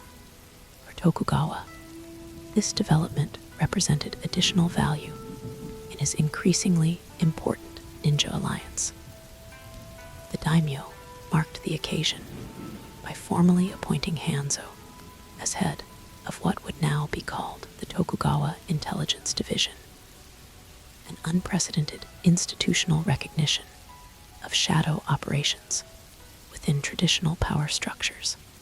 The coming years will bring conflicts beyond anything Japan has previously experienced. Tokugawa predicted during the private audience where this appointment was confirmed. Traditional warfare, daimyo against daimyo, province against province, evolves toward struggle for national unification. In such environment, information becomes more valuable than territory, perception more powerful than force. "And my role in this environment?" Hanzo asked, sensing larger purpose behind Tokugawa's reflections, "to ensure that when the currents of power shift, we are positioned to flow with them rather than against them, to identify threats before they materialize and opportunities before our rivals perceive them." The daimyo's gaze held uncharacteristic intensity. "To be my eyes when others are blind, my hand when direct action would compromise my position, and occasionally my shield when danger cannot be avoided." In simple terms, he was asking Hanzo to become the ultimate ninja, not merely an assassin or spy, but the integrated shadow component of leadership itself. The implications extended beyond operational responsibility to fundamental questions of loyalty, ethics, and historical impact. After careful consideration, Hanzo responded with the formal pledge that would define the remainder of his life. "My skills are your advantage. My knowledge is your resource. My action is your will. In shadow as you stand in light." Thus was formalized the relationship that would help transform Tokugawa Ieyasu from provincial daimyo to shogun of all Japan with Hattori Hanzo as the shadow behind the future ruler, exercising influence that would never appear in official histories, but would shape the nation for centuries to come. As winter approached once more, bringing temporary slowdown to military operations throughout the region, Hanzo used the interval to consolidate his expanded responsibilities. The intelligence network was reorganized into specialized divisions, focusing on military, political, economic, and foreign developments, respectively. Training programs were established to develop future operatives with standardized skills and dedicated loyalty to Tokugawa's interests. Most importantly, Hanzo implemented systematic analysis methods that transformed raw information into actionable intelligence, identifying patterns, verifying sources, evaluating reliability, and presenting conclusions in formats directly applicable to Tokugawa's decision-making process. This methodical approach would prove critical in the turbulent years ahead, as Japan's fractured political landscape moved inexorably toward unification through conflict, alliance, and occasional betrayal. In this environment of constant change and dangerous opportunity, Hattori Hanzo's ability to see clearly through shadow would become Tokugawa's most valuable asset, and eventually a pivotal factor in Japan's national destiny. Chapter 6, Battle at Mikatagahara. Winter of 1572 descended upon Japan with unusual ferocity. Snow blanketed the mountains surrounding Mikawa province, and icy winds howled through valleys where Tokugawa's expanded territories now stretched. In the 5 years since Imagawa's fall, the political landscape had transformed dramatically. Oda Nobunaga had risen to become the dominant power in central Japan, with Tokugawa as his most valuable ally. Together, they had secured significant territories and defeated multiple rivals in their march toward greater unification. For Hattori Hanzo, now 21, these years had cemented his position as Tokugawa's shadow, the unseen force that gathered intelligence, eliminated threats, and occasionally implemented policies too sensitive for public acknowledgement. His network had expanded proportionally with Tokugawa's growing influence, now stretching across multiple provinces and penetrating the inner circles of both allies and enemies. On this bitter winter morning, Hanzo stood atop the highest tower of Hamamatsu Castle, Tokugawa's current headquarters. Despite the piercing cold, he remained motionless, scanning the northern horizon with the focused attention that characterized all his activities. His breath formed small clouds that dissipated quickly in the wind as he studied distant mountain passes leading into Mikawa from Shinano province. "You've been watching since before dawn," observed a familiar voice as Masanari joined his son on the observation platform. Now in his 50s, the elder Hattori showed few signs of aging beyond silver streaks in his dark hair and deeper lines around his eyes. Years serving as Tokugawa's senior security advisor had kept him active and mentally sharp. "The scouts should have returned by now," Hanzo replied, not shifting his gaze from the northern approaches. "Their delay suggests complications, or simply difficult travel conditions in the mountain passes. Possible, but improbable given their specific training for winter operations. The scouts in question were specialized ninja dispatched 3 days earlier to assess unusual activity reported along the border with territories controlled by Taikta Shinjin, the formidable daimyo whose cavalry-centered forces had established him as one of Japan's most feared military leaders. Taikta has been unusually quiet these past months," Masanari noted, following his son's gaze toward the mountains. "His conflict with Yusugi occupies most of his attention to the north, yet our sources report increased horse requisitions, weapons production, and food stockpiling beyond normal winter preparations," Hanzo countered. "Activities inconsistent with a daimyo focused elsewhere. This discrepancy between reported focus and observed preparation had triggered Hanzo's concern weeks earlier. While Tokugawa's conventional military intelligence suggested minimal threat from Taikta before spring, Hanzo's specialized network had detected worrying patterns suggesting more immediate possibilities. "Lord Tokugawa has convened the War Council," Masanari informed him. Your presence is requested once the scouts return, or by midday if they have not. Hanzo nodded acknowledgement, still scanning the distant landscape.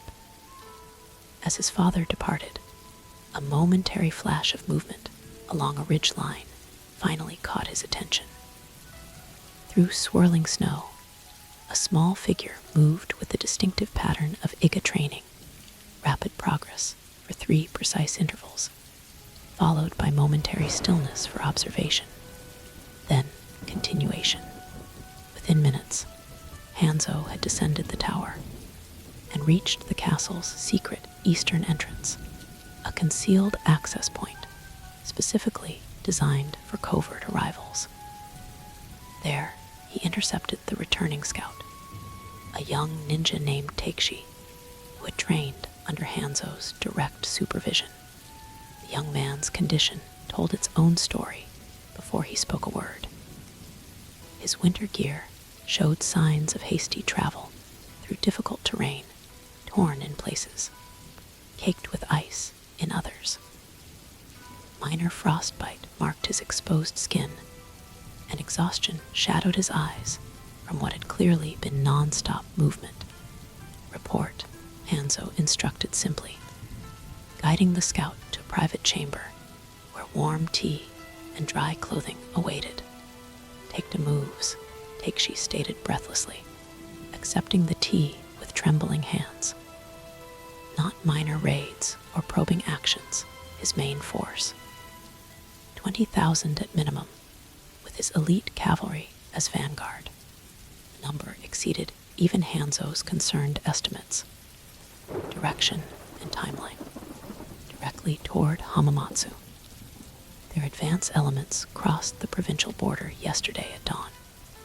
Takeshi paused, struggling to control his breathing after his exhausting journey. I diverted to observe their vanguard directly. They move with unprecedented speed for winter conditions, as if unconcerned about conventional limitations. At their current pace, they could reach Mikawa Plain within 3 days. The other scouts, Takeshi's expression darkened. Sato was captured at the take-to-forward camp. Yuri attempted to create a diversion for his escape, but was wounded. I lost visual confirmation of both during extraction. Hanzo absorbed this information with outward calm that belied the strategic implications racing through his mind. Take to Shinjin, possibly the most skilled military commander in Japan, had launched a winter offensive when conventional wisdom deemed such operations impossible. The timing, direction, and scale suggested a deliberate attempt to catch Tokugawa unprepared, while Oda forces remained distant in their own winter quarters. Rest and recover, he instructed the exhausted scout. I must report to Lord Tokugawa immediately. The War Council was already in session when Hanzo arrived at the castle's main strategic chamber.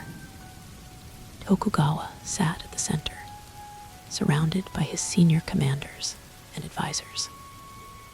Maps covered the large central table, with markers indicating known force positions throughout the region.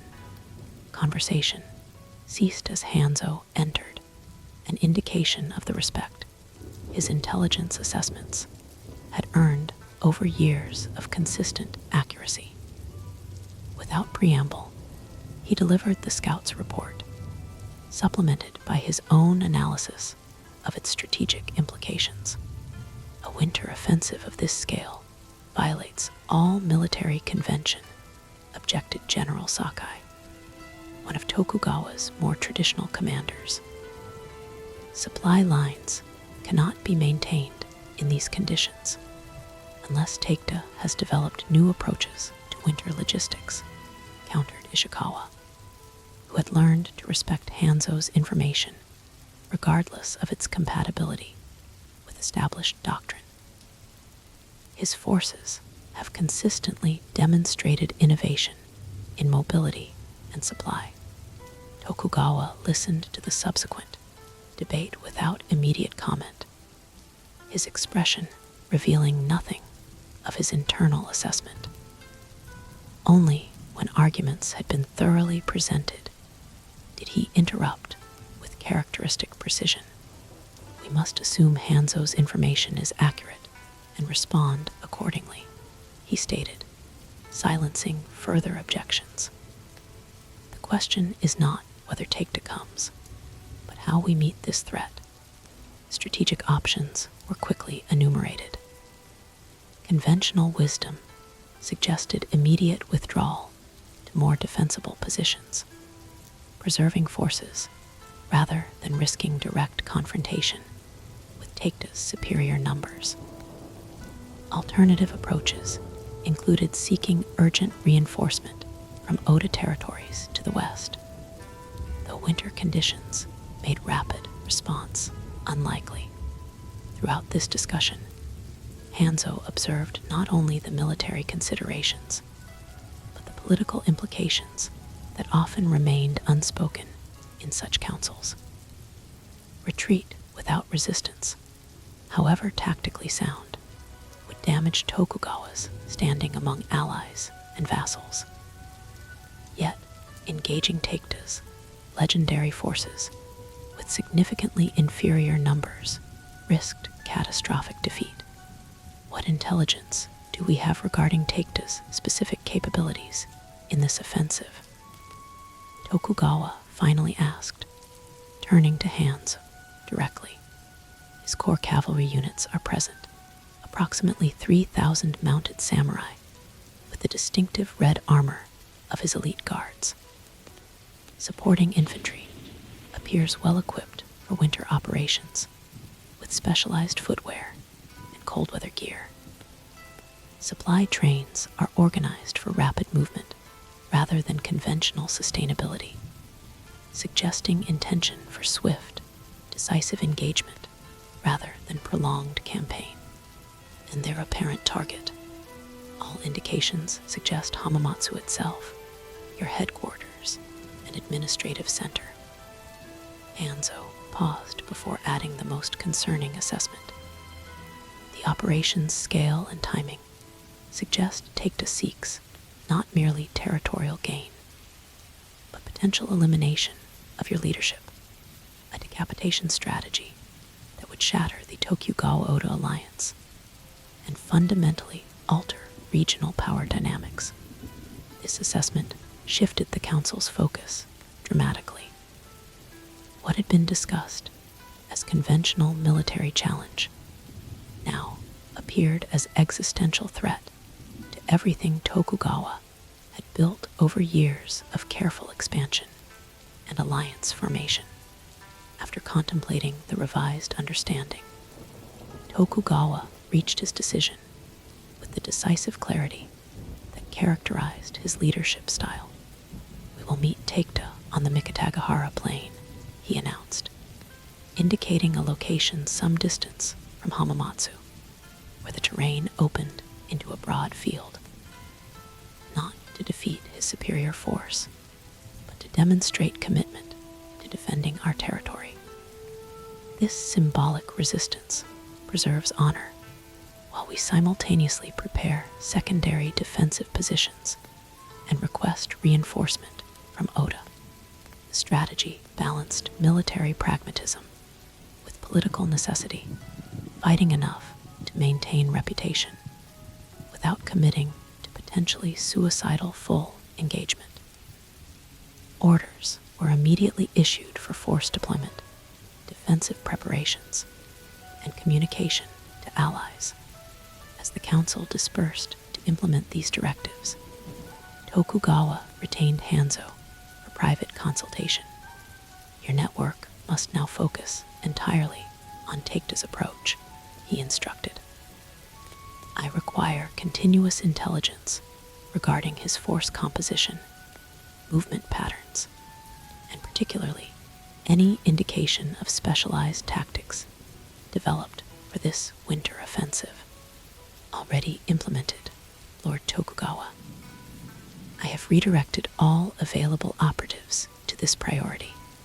Beyond conventional reconnaissance, I need you to prepare unconventional countermeasures. Tokugawa's expression remained composed, but the gravity in his voice revealed his genuine concern about the coming confrontation. Taketa's military genius must be countered by asymmetric means where possible. The implication was clear. While Tokugawa's conventional forces would engage as honor and politics required, Hanzo's shadow operations would implement less visible interventions that might alter otherwise unfavorable odds. I understand, Hanzo replied simply. Following 3 days witnessed frantic preparation throughout Tokugawa territories. Civilians were evacuated from vulnerable villages along Taketa's projected route. Defensive positions were established at strategic locations, with particular attention to the Mikatagahara plain, where initial confrontation would occur. Supply caches were created along potential retreat routes, recognizing that withdrawal might become necessary despite initial determination to stand firm. Throughout these preparations, Hanzo's network provided continuous updates on Taketa's advance. True to initial reports, the enemy force moved with unprecedented speed for winter conditions, using innovative methods to overcome traditional limitations. Their cavalry units employed specialized horseshoes for better traction on snow-covered ground. Their supply system utilized pre-positioned caches established secretly over preceding months. Their formations maintained discipline, despite harsh conditions that would have shattered less prepared armies. Taketa has planned this winter offensive for at least 6 months, Hanzo reported during the final war council before battle. This is not opportunistic action, but carefully orchestrated strategy, timed when our alliance with Oda is least able to respond cohesively. How did your intelligence system miss such extensive preparation? Questioned General Sakai, whose traditional skepticism of ninja methods occasionally resurfaced despite their proven value. The preparations were disguised as conventional activities distributed across multiple locations. Hanzo explained without defensiveness. Supply gathering presented as normal winter stockpiling. Training appeared as routine exercises. Equipment development was conducted under guise of ordinary maintenance. In other words, Taketa's counterintelligence capabilities have improved. Tokugawa observed thoughtfully. He anticipated our observation and adapted accordingly. Yes, this suggests he views your intelligence capacity as significant threat, worth substantial investment to counteract. The observation, while concerning for immediate circumstances, represented backhanded recognition of the system Hanzo had built. When enemies devoted specific resources to countering your capabilities, those capabilities had clearly made impact worth responding to. Dawn on the designated day of confrontation, Tokugawa's forces had taken position along the southern edge of Mikatagahara plain. Approximately 8,000 troops, a combination of samurai cavalry, infantry, and supporting ashigaru, formed in traditional battle formation. Bitterly cold wind swept across the snow-covered field, carrying occasional flurries that temporarily reduced visibility before clearing again. Hanzo observed from an elevated position that offered clear view of both the battlefield and surrounding terrain. Unlike conventional commanders who would remain with central forces, his role required mobility and detachment. The ability to assess developing conditions across the entire engagement area and respond where shadow intervention might prove most effective. First indication of Takeda's approach came not as visual confirmation, but as rhythmic vibration through the frozen ground, the distinctive resonance of hundreds of horses moving in coordinated formation. Then, emerging from morning mist at the plain's northern edge, appeared the vanguard that had made Takeda Shinjin legendary throughout Japan. Row upon row of mounted samurai in brilliant red armor, each bearing the famous four-diamond moan of the Takeda clan. Such precision, murmured Kagami, who had joined Hanzo at the observation point. The veteran explosives expert had been integrated into Hanzo's Special Operations Unit for this confrontation, bringing unique capabilities for asymmetric intervention. They move a single organism rather than collection of individuals. Indeed, the famous Takeda cavalry advanced with synchronized discipline that seemed to confirm their reputation as Japan's finest mounted force. Behind this impressive vanguard came waves of infantry, thousands of soldiers moving with similar coordination despite difficult terrain and weather conditions, as the opposing forces took their positions across the snow-covered plain. Hanzo analyzed not merely their numbers and equipment, but the subtle indicators of command philosophy and tactical intention. Takeda's formation emphasized mobility over defensive solidity, units positioned for rapid redeployment rather than static resistance. Their supply elements remained close rather than safely distanced, suggesting expectation of swift victory rather than prolonged engagement. Most notably, flying above the central formation was Takeda Shinjin's personal standard confirmation that the legendary commander himself was present rather than directing remotely through subordinates.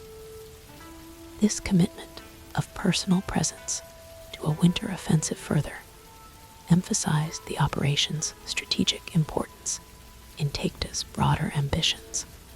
Their confidence is absolute, Hanzo observed, noting how Takeda's forces deployed without the cautious testing typically preceding major engagements. They expect victory through conventional superiority and have prepared specifically for these conditions.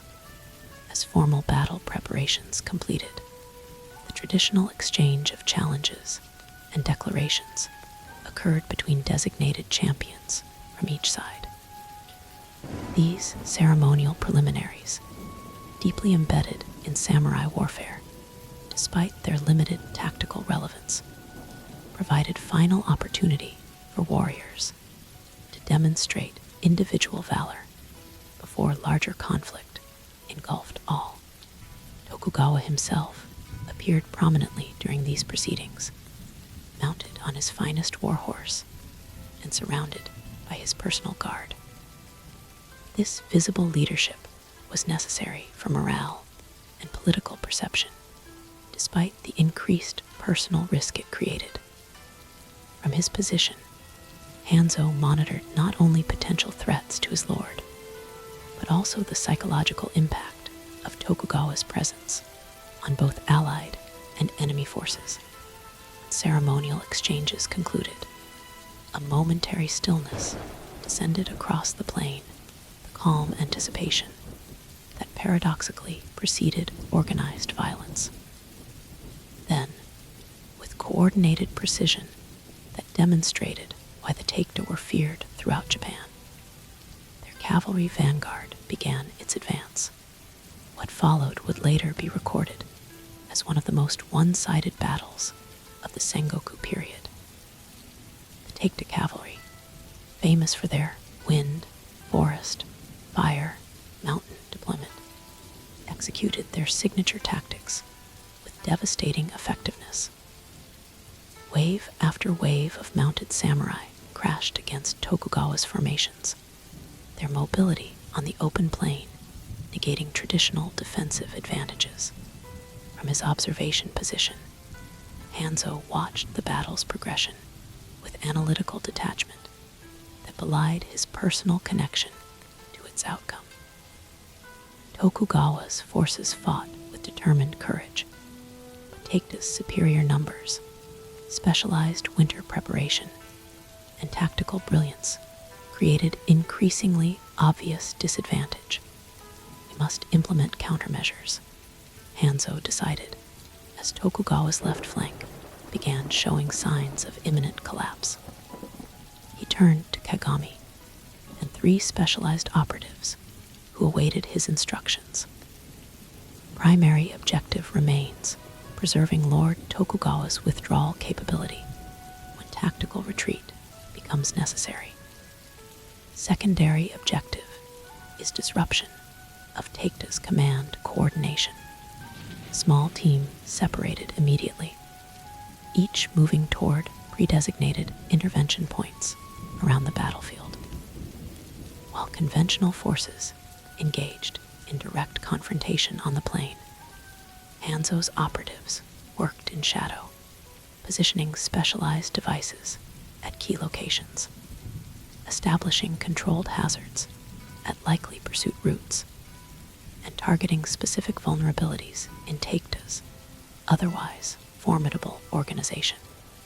Hanzo himself focused on the most sensitive aspect of these operations, creating conditions that would allow Tokugawa to withdraw personally without the catastrophic impact that capture or death of a daimyo would represent. This required subtle infiltration near the center of conflict, where Tokugawa commanded surrounded by his increasingly pressured guard units, using techniques that combined ninja stealth with psychological understanding of battlefield chaos. Hanzo navigated through engagement zones that conventional warriors found impenetrable. His movement wasn't merely physical evasion, but active manipulation of perception, briefly redirecting attention, exploiting momentary distractions, and occasionally creating specific diversions that allowed undetected passage. When Taketa's main cavalry force executed a brilliant flanking maneuver that threatened to encircle Tokugawa's command position, Hanzo was already in position to implement countermeasures. These weren't direct attacks against superior force, but strategic interventions at vulnerabilities that larger military perspectives often overlooked. Well-placed incendiary device, one of Kagami's specialized creations, ignited precisely as Taketa cavalry approached a critical juncture. The controlled blast created temporary barrier of flame and smoke that disrupted coordination between advancing units. Simultaneously, caltrops specially designed for mounted opponents were distributed across likely pursuit routes, not enough to stop determined advance, but sufficient to create hesitation and uncertainty. Most importantly, Hanzo established direct but concealed observation of Tokugawa himself, monitoring the daimyo's situation while remaining invisible to both enemy and allies. This positioning allowed immediate response when the moment for critical intervention arrived. That moment came sooner than expected. By mid-afternoon, the battle had transformed from engagement into rout. Taketa's forces had broken through Tokugawa's formations at multiple points, scattering resistance and threatening complete encirclement of remaining organized units. The situation had deteriorated beyond point where honorable resistance could justify continued sacrifice. Tokugawa recognized this reality with characteristic clarity. Rather than feudal last stand that would have matched samurai tradition, but squandered remaining military capacity. He ordered strategic withdrawal, personal retreat that would preserve leadership while accepting tactical defeat. This critical juncture represented the most dangerous moment for Tokugawa personally. Retreat always created vulnerability, and Takeda's forces actively sought the ultimate prize of capturing or eliminating the rival daimyo. As Tokugawa and his remaining personal guard attempted disengagement, 3 separate Takeda units converged to intercept their withdrawal. Hanzo acted without hesitation. Using pre-positioned resources and specialized teams placed specifically for this contingency, he implemented multi-layered intervention designed not to defeat superior forces, but to confuse, delay, and misdirect them long enough for successful extraction. The first layer involved environmental manipulation, triggering prepared devices that created temporary visual barriers through controlled smoke emissions at key interception points. The second utilized sound deception, carefully positioned noise-making mechanisms that suggested troop movements in directions different from Tokugawa's actual retreat route. The third incorporated direct but limited engagement, specialized operatives making brief, targeted appearances that drew pursuit away from primary targets. Throughout this orchestrated confusion, Hanzo maintained personal proximity to Tokugawa without the daimyo's direct awareness, shadow protection that could intervene instantly if specific threats penetrated other defensive layers. This positioned him to witness one of the most significant moments in Tokugawa's development as a leader, rather than focusing exclusively on personal safety, as many daimyo might during catastrophic defeat. Tokugawa demonstrated the strategic thinking that would eventually make him shogun, even while retreating under immediate threat. He issued specific instructions for subsequent defensive reorganization, positioning reserves to protect civilian populations, establishing rally points for scattered forces, and most importantly, maintaining communication capacity that would allow continued coordination despite battlefield disruption.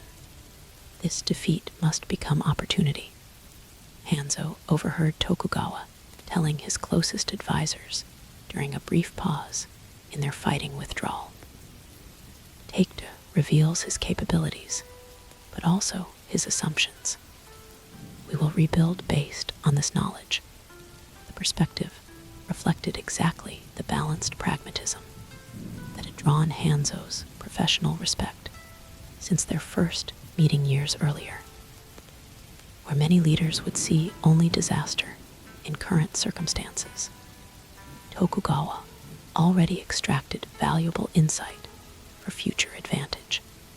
As darkness descended across the battlefield, Tokugawa's retreat secured critical separation from immediate pursuit. The withdrawal wasn't without cost. Nearly half his force had been lost to death, capture, or scattering. But the essential leadership core remained intact, already planning recovery rather than merely escaping destruction.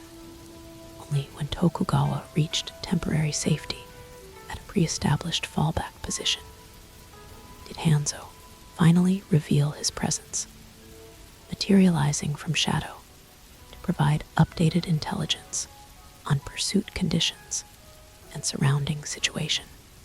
Takeda's main force has halted advancement for the night, he reported, kneeling before the exhausted but composed daimyo. Their cavalry suffered moderate attrition despite overall victory. Primary pursuit units have been redirected by our countermeasures, creating approximately 3 hours advantage for continued withdrawal to Hamamatsu. Your interventions were effective, Tokugawa acknowledged, recognition rather than gratitude in his tone. Without them, our extraction would have proven significantly more costly. They were limited by necessity, Hanzo replied with characteristic precision. Takeda's counterintelligence capabilities anticipated conventional disruption tactics. We were forced to implement highly selective interventions to avoid revealing capacity that might be neutralized in future engagements. This strategic constraint, sacrificing potential short-term advantage to preserve long-term capability, characterized the sophisticated balance that Hanzo's operations consistently maintained. Where conventional military thinking often employed maximum available force for immediate objective, his approach preserved critical capabilities for situations where they proved truly irreplaceable. The night following battle brought no rest for either Tokugawa's retreating forces or Hanzo's specialized teams. As conventional troops conducted fighting withdrawal toward Hamamatsu Castle, ninja operatives implemented delaying measures along pursuit routes, not to prevent Takeda's advance, but to reduce its momentum and create space for defensive reorganization. Hanzo himself divided attention between tactical implementation and strategic assessment. While directing specific countermeasures, he simultaneously analyzed broader implications of the day's events. Takeda's decisive victory at Mikatagahara represented more than military defeat. It potentially reconfigured the entire power balance of central Japan, depending on how effectively Tokugawa managed its aftermath. By dawn, Tokugawa's remaining forces had reached Hamamatsu Castle, the administrative center originally targeted in Takeda's offensive.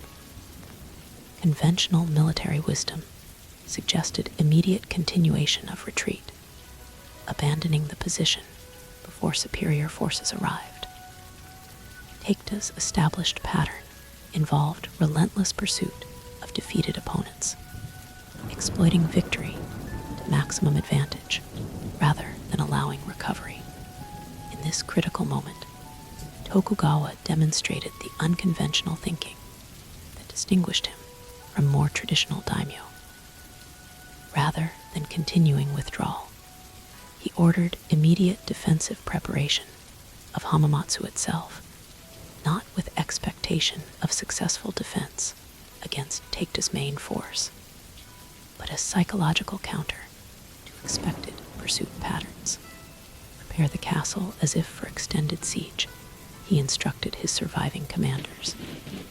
Visible activity on all walls, flags flying at full display, drums and signals at regular intervals.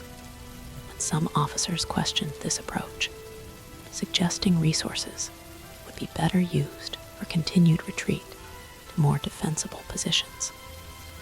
Tokugawa explained his reasoning with characteristic clarity.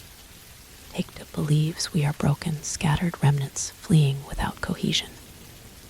Apparent readiness to defend Hamamatsu introduces uncertainty to that assessment. Uncertainty creates caution. Caution slows pursuit. Delayed pursuit provides opportunity for reinforcement and reorganization. Strategy represented perfect synthesis of military and psychological understanding, using appearance to alter reality when direct confrontation would prove futile. Hanzo, observing these instructions from his position in Tokugawa's reduced inner circle, recognized the complementary nature of their approaches. Where his shadow operations created practical impediments to enemy action, Tokugawa's psychological insight manipulated perception to similar effect. As defensive preparations proceeded with deliberate visibility, Hanzo implemented his own contribution to the deception strategy. Selected operatives in Taketa's path reported apparent massive reinforcement approaching Hamamatsu, information designed to reach enemy commanders through compromised intelligence channels that Hanzo had previously identified but deliberately left operational for such contingencies. Other agents spread rumors among local populations about Oda forces making emergency march from western territories, disinformation that would inevitably reach Taketa's forward scouts through civilian interactions. Meanwhile, special operations teams created exaggerated evidence of troop movements, campfires suggesting large formations, disturbed terrain implying heavy equipment transport, and strategic noise generation mimicking substantial force activity.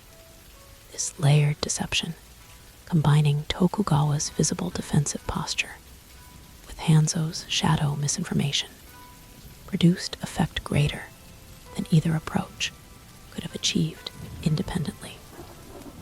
By midday, forward observers reported decreased aggression in Taketa's pursuit pattern, suggesting the psychological operation had introduced desired caution to their advance.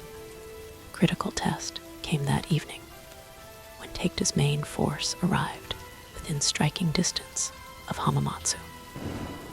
Conventional military assessment suggested overwhelming advantage for immediate assault.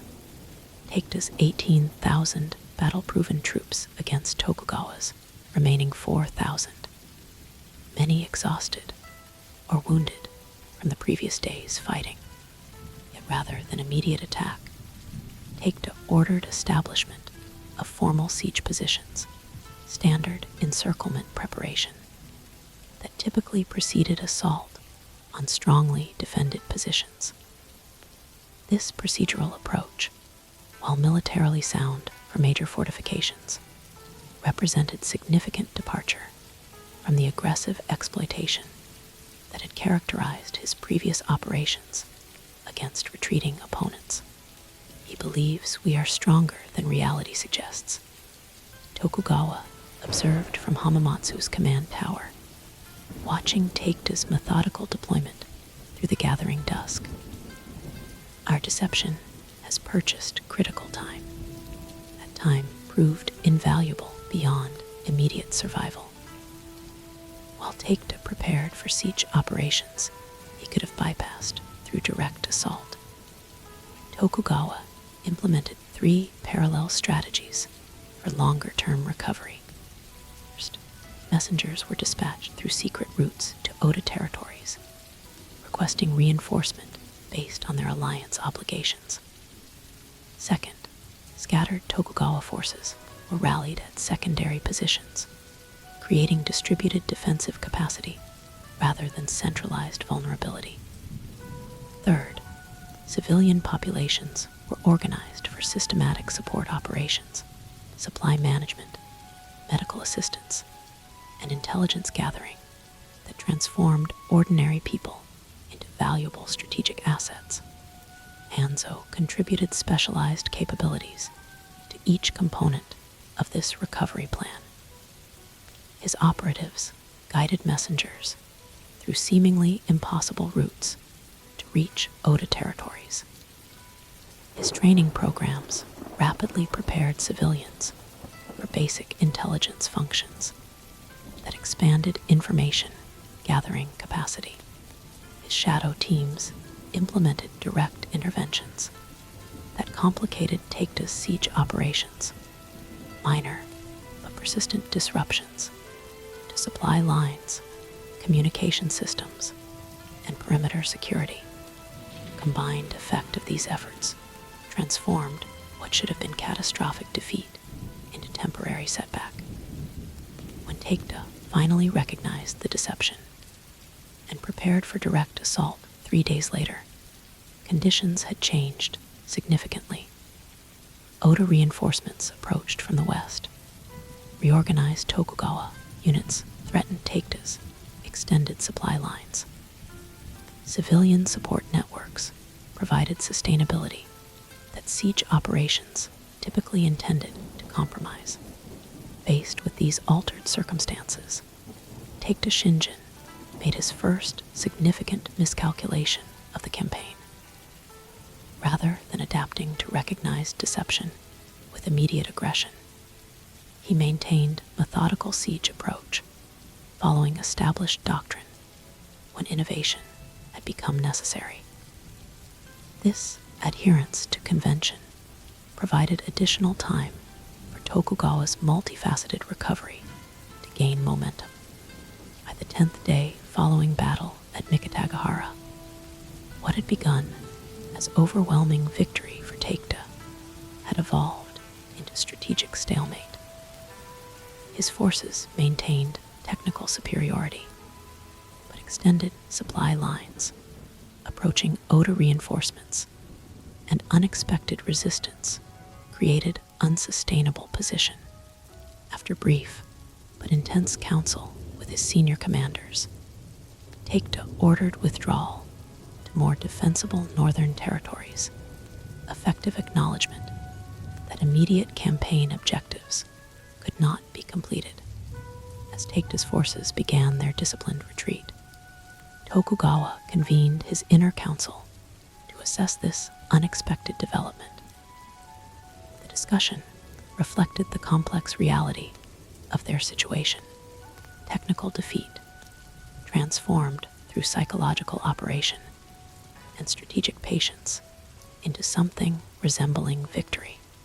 We should pursue immediately, urged General Sakai, representing traditional military perspective that advocated exploiting enemy withdrawal. Their retreat acknowledges vulnerability we must capitalize upon. Pursuit would squander advantage we cannot sustain, countered Ishikawa, whose battlefield experience had taught costly lessons about overextension. Our recovery remains partial. Engagement now risks revering progress achieved through patience. Throughout this debate, Hanzo remained silent, assembling comprehensive assessment based on intelligence from multiple sources. Only when Tokugawa directly requested his perspective did he offer analysis that integrated military, political, and psychological dimensions. Taikta withdraws, but remains fundamentally undefeated, he began, indicating intelligence reports from forward observation teams. His forces maintain cohesion, supply adequacy, and combat effectiveness. Tactical retreat represents strategic recalculation rather than necessity. Moving to map displaying broader regional context, he continued. More concerning are reports from our Northern Intelligence Network suggesting Taikta's withdrawal aligns with approaching weather system, major snowstorm expected within 3 days that would significantly hamper our pursuit while providing his forces defensive advantage in familiar territory. Weather intelligence proved decisive in Tokugawa's subsequent decision. Rather than pursuing retreating forces into potentially catastrophic conditions, he ordered consolidation of recovered position, strengthening defenses, completing reorganization, and preparing for potential renewal of conflict under more favorable circumstances. We have transformed defeat into continuation, he summarized for his council. Not victory, but preservation of capacity that victory eventually requires. Taikta sought elimination of our position in single decisive action. Having failed in that objective, he recalculates rather than persists in unsustainable approach. We must demonstrate similar strategic flexibility.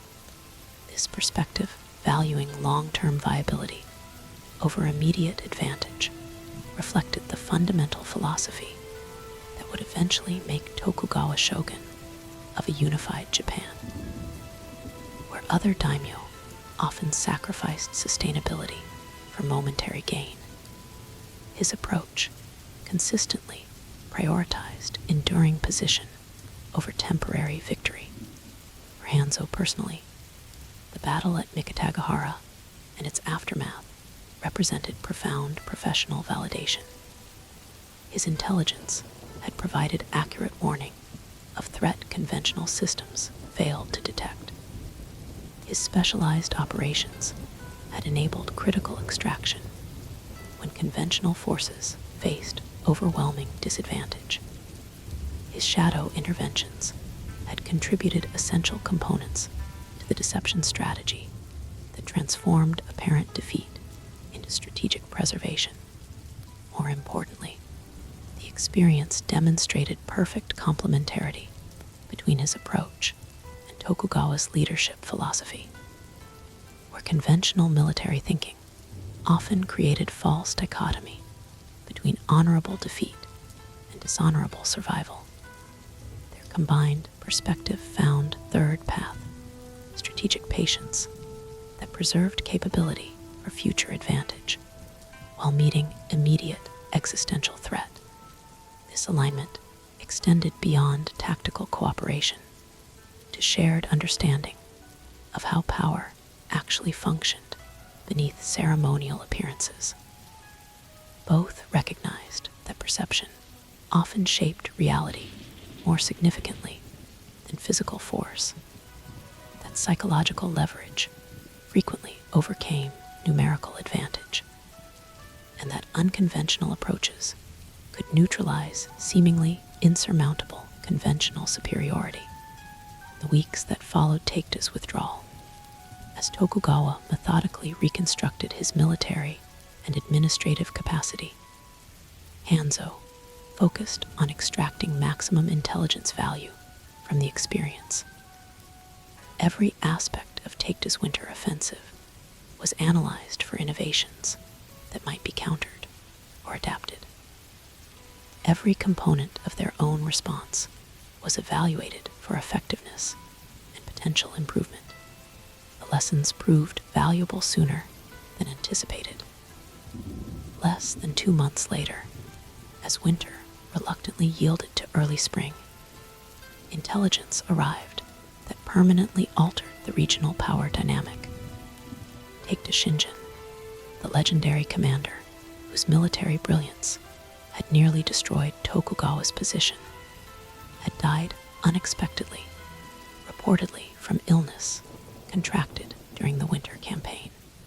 When confirmation reached Tokugawa through multiple independent channels, he summoned Hanzo for private consultation regarding this development's strategic implications. Verify with absolute certainty, the daimyo instructed, understanding that false reports of leadership death occasionally served as deliberate misinformation. If confirmed, assess succession stability and immediate impact on Takeda military capability. Hanzo dispatched specialized operatives to penetrate Takeda territory for direct confirmation, a high-risk mission justified by intelligence value that could reshape regional strategy. Within days, these agents reported definitive verification. Takeda Shingen, one of Japan's greatest military commanders, had indeed died from respiratory illness exacerbated by winter campaign conditions. Further intelligence revealed complex succession dynamics within Takeda leadership. While his son Katsuyori assumed formal authority, internal factions had emerged regarding strategic direction, some advocating continuation of aggressive expansion, others suggesting consolidation of existing territories until new leadership stabilized. This fundamental alteration in regional balance accelerates timelines for broader conflict, Hanzo assessed, presenting comprehensive analysis to Tokugawa in private audience. Oda will perceive opportunity to expand eastward more rapidly than previously planned. multiple daimyo will reevaluate alliance positions based on perceived power vacuum. Religious and commercial interests will seek advantage in transitional uncertainty, and our position in this accelerated environment, Tokugawa asked, already formulating his own assessment, but valuing Hanzo's independent perspective, optimal for measured expansion rather than dramatic repositioning. Hanzo replied after careful consideration. The battle at Mikatagahara, while technically defeat, demonstrated resilience that enhances your reputation when combined with Taketa's subsequent withdrawal. This creates leverage for alliance renegotiation from position of demonstrated capability rather than desperate necessity. Tokugawa nodded thoughtfully. Thus, defeat becomes foundation for future victory, provided we extract correct lessons from the experience, the most valuable being balance between tradition and innovation, Hanzo suggested. Taketa's initial success came through unconventional winter offensive that violated established doctrine. Our survival came through psychological deception that similarly transcended conventional approach. Yet both eventually returned to traditional patterns that limited ultimate outcome. This observation captured essential insight that would guide their partnership through coming years of increasingly complex conflict. As Japan moved inexorably toward unification, whether under Oda's aggressive leadership, Tokugawa's patient strategy, or some competitor yet to emerge, the capacity to balance traditional strength with innovative adaptation would determine ultimate success.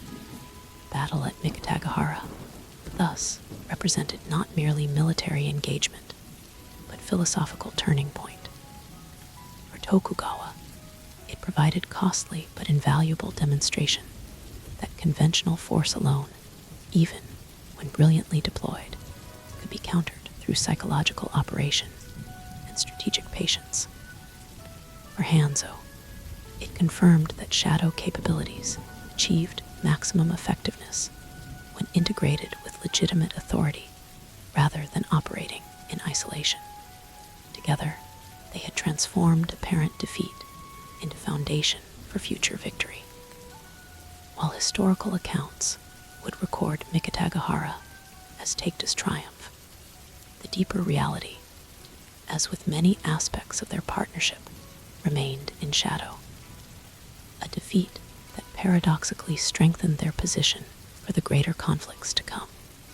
As spring fully arrived, bringing renewal to battle-scarred landscapes around Hamamatsu, Hanzo stood once again atop the observation tower where he had first detected warning signs of Taketa's approach.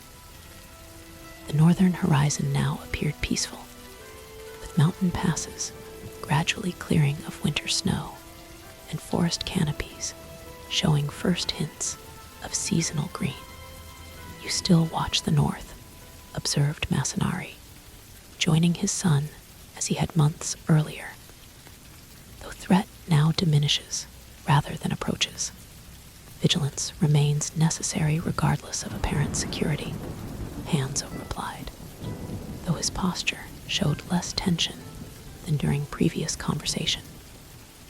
One threat recedes, but others inevitably emerge in different directions. Always the analytical perspective, his father noted with slight smile. Yet, perhaps worth acknowledging that analysis alone did not preserve Lord Tokugawa through recent crisis. Your direct intervention skills, beyond intelligence gathering, proved equally essential. The observation acknowledged evolution in Hanzo's role that both had recognized, but neither had explicitly discussed. Where his initial value to Tokugawa had centered on information gathering and strategic assessment, recent events had demonstrated equal importance of his capability for direct action when circumstances required intervention beyond conventional response. Balance between observation and action, Hanzo acknowledged. As with Lord Tokugawa's approach to defeat at Mikatagahara, accepting reality while simultaneously reshaping it through unconventional means, a philosophy that serves both immediate survival and future advancement, Masanari agreed. Much like the ninja tradition itself, as father and son stood watching spring advance across territories that had nearly been lost to winter offensive, both recognized the deeper significance of recent experience. The battle at Mikatagahara had tested not merely military capacity, but philosophical approach, the balanced integration of tradition and innovation, visible authority and shadow capability, acceptance of reality and determination to reshape it. This integration would prove essential in coming years, as Japan's fractured political landscape moved inexorably toward unification through increasingly complex conflict.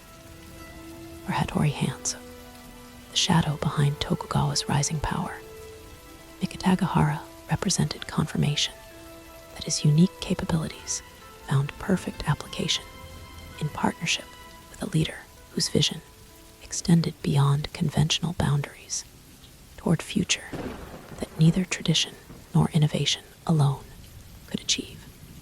Chapter 7, Passage Through Darkness.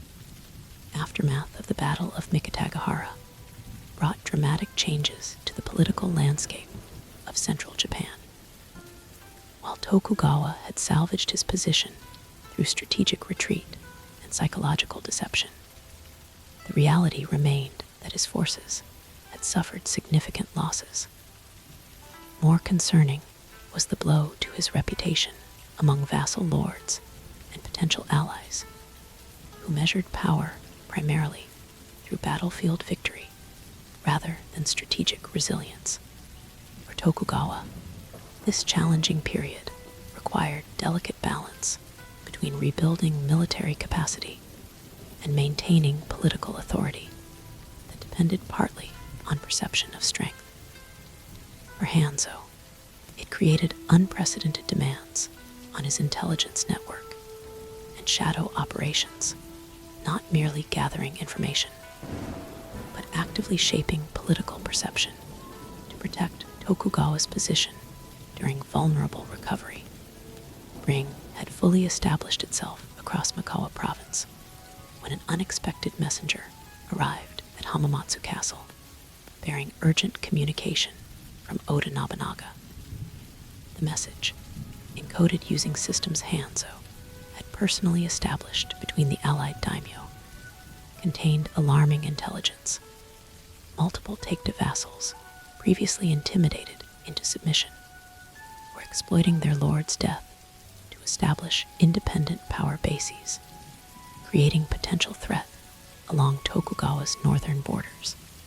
More concerning was indication that several of Tokugawa's own vassals had begun secret communication with these emerging powers, exploring possibility of shifting allegiance away from a lord they perceived as weakened by recent defeat. Vultures circle what they believe to be wounded prey, Tokugawa observed when Hanzo presented this intelligence during private council. Neither man was particularly surprised by the development. Shifting loyalty among opportunistic vassals was common throughout the Sengoku period, but its timing created significant vulnerability during their ongoing recovery from Mikatagahara. Oda offers 500 samurai as reinforcement, Hanzo noted, indicating this component of the communication, but specifies they would require 2 weeks transit given current deployments, too slow to address immediate concern. Tokugawa studied the map where Hanzo had marked locations of vassals, reportedly exploring alternative allegiances. We must reestablish perception of strength more rapidly or risk fragmentation that military force alone cannot remedy. The subsequent discussion explored conventional options, punitive expeditions against wavering vassals, public demonstrations of recovered military capacity, or diplomatic initiatives reinforcing alliance benefits. Each approach carried significant limitations given their currently reduced resources and need for continued recovery. There is alternative approach, Hanzo finally suggested. One that addresses perception directly rather than through conventional demonstration. The strategy he proposed represented perfect integration of military necessity and psychological operation. Rather than attempting to suppress all potential defections through direct action, impossible given their current capacity, they would make surgical example of a single wavering vassal through method that maximized psychological impact on others contemplating similar betrayal. Lord Imagawa established his position through similar demonstration. Tokugawa noted, referencing historical precedent that justified approach traditionalists might otherwise question. Selective action that eliminated necessity for broader campaign. Selected target was Torii Madotada, a minor daimyo controlling strategically valuable territory north of Mikawa. Intelligence confirmed his recent communication with Takeda's successors, exploring potential alliance against Tokugawa interests. His castle, while modestly defended, occupied terrain that would require significant resources for conventional assault resources Tokugawa could not currently afford to commit. Direct approach remains impractical given current constraints, Hanzo explained to selected personnel assembled for this sensitive operation. Conventional siege would require force concentration that leaves other territories vulnerable. Extended campaign would demonstrate resource limitation rather than strength. Visible mobilization would alert target and potentially accelerate defection among other wavering vassals. Instead, he outlined unconventional approach that would accomplish multiple strategic objectives simultaneously. A small specialized team would infiltrate Torii's castle covertly, neutralize him personally, and secure his youngest son, a child of 7, who would then be raised under Tokugawa supervision as both hostage and future loyal vassal once restored to his position. This achieves immediate elimination of specific threat, Hanzo continued, while simultaneously demonstrating capability to reach enemies regardless of conventional defenses. The preservation and protection of the heir, rather than elimination of entire lineage, displays measured strength rather than desperation, power exercised with strategic precision rather than indiscriminate force. The operation required exceptional integration of intelligence gathering, physical infiltration, and psychological manipulation. Over 2 weeks, Hanzo personally supervised preparation, gathering detailed information about castle layout, guard rotations, family quarters, and potential extraction routes. Operatives posing as merchants, entertainers, and religious pilgrims established presence in surrounding community, creating multiple access options and contingency resources. Most important was psychological preparation, addressing moral complexity of the mission. Unlike battlefield engagement between opposing warriors, this operation required targeted elimination of specific individual within protected environment, followed by effective extraction of a child who would inevitably experience trauma regardless of how carefully handled. This action exists in shadow between conventional honor and necessary security, Hanzo acknowledged while briefing the infiltration team. 4 specialized operatives selected for complementary capabilities. Its justification lies not in personal satisfaction or vengeful response, but strategic necessity that preserves greater stability. We eliminate one threat precisely to avoid eliminating many through extended conflict. The operation proceeded on moonless night in late spring. While conventional forces maintained normal defensive posture throughout Tokugawa territories, giving no indication of special activity that might alert surveillance, Hanzo's team approached Torii's castle through forest route, specifically selected to avoid regular patrols. Their equipment reflected the mission's specialized requirements: lightweight scaling tools, non-metallic weapons to avoid detection by sound, and chemical compounds for both offensive and diversionary application. Initial infiltration proceeded according to prepared intelligence. The team accessed the castle through water drainage system identified during reconnaissance, bypassing external defenses that would have prevented conventional assault. Interior movement utilized servants' passages and structural features that provided concealment from regular guard positions. Complications arose when they reached family quarters and discovered altered arrangements not reflected in intelligence. Torii had recently changed sleeping locations, a security precaution that suggested either random variation or potential awareness of threat. This deviation required immediate adaptation to avoid compromising the operation's primary objectives. Using hand signals to communicate silently, Hanzo directed temporary withdrawal to secure position where they could reassess approach. This disciplined response, prioritizing mission integrity over rigid adherence to original plan, reflected the operational flexibility that distinguished elite ninja from conventional forces.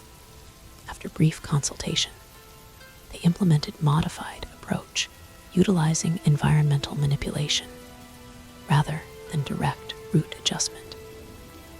A carefully measured incendiary compound was deployed in unoccupied storage area, distant from both current position and target location. The resulting fire, controlled to create maximum smoke with minimal actual damage, triggered predictable security response that redistributed guard positions according to protocols identified during intelligence preparation. This manufactured disruption created temporary opportunity to locate Torii's actual position through observation of protective response patterns. Once identified, the team approached through newly cleared route, while castle resources focused on the diversionary incident. Torii Madotada was discovered in secondary chamber, typically used for private councils, rather than sleeping quarters. Awake despite late hour, and reviewing documents that Hanzo noted contained recognizable cipher patterns associated with taped communications. This observation provided immediate confirmation of intelligence regarding treasonous negotiation, adding moral justification to strategic necessity. The elimination itself was executed with precision that minimized both suffering and disturbance. While 2 team members secured the chamber entrance against potential interruption, Hanzo personally applied specialized technique that rendered Torii unconscious before secondary measure ensured death from apparent natural causes, a method specifically selected to avoid obvious assassination indicators that might compromise broader strategic objectives. Attention immediately shifted to the secondary mission component, securing Tori's young son from family quarters without alerting household to the primary action. This extraction proved more challenging than anticipated when they discovered the child not asleep, but awake and practicing calligraphy despite late-hour evidence of disciplined education, typical among samurai families preparing heirs for eventual leadership. The boy displayed remarkable composure when confronted by shadowed figures in his private chamber, reaching for small training tanto rather than calling for assistance, indicating both courage and preliminary warrior training despite his youth. This reaction, while admirable from martial perspective, complicated extraction that required both silence and minimized trauma. Your father faces enemies within and without, Hanzo stated quietly, using formal language appropriate to samurai heir rather than frightened child. Lord Tokugawa offers protection while these threats are addressed. You must come without alerting those who might wish you harm. Whether the boy actually believed this partial deception remained unclear, but his response demonstrated the composure expected of samurai lineage. After brief consideration, he placed his brush carefully beside unfinished calligraphy, secured his tanto properly at his side, and nodded acceptance of the stated necessity. The extraction proceeded through routes specifically selected to avoid areas where fire response continued, a secondary benefit of the diversionary tactic.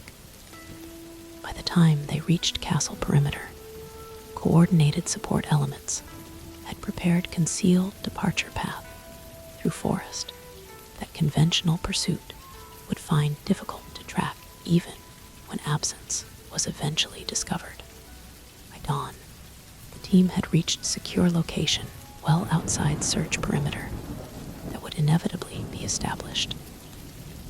Only here did the full impact of the night's activities register with the extracted child, whose disciplined composure finally yielded to emotional reality of separation from family and familiar environment. You said my father faced enemies, the boy stated, tears finally breaking through samurai stoicism as exhaustion overcame training. When will I see him again? The question presented ultimate test of balance between operational necessity and human compassion. Hanzo made decision that prioritized long-term psychological health over convenient deception that might provide temporary comfort. Your father has departed this world, he stated, using traditional euphemism for death that acknowledged spiritual continuation while confirming physical ending. Lord Tokugawa now stands as your guardian, ensuring your lineage continues under proper protection until you reach age to assume rightful position. The boy's response, silent tears rather than uncontrolled breakdown, reflected the disciplined emotional management ingrained in samurai children from earliest training. More telling was his subsequent question, which demonstrated understanding of political reality beyond his years. Will I be restored to my father's position when I am older?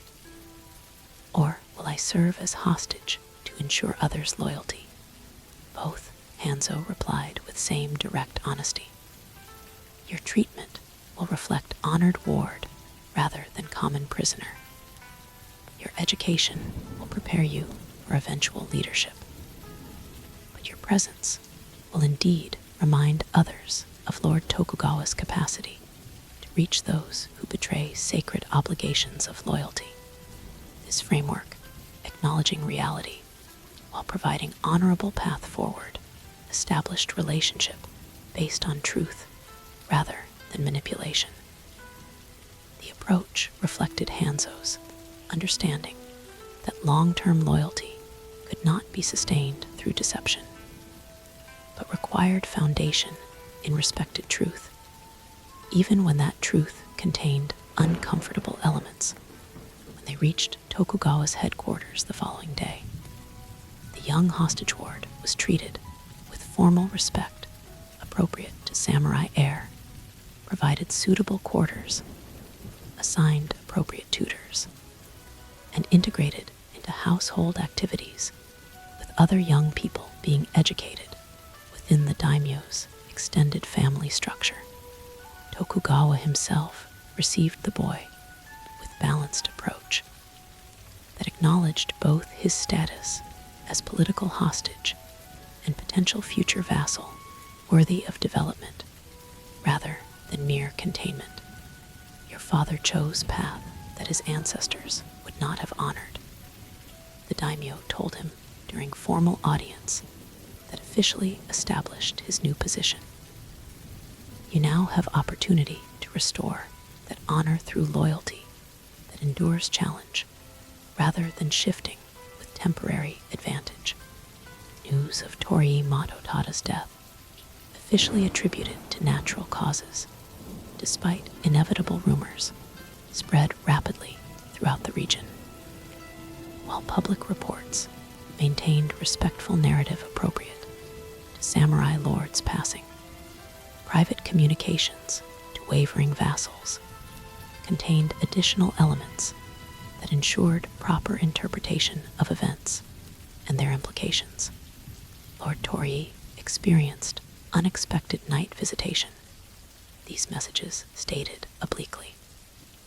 His son now resides under Lord Tokugawa's personal protection, while being prepared for eventual restoration to family position.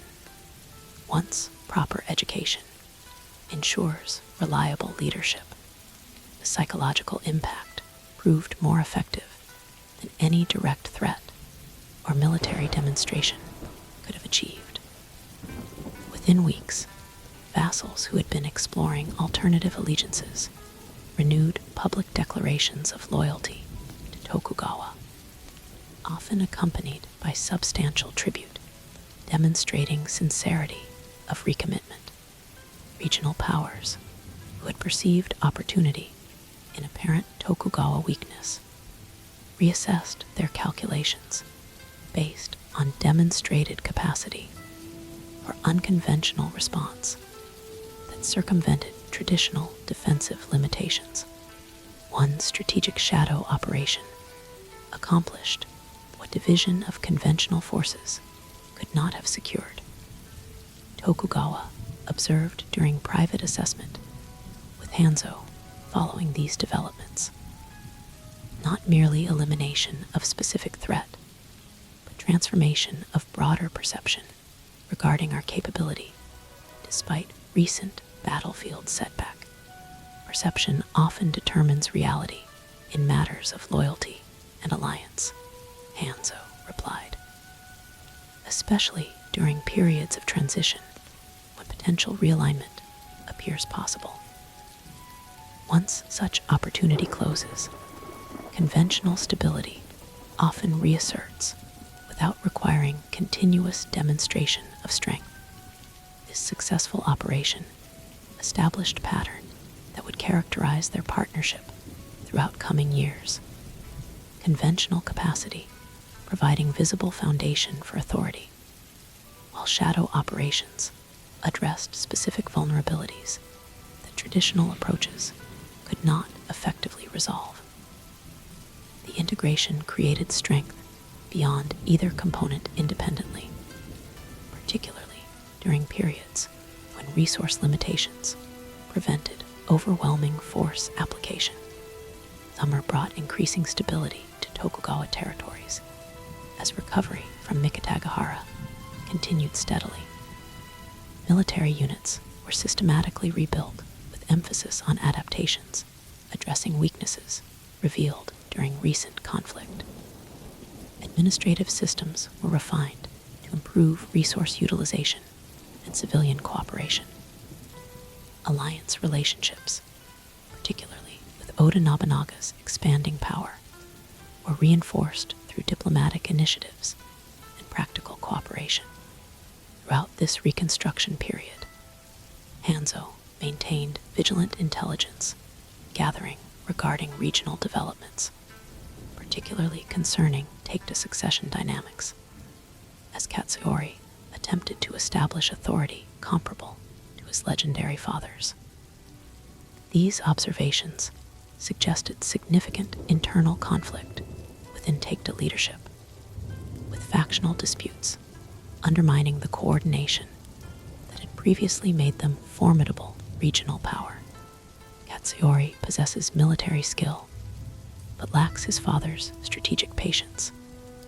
Hanzo reported after comprehensive assessment, assembled from multiple intelligence sources. He perceives recent victory at Mikatagahara as validation of aggressive approach, rather than recognizing the limitations that ultimately prevented decisive outcome despite tactical advantage. This assessment proved prescient when autumn brought renewed Taikta aggression, not full-scale winter offensive like previous campaign, but series of border provocations seemingly designed to demonstrate continued strength despite leadership transition. These actions reflected Katsuyori's need to establish personal reputation comparable to his father's legendary status, even when strategic circumstances might suggest consolidation rather than expansion. Tokugawa responded with calculated restraint that balanced necessary defense against provocative counter-escalation. Border positions were reinforced, but major confrontation avoided. Limited response operations were conducted to address specific incursions without committing to broader conflict. Strategic patience was maintained despite political pressure for more aggressive demonstration of recovered strength.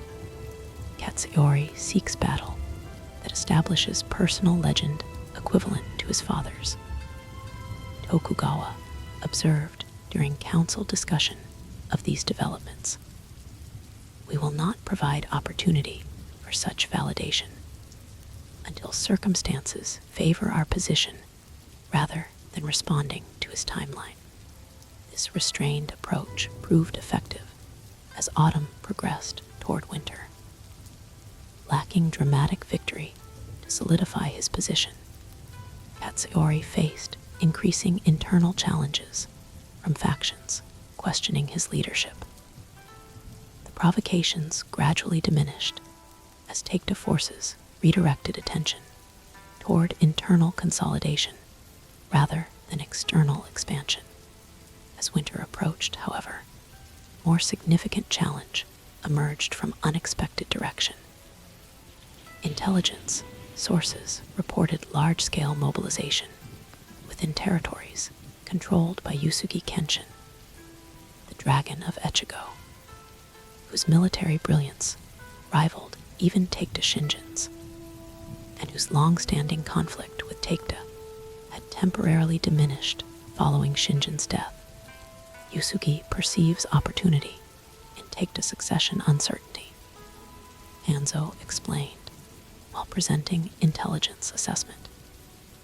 His preparations suggest major offensive targeting northern Taikta territories, while their leadership remains divided regarding strategic direction.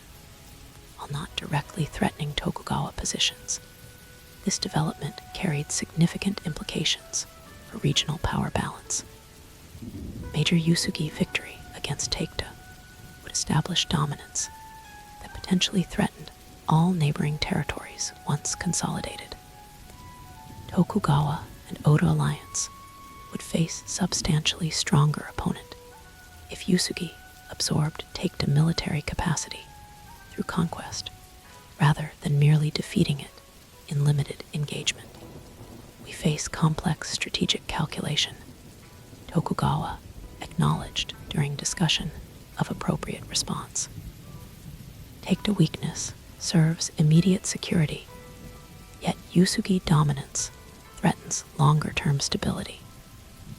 Neither complete take to collapse nor Yusugi expansion serves our interest. Resulting strategy demonstrated sophisticated understanding of indirect influence rather than direct intervention. Through carefully managed diplomatic channels, Tokugawa provided selected intelligence to Taikta regarding Yusugi preparations, information that helped Katsuyori focus factional disputes toward external threat rather than internal division. Simultaneously, limited military demonstrations along southern Tokugawa borders created impression of potential threat that prevented complete take-to-resource commitment to northern defenses. We maintain equilibrium that prevents either complete collapse or decisive victory. Hanzo summarized when outlining implementation approach for these balanced measures. Preserving division of power among potential threats rather than allowing consolidation that creates stronger future opponent. This indirect strategy proved temporarily effective as winter settled across central Japan, with heavy snowfall limiting military operations throughout the region. Yusuke's planned offensive diminished to limited probing actions rather than decisive campaign. Take-to internal factions maintained uneasy cooperation against external threats rather than resolving leadership disputes definitively. Regional power balance remained distributed rather than consolidating under potential hegemony. For Tokugawa personally, this period of external stabilization provided opportunity to address long-standing personal objective, visiting Okazaki Castle, his birthplace and ancestral headquarters, which political necessity had prevented during recent turbulent months, with immediate threats temporarily diminished by winter conditions. He determined that brief ceremonial return would serve both personal satisfaction and political symbolism, reinforcing historical legitimacy of his leadership. Journey, while primarily ceremonial, required substantial security preparation, given continuing vulnerability following Mikatagahara. Conventional samurai guards provided visible protection appropriate to daimyo status, while Hanzo's specialized units established comprehensive shadow security, addressing less visible threats that traditional approaches might overlook. 3 layers of protection, Hanzo explained when presenting security framework to Tokugawa before departure. Visible guards maintain appropriate dignity and deter conventional threats. Advanced scouts secure route and identify potential hazards before main party arrives. Shadow units provide continuous close protection without visible presence that might suggest excessive concern about security. Journey began under favorable conditions despite winter season.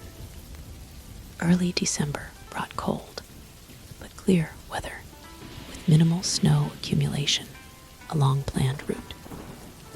The procession departed Hamamatsu with appropriate ceremony. Tokugawa traveling in formal palanquin, surrounded by mounted samurai displaying clan banners that identified their lord's movement as legitimate travel rather than military mobilization.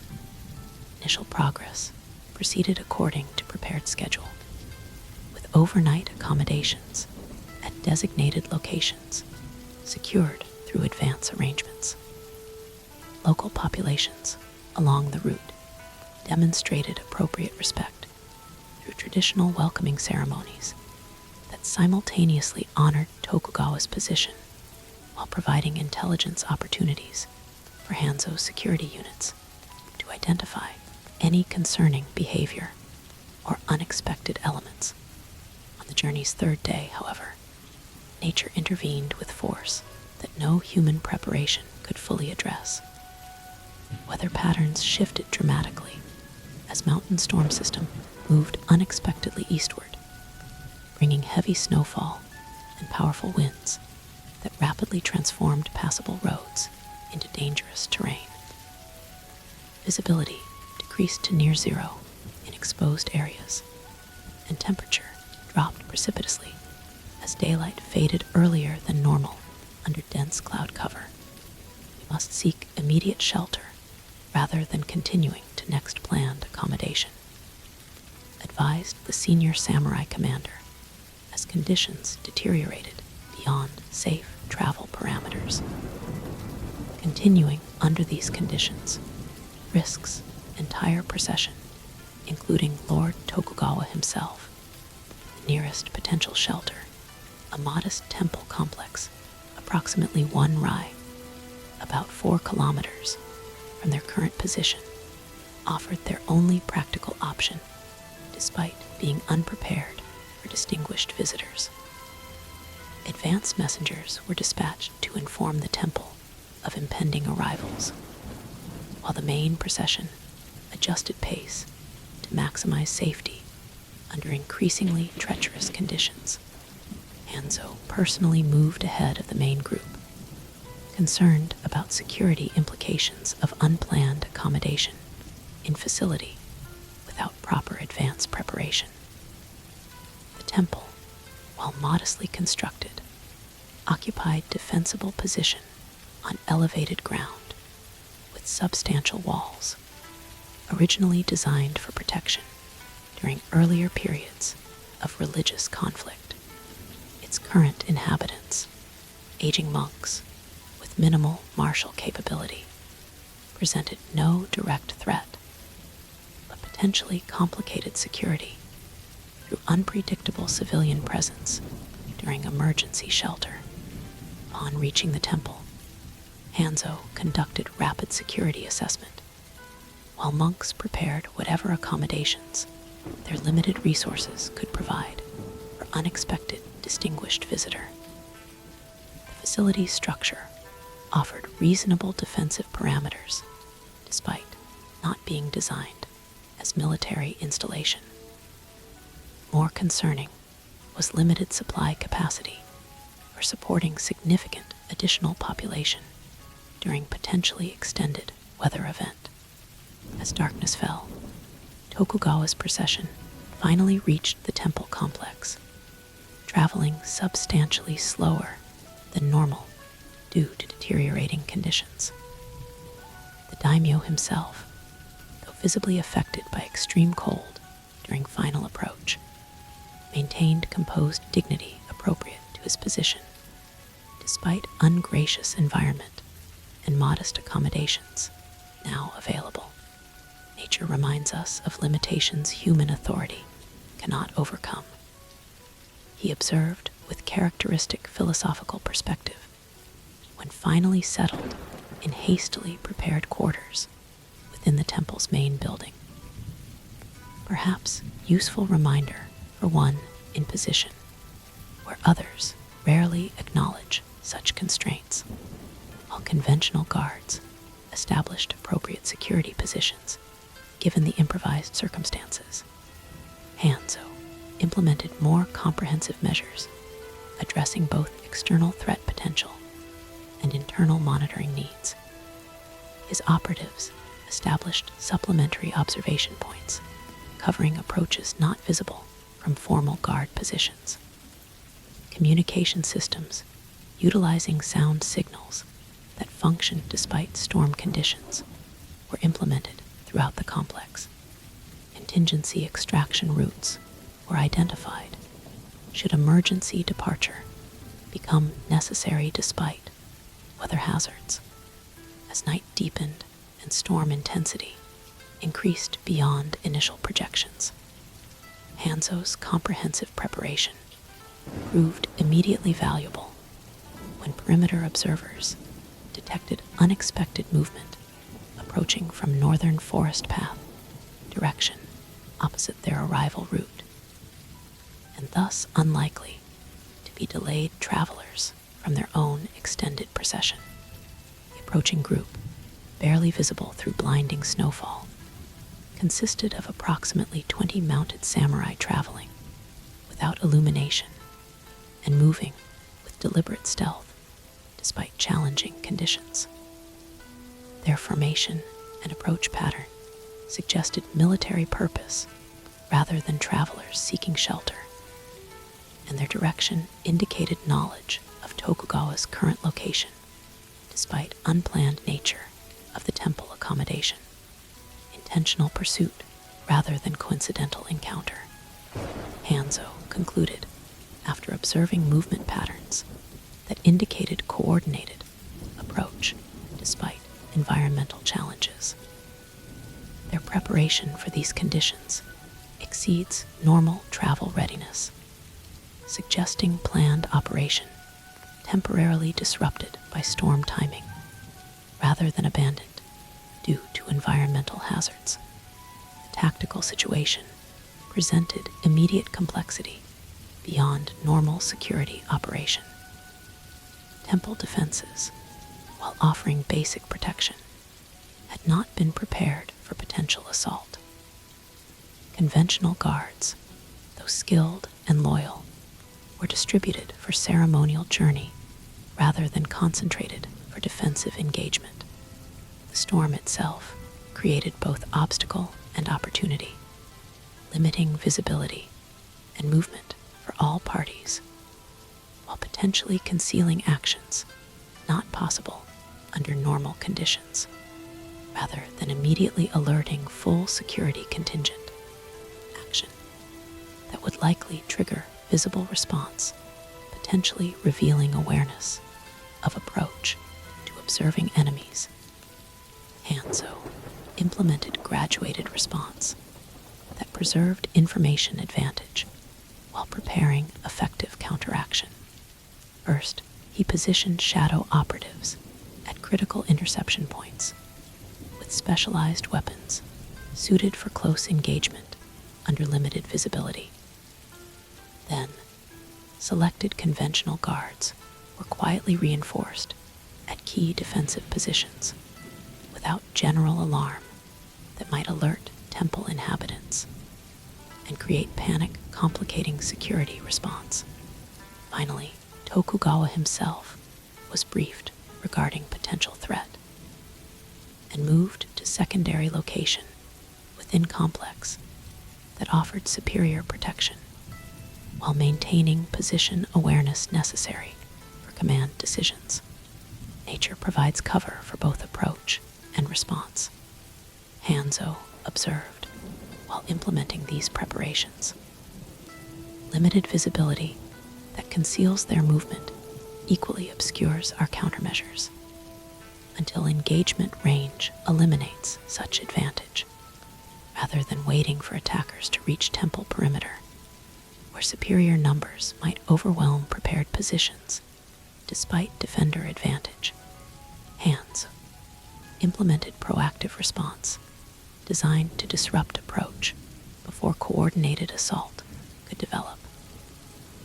Using the storm itself as both concealment and weapon, specialized operatives deployed unique winter adaptations of traditional ninja techniques, caltrops modified with extended penetration designs, particularly effective against mounted targets, were distributed across likely approach paths, barely visible beneath fresh snow, but positioned to impact horse mobility without creating obvious prepared defense indication. Sound-based disorientation devices utilizing wind patterns to carry confusing signals were positioned to suggest defender presence in directions away from actual security concentrations. Most effectively, circumscribed fire compounds designed to create momentary illumination rather than sustained light were prepared for strategic deployment when approaching forces reached optimal vulnerability distance. The unknown force closed to approximately 100 meters from temple perimeter. Hanzo initiated coordinated response sequence. The fire compounds were activated simultaneously, creating brilliant but brief illumination that destroyed attacker night vision adaptation while revealing their positions precisely to defenders, whose vision remained protected by prepared positions. This momentary advantage allowed accurate deployment of specialized projectile weapons targeting mounted samurai with particular focus on apparent leadership figures identifiable by armor quality and formation position. Combined effect created immediate disruption among attacking force. Several samurai were unseated by projectile impacts, while others lost control of horses, startled by sudden illumination. Formation cohesion collapsed as individual mounted warriors attempted to respond to unexpected defense without clear visual reference points or coordinated command structure, rather than pursuing immediate elimination of disoriented attackers. Action that would require defender exposure, potentially negating temporary advantage. Hanzo directed controlled disengagement that left opposition uncertain regarding defender capability and position. This approach maintained information asymmetry that multiplied effective defense capacity beyond actual numerical presence.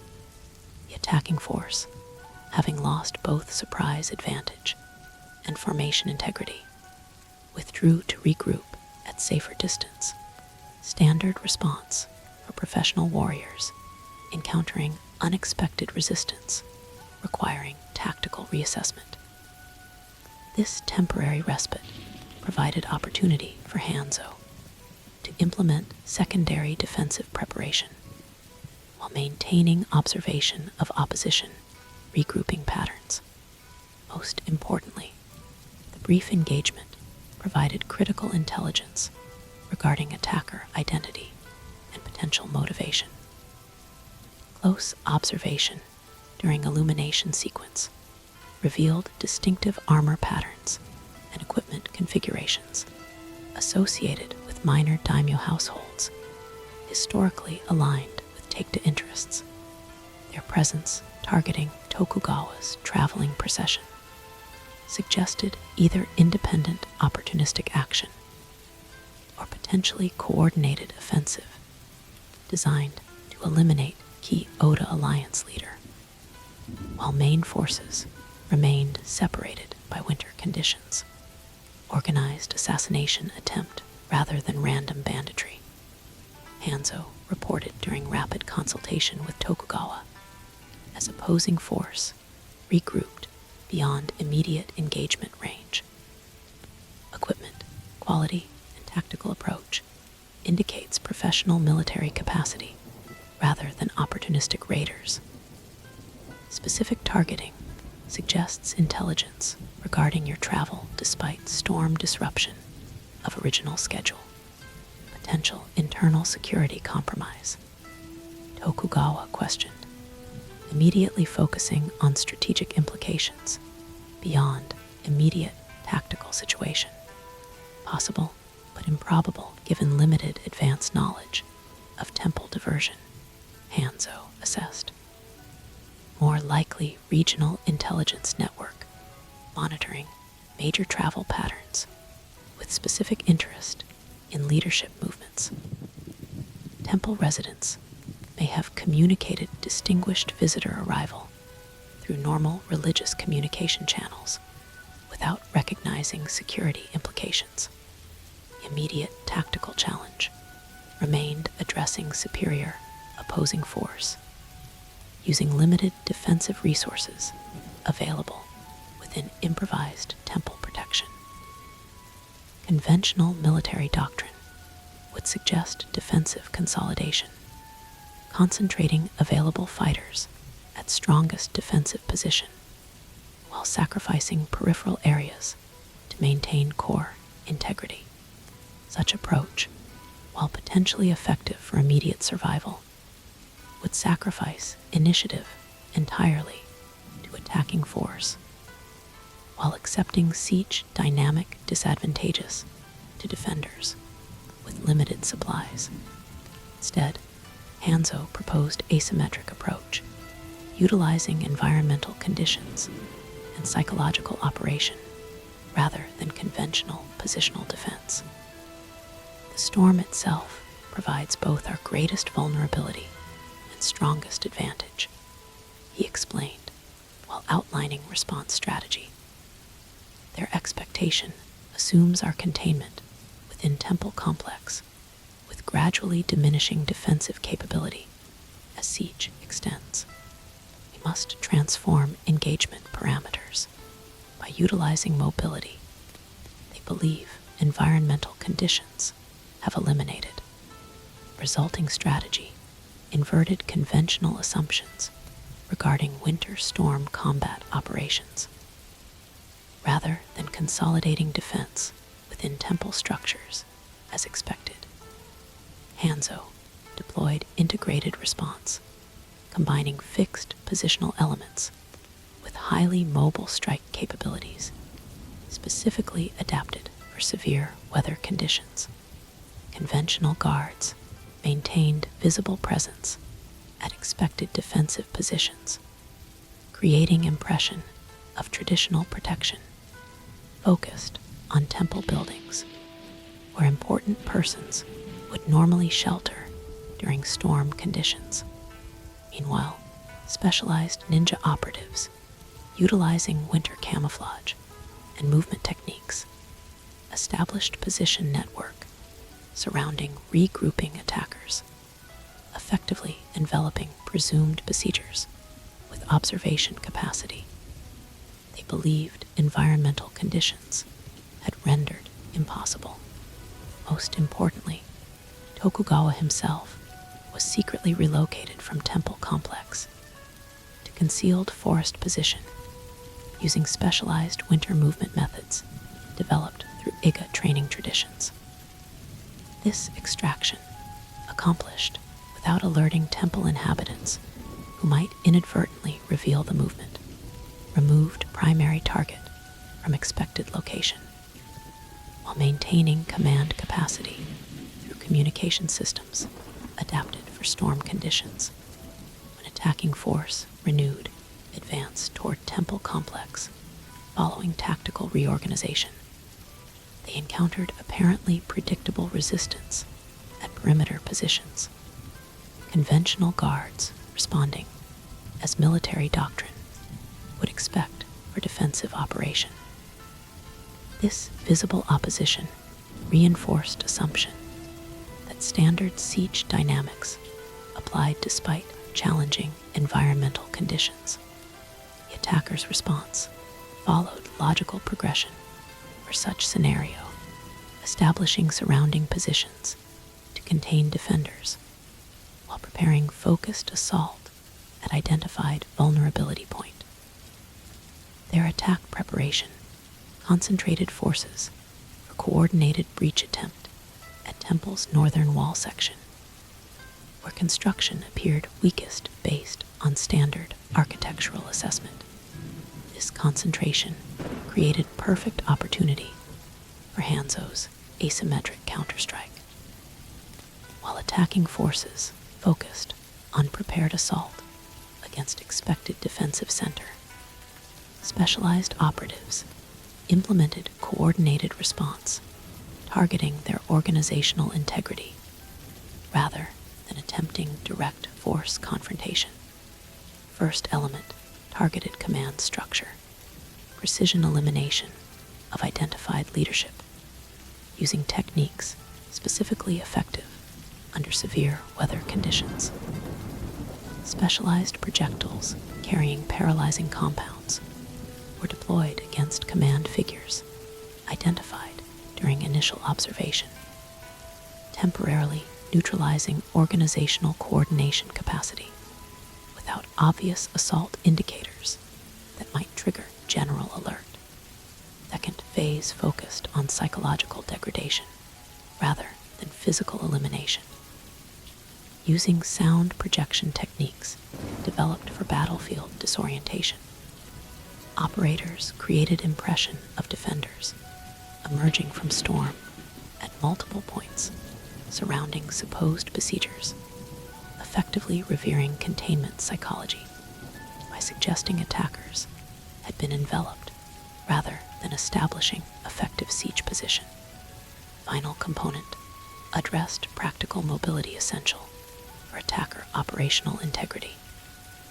Specialized incendiary devices designed for delayed activation were secretly attached to horse tethering equipment during disorientation phase, not to harm animals directly, but to create controlled panic when simultaneously activated through remote triggering system. Combined effect shattered attacking force cohesion more effectively than direct confrontation could have achieved regardless of numerical advantage. Leadership figures suddenly incapacitated without clear cause created command vacuum precisely when coordinated response became necessary. Psychological pressure from perceived encirclement generated decision paralysis among secondary leaders attempting to assume command responsibility.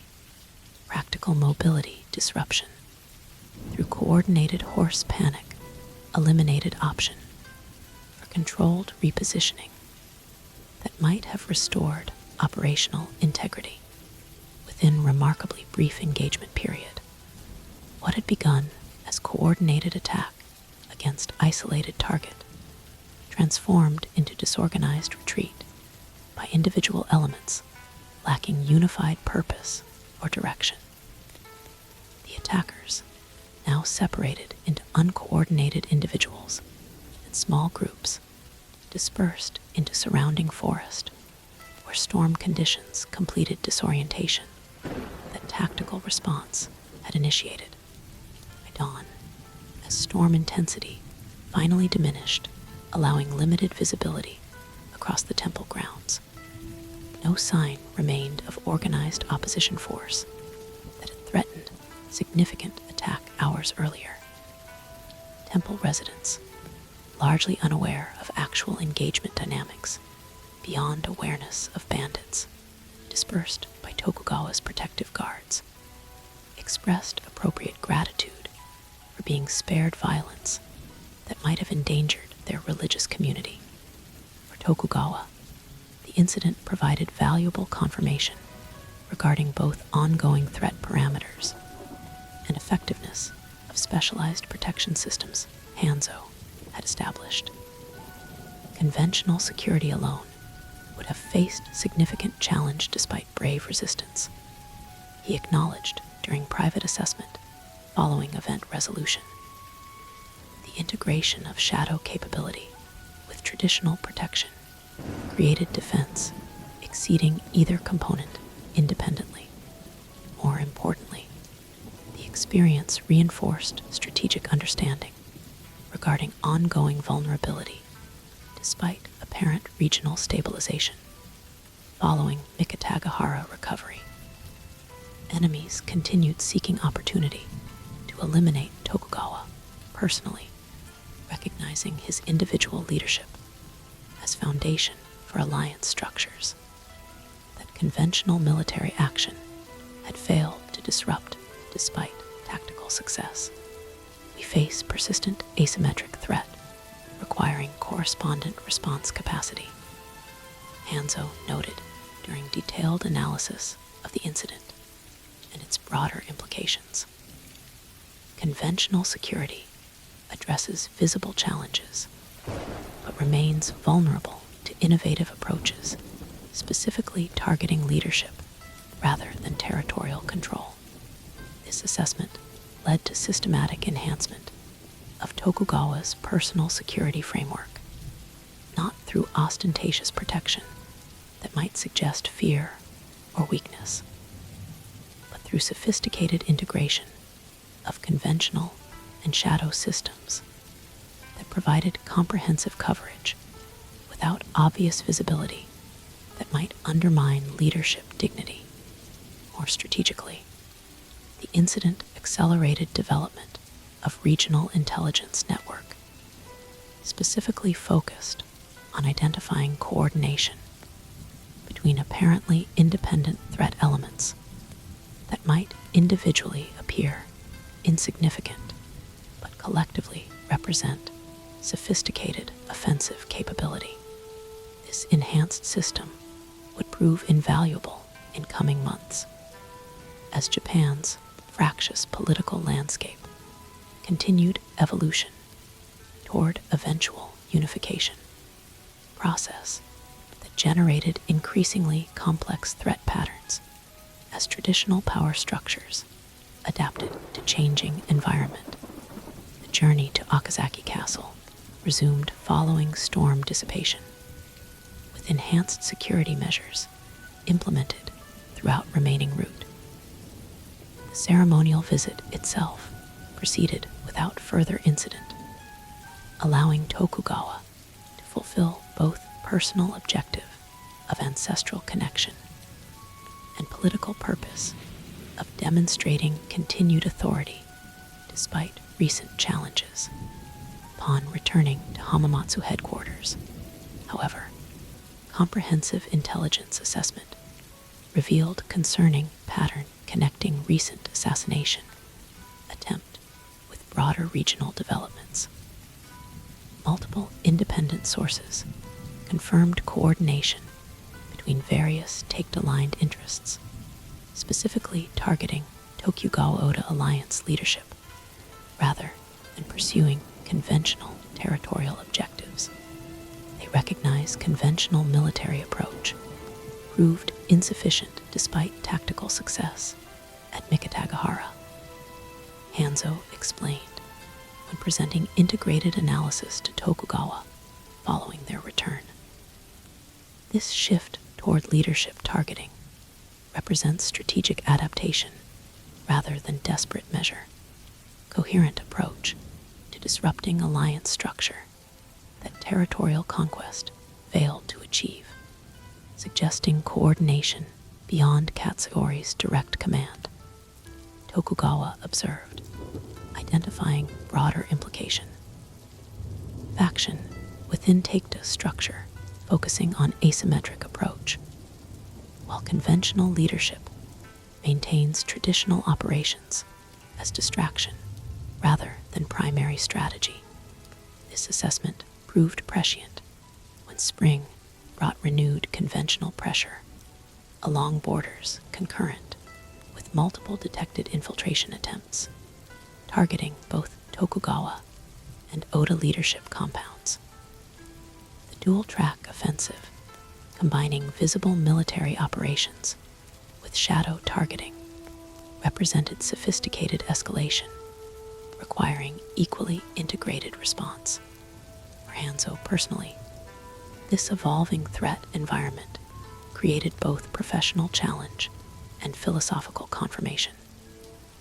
The integrated approach combining conventional and shadow capabilities that he had helped develop for Tokugawa's organization now faced dedicated opposition, specifically designed to counter such methodology. Opposition recognizing its effectiveness precisely through attempting specialized countermeasures. Our approach has proven sufficiently effective that enemies develop specific response rather than merely enhancing traditional methods. He noted during operational planning, addressing these evolved threats. This represents validation of methodology, while simultaneously requiring adaptive enhancement to maintain effective advantage. Resulting security evolution emphasized unpredictability and systematic variation rather than static defense, regardless of apparent effectiveness. Protection systems incorporated randomized elements prevented pattern recognition, even by sophisticated observation. Intelligence gathering expanded beyond identification of specific threats to include meta-analysis, identifying methodology behind enemy targeting systems themselves. Most importantly, the integrated defense approach increasingly incorporated proactive elements beyond reactive protection, identifying and neutralizing threat components before operational coordination could establish effective targeting capability. This evolution from defensive to preemptive security framework represented significant philosophical development with substantial ethical implications that both Hanzo and Tokugawa recognized required careful balance between necessary protection and potential abuse of power. We must distinguish between legitimate security requirement and convenient justification. Tokugawa observed during discussion of this evolved approach.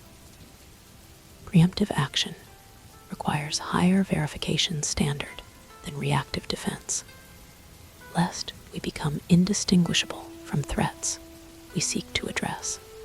This balanced perspective, maintaining effective security while establishing ethical boundaries around its implementation, characterized the sophisticated partnership between conventional authority and shadow capability that would eventually help transform Tokugawa from regional daimyo to national shogun.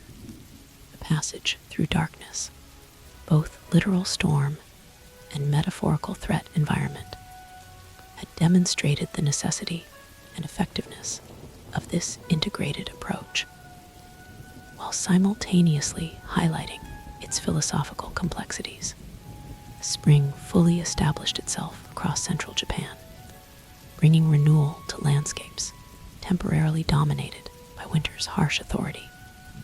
Tokugawa's position had paradoxically strengthened through challenges that might have destroyed less adaptable leadership. The defeat at Mikatagahara, rather than initiating collapse that enemies anticipated, had accelerated development of sophisticated response capabilities, addressing both conventional and asymmetric threats.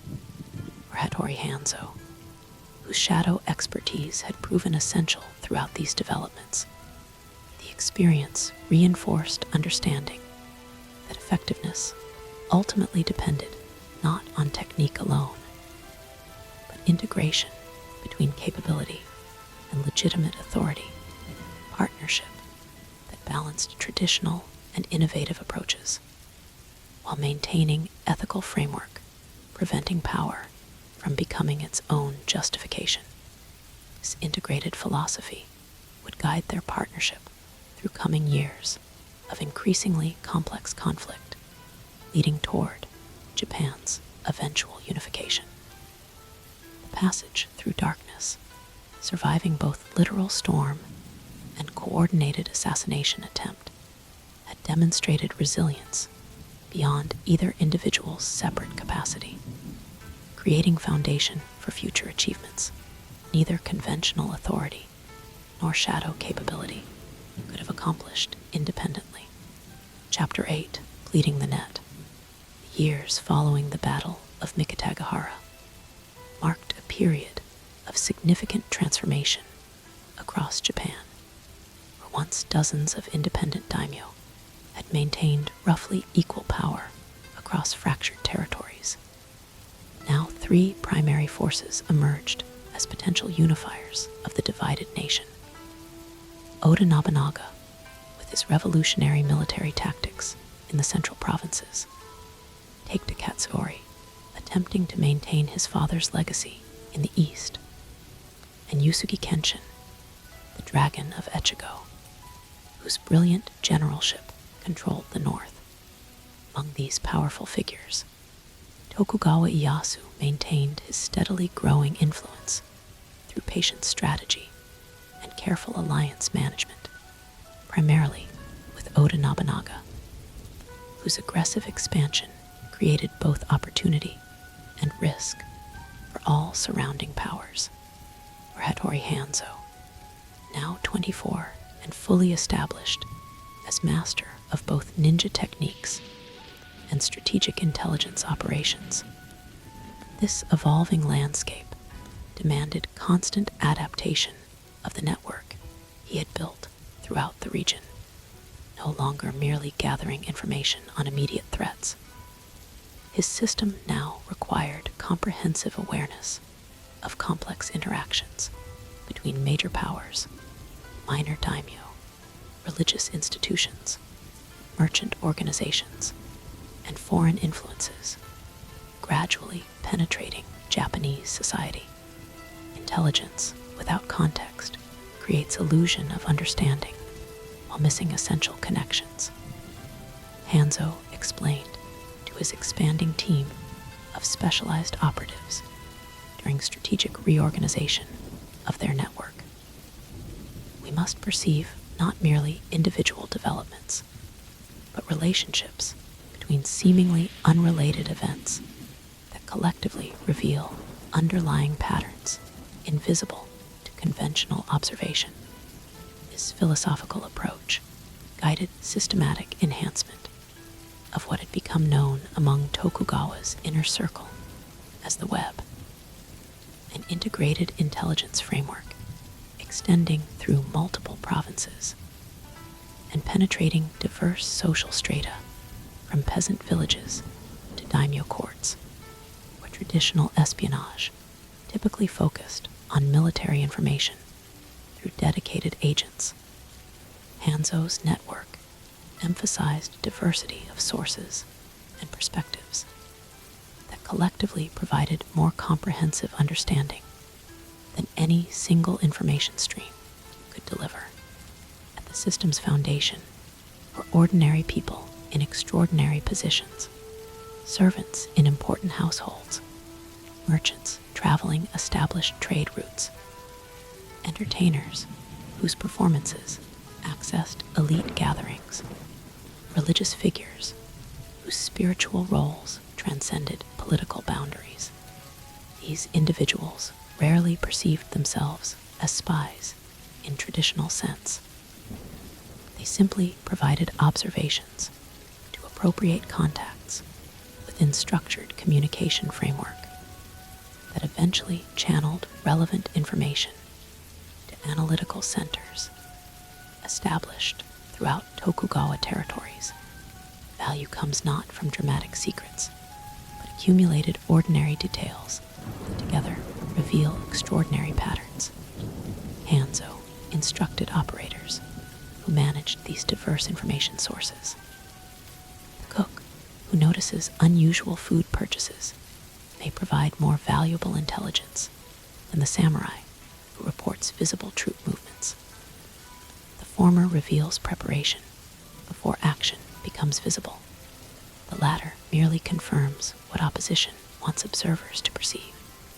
Above this foundation level operated more specialized intelligence assets, individuals with specific training for information gathering within sensitive environments.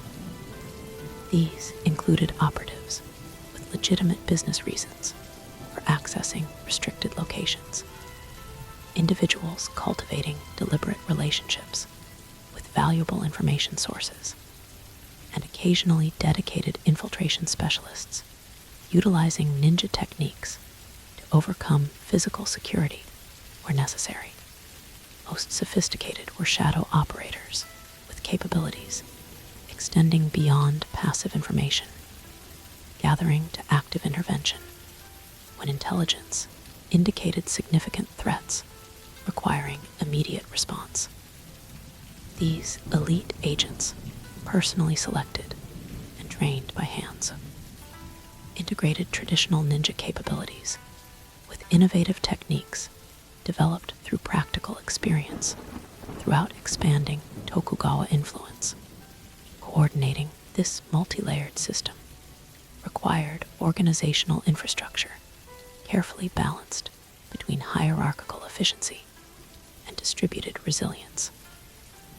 Regional intelligence centers operated semi-autonomously within strategic parameters, allowing continued functionality even if individual nodes experienced compromise or disruption. Specialized coding systems protected communication between components, while carefully structured compartmentalization ensured no individual operator possessed comprehensive understanding that might create catastrophic vulnerability if captured or compromised. The web functions through connected strands rather than central control, Hanzo explained when Tokugawa questioned potential vulnerability created by expanding complexity. Damage to any section remains contained, while overall structure maintains integrity. Information flows through multiple paths rather than single channel, creating both validation through confirmation and resilience through redundancy. This organizational philosophy reflected Hanzo's broader strategic understanding that increasingly recognized distributed systems, consistently outperforming centralized structures in environments characterized by uncertainty and rapid change, principle that applied equally to intelligence networks, military organizations, and political alliances, navigating Japan's ongoing unification process. The system's effectiveness received dramatic validation in spring of 1575, when multiple intelligence streams detected previously unrecognized pattern with significant strategic implications. Minor reports from diverse sources, unusual merchant purchases in northern territories, suspicious travel patterns among religious officials, and intercepted message fragments between regional powers collectively indicated major military preparation beyond visible activity reported through conventional observation. Takeda prepares significant offensive beyond demonstrated capability following Mikatagahara. Hanzo reported after comprehensive analysis of these converging indicators. Equipment requisitions, resource stockpiling, and communication patterns suggest preparation exceeding normal operational capacity by approximately 40% above previously estimated force strength. This assessment contradicted conventional military intelligence regarding Takeda capabilities, which suggested limited recovery following internal disruption after Shinjin's death. The discrepancy highlighted fundamental difference between traditional observation, focusing on visible indicators, and Hanzo's integrated approach identifying patterns beneath surface appearances. Their visible military preparation serves as diversion rather than primary operation, Hanzo explained, indicating intelligence summary displaying evidence supporting this conclusion. While conventional forces maintain expected positioning, specialized units have established forward supply caches, infiltration routes, and communication systems, suggesting more complex strategy than direct confrontation. Further investigation through specialized intelligence assets confirmed concerning strategic evolution. Takeda Katsuri, attempting to establish reputation comparable to his legendary father, had developed innovative combined arms approach, integrating conventional cavalry operations with specialized infiltration units targeting command structures rather than territorial objectives. They have studied our alliance structure and identified critical vulnerability, Hanzo assessed after comprehensive review of accumulated intelligence. Not Tokugawa territories directly, but connection point between our forces and Oda support specifically targeting combined operation capability rather than individual components that could maintain independent functionality despite territorial losses. This sophisticated threat assessment triggered equally innovative counter-strategy development.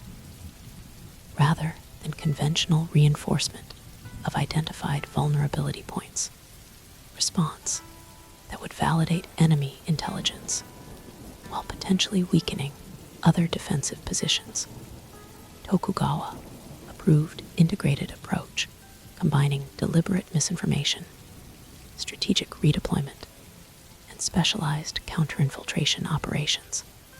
We acknowledge accurate aspects of their intelligence while introducing critical misconceptions regarding our response capacity, Hanzo explained when outlining implementation framework. Visible reinforcement of secondary positions creates impression of misunderstood priority, while actual critical vulnerability receives protection through means invisible to conventional observation. Resulting operation demonstrated sophisticated integration of conventional and shadow capabilities that characterized mature Tokugawa Hattori partnership. Visible military units conducted conspicuous reinforcement of positions with apparent strategic value, but limited actual criticality. Communication systems transmitted deliberately created messages designed for interception, suggesting defensive priorities different from actual strategic assessment. Supply movements followed patterns reinforcing this misconception, while actual critical resources deployed through alternative routes invisible to standard observation. Meanwhile, Hanzo's specialized units implemented comprehensive counterinfiltration operation, addressing the genuine strategic threat. Elite operators established surveillance networks around truly critical positions, utilizing techniques specifically effective against the specialized infiltration units intelligence indicated Takeda had developed. Shadow teams created secondary defensive capability behind visible fortifications, positioned to intercept penetration that successfully bypassed conventional security. Most sophisticated were specialized response units prepared for immediate action against command targeting operations, identified as central component of enemy strategy. Takeda forces finally launched their offensive in early summer. The operation unfolded precisely as Hanzo's intelligence assessment had predicted, but encountered prepared response rather than anticipated vulnerability. Their main force engaged visible Tokugawa positions with impressive conventional capacity, creating convincing demonstration that successfully drew attention and resources toward apparent primary objective. Simultaneously, specialized infiltration units attempted penetration of critical alliance coordination points, expected to have received reduced protection due to resource distribution toward visible engagement. Instead, these infiltration elements encountered sophisticated counter-operations, specifically designed for their operational methodology. Surveillance systems detected approach vectors conventional security would have missed. Specialized response units engaged infiltrators using techniques specifically effective against their particular equipment and training. Command protection protocols neutralized targeting operations through combination of deception, diversion, and direct intervention when necessary. The combined effect transformed what Takeda commanders had designed as innovative offensive into strategically costly failure. Their conventional forces achieved limited territorial gains through superior numbers and equipment. Success sufficient for public declaration of victory necessary for Hattori's political position. However, their specialized operations, intended to create disproportionate strategic impact through leadership targeting and alliance disruption, failed completely, with significant loss of elite personnel representing substantial investment in capability development. They achieved what appears as victory, while actually experiencing strategic defeat. Tokugawa observed during assessment following conclusion of main operations. Territorial adjustment without functional impact, purchased at cost of specialized capability, representing greater long-term value than land temporarily occupied.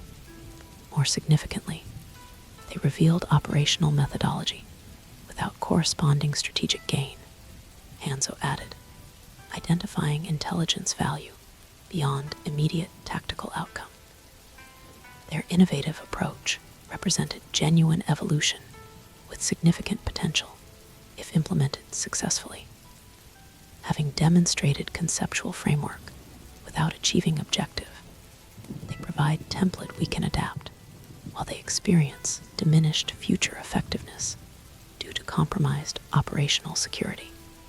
This strategic perspective, valuing methodological innovation and long-term capability development above immediate territorial exchange, reflected the sophisticated understanding that increasingly distinguished Tokugawa from more traditional daimyo, focused primarily on visible demonstrations of military power, where Hattori needed conspicuous battlefield victory to secure political position regardless of strategic cost. Tokugawa accepted superficial setback that preserved essential capabilities while securing valuable intelligence regarding enemy operational evolution.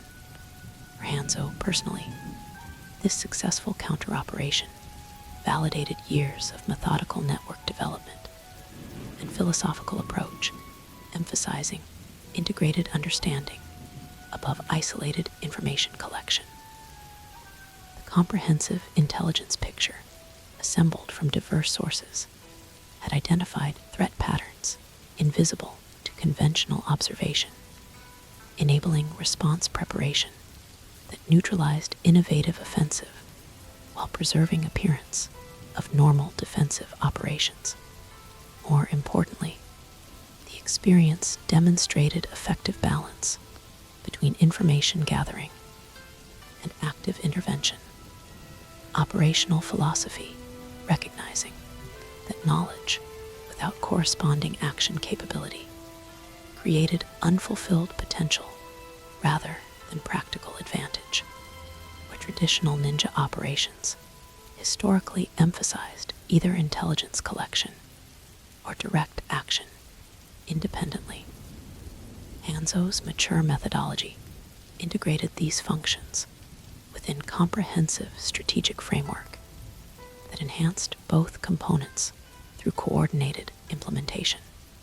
Knowledge guides action, action creates knowledge, he explained when instructing senior operators regarding lessons from the recent engagement. Observation without intervention capacity creates frustration rather than advantage. Intervention without comprehensive understanding creates temporary impact without strategic value. Integration provides foundation for sustainable effectiveness beyond isolated operation success. This philosophical framework guided continuing evolution of Hanzo's organization. As Japan's political landscape moved steadily toward potential unification, while maintaining essential intelligence gathering functions critical for Tokugawa's strategic positioning, the system increasingly incorporated specialized intervention capabilities designed for targeted impact rather and general military effect. Unlike conventional forces focused on territorial control through visible presence, these specialized units emphasized precision impact at critical vulnerability points, identified through comprehensive intelligence assessment. Their operations typically involved minimal personnel implementing sophisticated techniques against specific targets, whose neutralization created disproportionate strategic effect relative to resources committed. Conventional power moves obvious pieces across visible board, Hanzo noted during strategic discussion with Tokugawa regarding future capability development. Our complementary approach addresses underlying structures determining which pieces exist and how game parameters establish victory conditions. Both functions prove necessary within comprehensive strategy, particularly during transition between fragmented conflict and potential unification. Transition referenced reflected accelerating consolidation as formerly independent daimyo increasingly aligned with major power centers, primarily Oda Nobunaga's expanding influence, Tokugawa's patient alliance building, Takeda's inherited but diminishing military reputation, and Yusuke's brilliant but geographically limited northern operations, where dozens of essentially equal powers had once maintained unstable equilibrium. Emerging unified structure created both opportunity and threat for all participants in Japan's evolving political environment. Within this context, autumn brought unexpected development with significant strategic implications. Yusuke Kenshin, the Dragon of Echigo, whose military brilliance had maintained northern power balance despite limited resources, died suddenly at age 49, though official reports attributed his death to natural illness. Hanzo's intelligence network detected suspicious patterns, suggesting potential assassination. Sophisticated operation, potentially utilizing specialized poison techniques designed to simulate natural causes, while eliminating critical strategic leader. Timing creates notable advantage for specific interests, Hanzo observed when presenting assessment regarding implications of this development. Oda expansion faced significant constraint through Yusuke's northern position. Take-to succession struggles encounter reduced external pressure during internal reorganization. Religious institutions previously contained by secular balance suddenly possess expansion opportunity through vacuum created in northern power structure. Most concerning was specific methodology potentially employed if assassination rather than natural death had indeed occurred. The sophisticated approach indicated specialized capability beyond conventional military operations, suggesting emergence of shadow capability comparable to systems hands had developed for Tokugawa's organization. This potential evolution represented significant strategic concern beyond immediate power balance implications. Potentially face peer-level opposition in previously monopolized operational domain. Hanzo acknowledged when Tokugawa questioned specific reasons for heightened concern beyond normal succession disruption. If coordinated shadow capability exists serving other major interest, our exclusive advantage diminishes precisely when unified conflict approaches decisive phase, requiring specialized intervention beyond conventional military operations. This assessment prompted systematic counterintelligence operation designed to identify potential shadow organizations serving rival interests while simultaneously accelerating Hanzo's own capability development to maintain strategic advantage in increasingly sophisticated operational environment. Specialized teams focused on detecting signatures associated with advanced covert operations, resource patterns, personnel movements, and organizational structures that might indicate comparable development to Tokugawa's shadow capability. The investigation produced concerning validation of initial assessment. Multiple indicators suggested coordinated shadow capability development serving particular religious institutions rather than traditional daimyo power structures. Specifically, certain militant Buddhist sects appeared to be developing specialized operational capacity, combining traditional warrior monk applications with sophisticated covert methodologies, previously associated primarily with ninja traditions from Iga and Koga regions.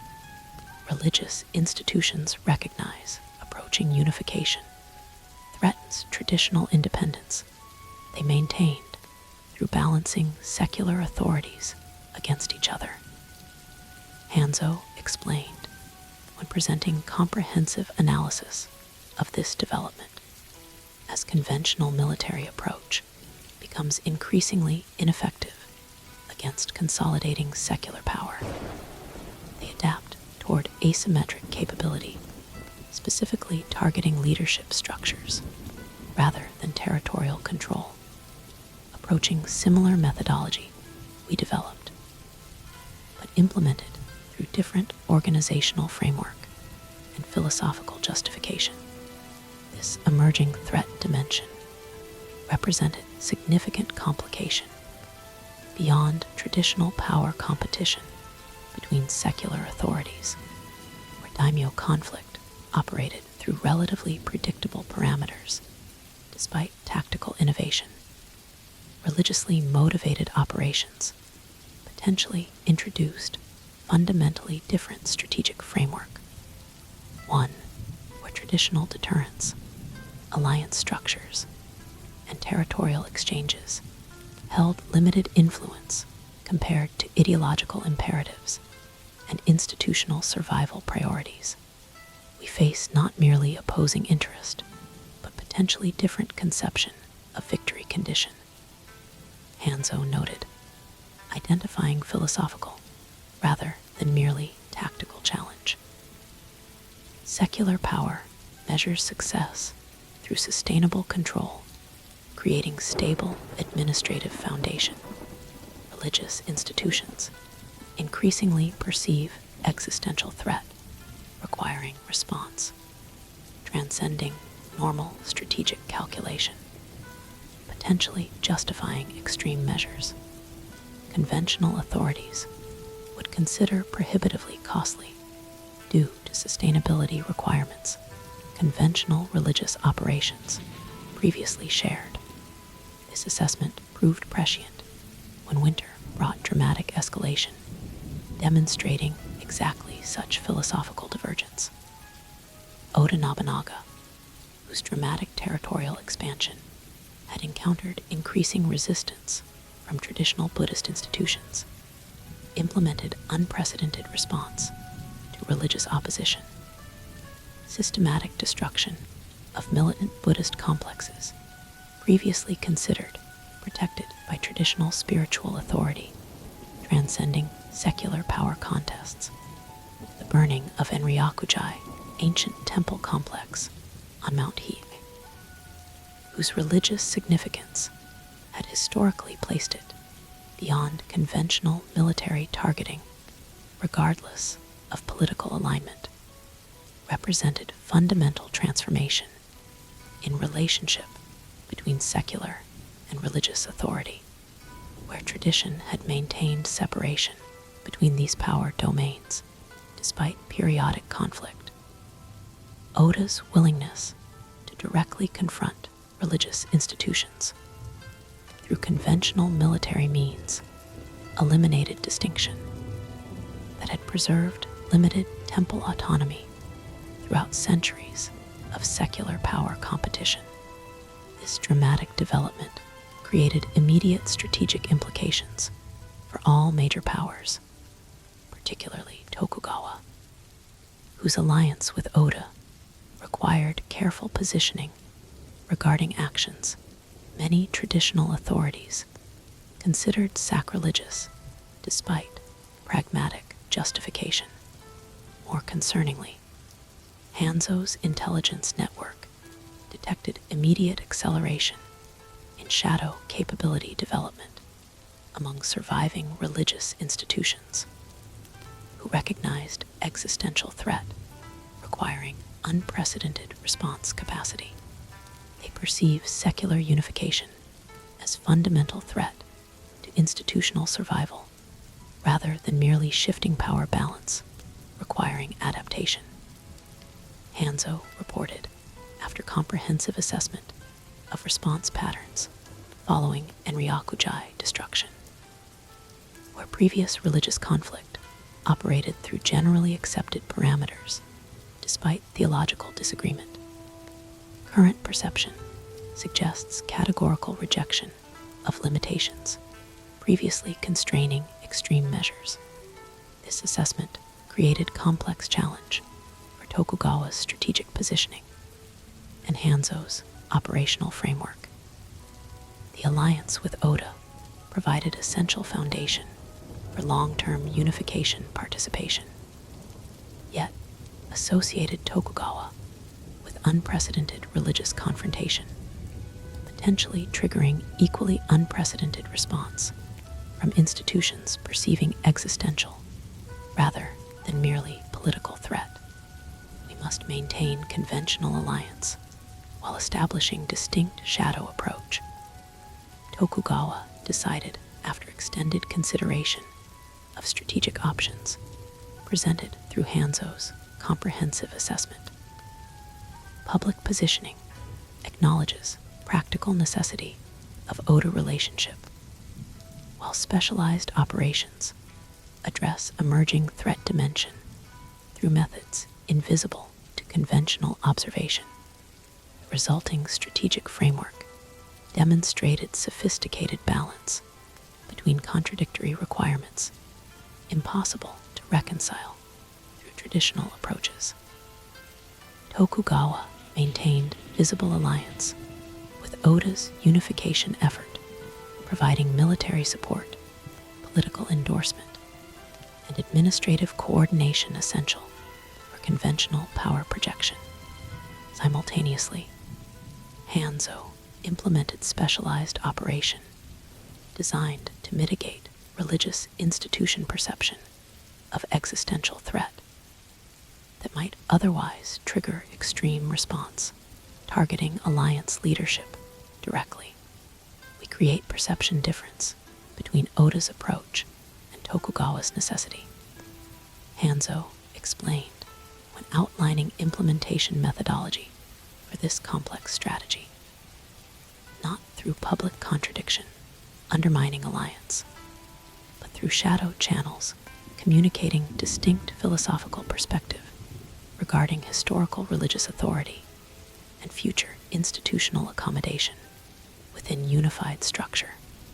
This shadow diplomacy, conducted through specialized intermediaries, carefully structured communication channels, and occasional direct intervention by elite operators, established alternative narrative specifically targeting religious institutions, most likely to develop opposition capacity, threatening alliance stability. The communication emphasized pragmatic distinction between Oda's confrontational approach and Tokugawa's traditionally respectful engagement with religious authority despite current alliance necessity. Most sophisticated applications involved demonstrable evidence supporting this narrative distinction. Subtle intervention, preventing excessive implementation of anti-religious policies within Tokugawa territories, despite official alignment with Oda directives. strategic resource provision, sustaining select religious institutions during general suppression, and occasionally direct extraction of specifically targeted religious figures who would otherwise face elimination through conventional operations. Actions beyond words, Hanzo instructed operators implementing this delicate approach. Conventional diplomacy utilizes formal statements, creating official position. Shadow diplomacy requires demonstrable action, delivering tangible outcome, while maintaining official deniability essential for primary alliance preservation. The operational complexity exceeded any previous implementation, requiring perfect balance between contradictory requirements that would become irreconcilable if either visible alliance or shadow distinction became compromised through exposure or misinterpretation. Operators required exceptional judgment beyond technical capability, as standardized protocols proved insufficient for situational challenges, demanding real-time ethical and strategic decisions without direct oversight. Despite implementation challenges, the approach demonstrated remarkable effectiveness through measurable reduction in detected shadow operations, specifically targeting Tokugawa leadership, compared to parallel targeting against other Oda Alliance participants, while religious institutions increasingly developed asymmetric capability targeting secular unification. Broadly, operational focus distinctly prioritized leadership elements, perceived as fundamentally opposed to traditional religious authority, rather than pragmatically aligned through temporary political necessity. They distinguish between existential threat and political adversary. Hanzo observed when presenting assessment of this operational success during private consultation with Tokugawa. Not through formal acknowledgement, impossible given public positioning, but through practical prioritization demonstrated in operational resource allocation and targeting pattern distribution. This distinction provided critical strategic advantage during period when conventional military operations increasingly consolidated territorial control under Oda-led alliance, creating potential leadership vulnerability as traditional protective distribution dissolved through unification process, where conventional security frameworks proved increasingly standardized across consolidated territory. Specialized threat mitigation created sustainable differentiation, preserving Tokugawa's unique position within evolving power structure. By spring of 1578, this sophisticated balance had established foundation for Tokugawa's continued influence, despite accelerating consolidation, theoretically reducing individual daimyo authority within Oda's expanding hegemony, where other formerly independent leaders found their practical power diminishing despite maintained ceremonial position. Tokugawa preserved genuine strategic autonomy through complementary conventional alliance and shadow distinction that collectively enhanced rather than diminished his effective influence. This delicate equilibrium faced its most significant test when unprecedented development dramatically altered Japan's unification trajectory. Oda Nobunaga, whose revolutionary leadership had driven consolidation through combination of military innovation, political manipulation, and willingness to discard traditional limitations, was assassinated during apparent betrayal by subordinate commander Eikshai Mitsuhide at Hanojai Temple. The event dramatic not merely for its outcome, but methodology, directly reflecting the emerging shadow capability Hanzo had identified developing within opposing systems, created immediate power vacuum with potential to reverse years of unification progress.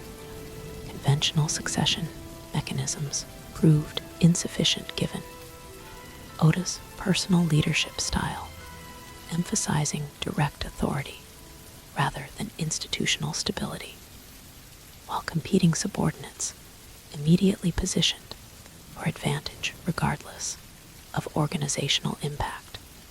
For Tokugawa, physically distant from the assassination location and immediately targeted by opportunistic rivals sensing potential vulnerability during chaotic transition.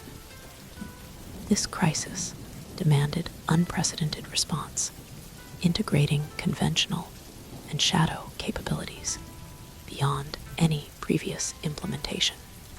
The situation required simultaneously maintaining military security against immediate threats, establishing political positioning within reconfiguring alliance structure, and addressing specialized targeting expected during leadership uncertainty. All previous threats arrived sequentially or through limited coordination.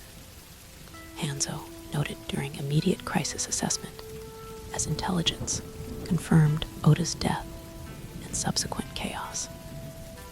Current situation presents simultaneous conventional military challenge, political realignment necessity, and specialized targeting opportunity for opposition systems previously constrained by stable leadership structure. Comprehensive response demonstrated full maturation of the integrated system developed through years of progressively sophisticated operations. Conventional forces implemented immediate security protocols, protecting territorial integrity against opportunistic incursion, while avoiding provocative positioning that might trigger unnecessary conflict during uncertain transition. Political representatives established careful communication, maintaining alliance relationships, while avoiding premature commitment before power distribution, clarified sufficiently for strategic assessment. Most critically, Hanzo's shadow operators implemented unprecedented protective operation, insulating Tokugawa leadership from specialized targeting, while simultaneously gathering intelligence essential for strategic positioning. As power reconfigured around Oda's unexpected absence, elite teams established multi-layered security beyond conventional protection, utilizing techniques specifically effective against the specialized opposition capabilities intelligence had identified developing within rival systems. Protection without isolation, Hanzo emphasized when implementing this complex security framework. Conventional response typically constrains leadership function to ensure physical security, trading operational effectiveness for survival certainty. Our approach must maintain full functional capacity while providing comprehensive protection against threats invisible to traditional security frameworks. This sophisticated balance, preserving leadership effectiveness while ensuring physical security against specialized targeting, proved essential during transition that eliminated many prominent figures who sacrificed either protection for function or effectiveness for security, where conventional approaches forced binary choice between vulnerable action and secure irrelevance. The integrated system maintained both operational capacity and physical security through comprehensive approach impossible within traditional frameworks, as power reconfigured following Oda's assassination.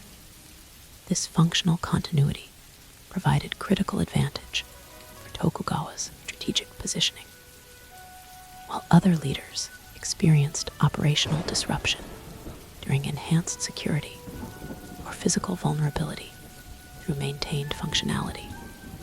Tokugawa preserved full operational capability, protected by invisible security systems, specifically designed for specialized threat environment characterizing leadership transition.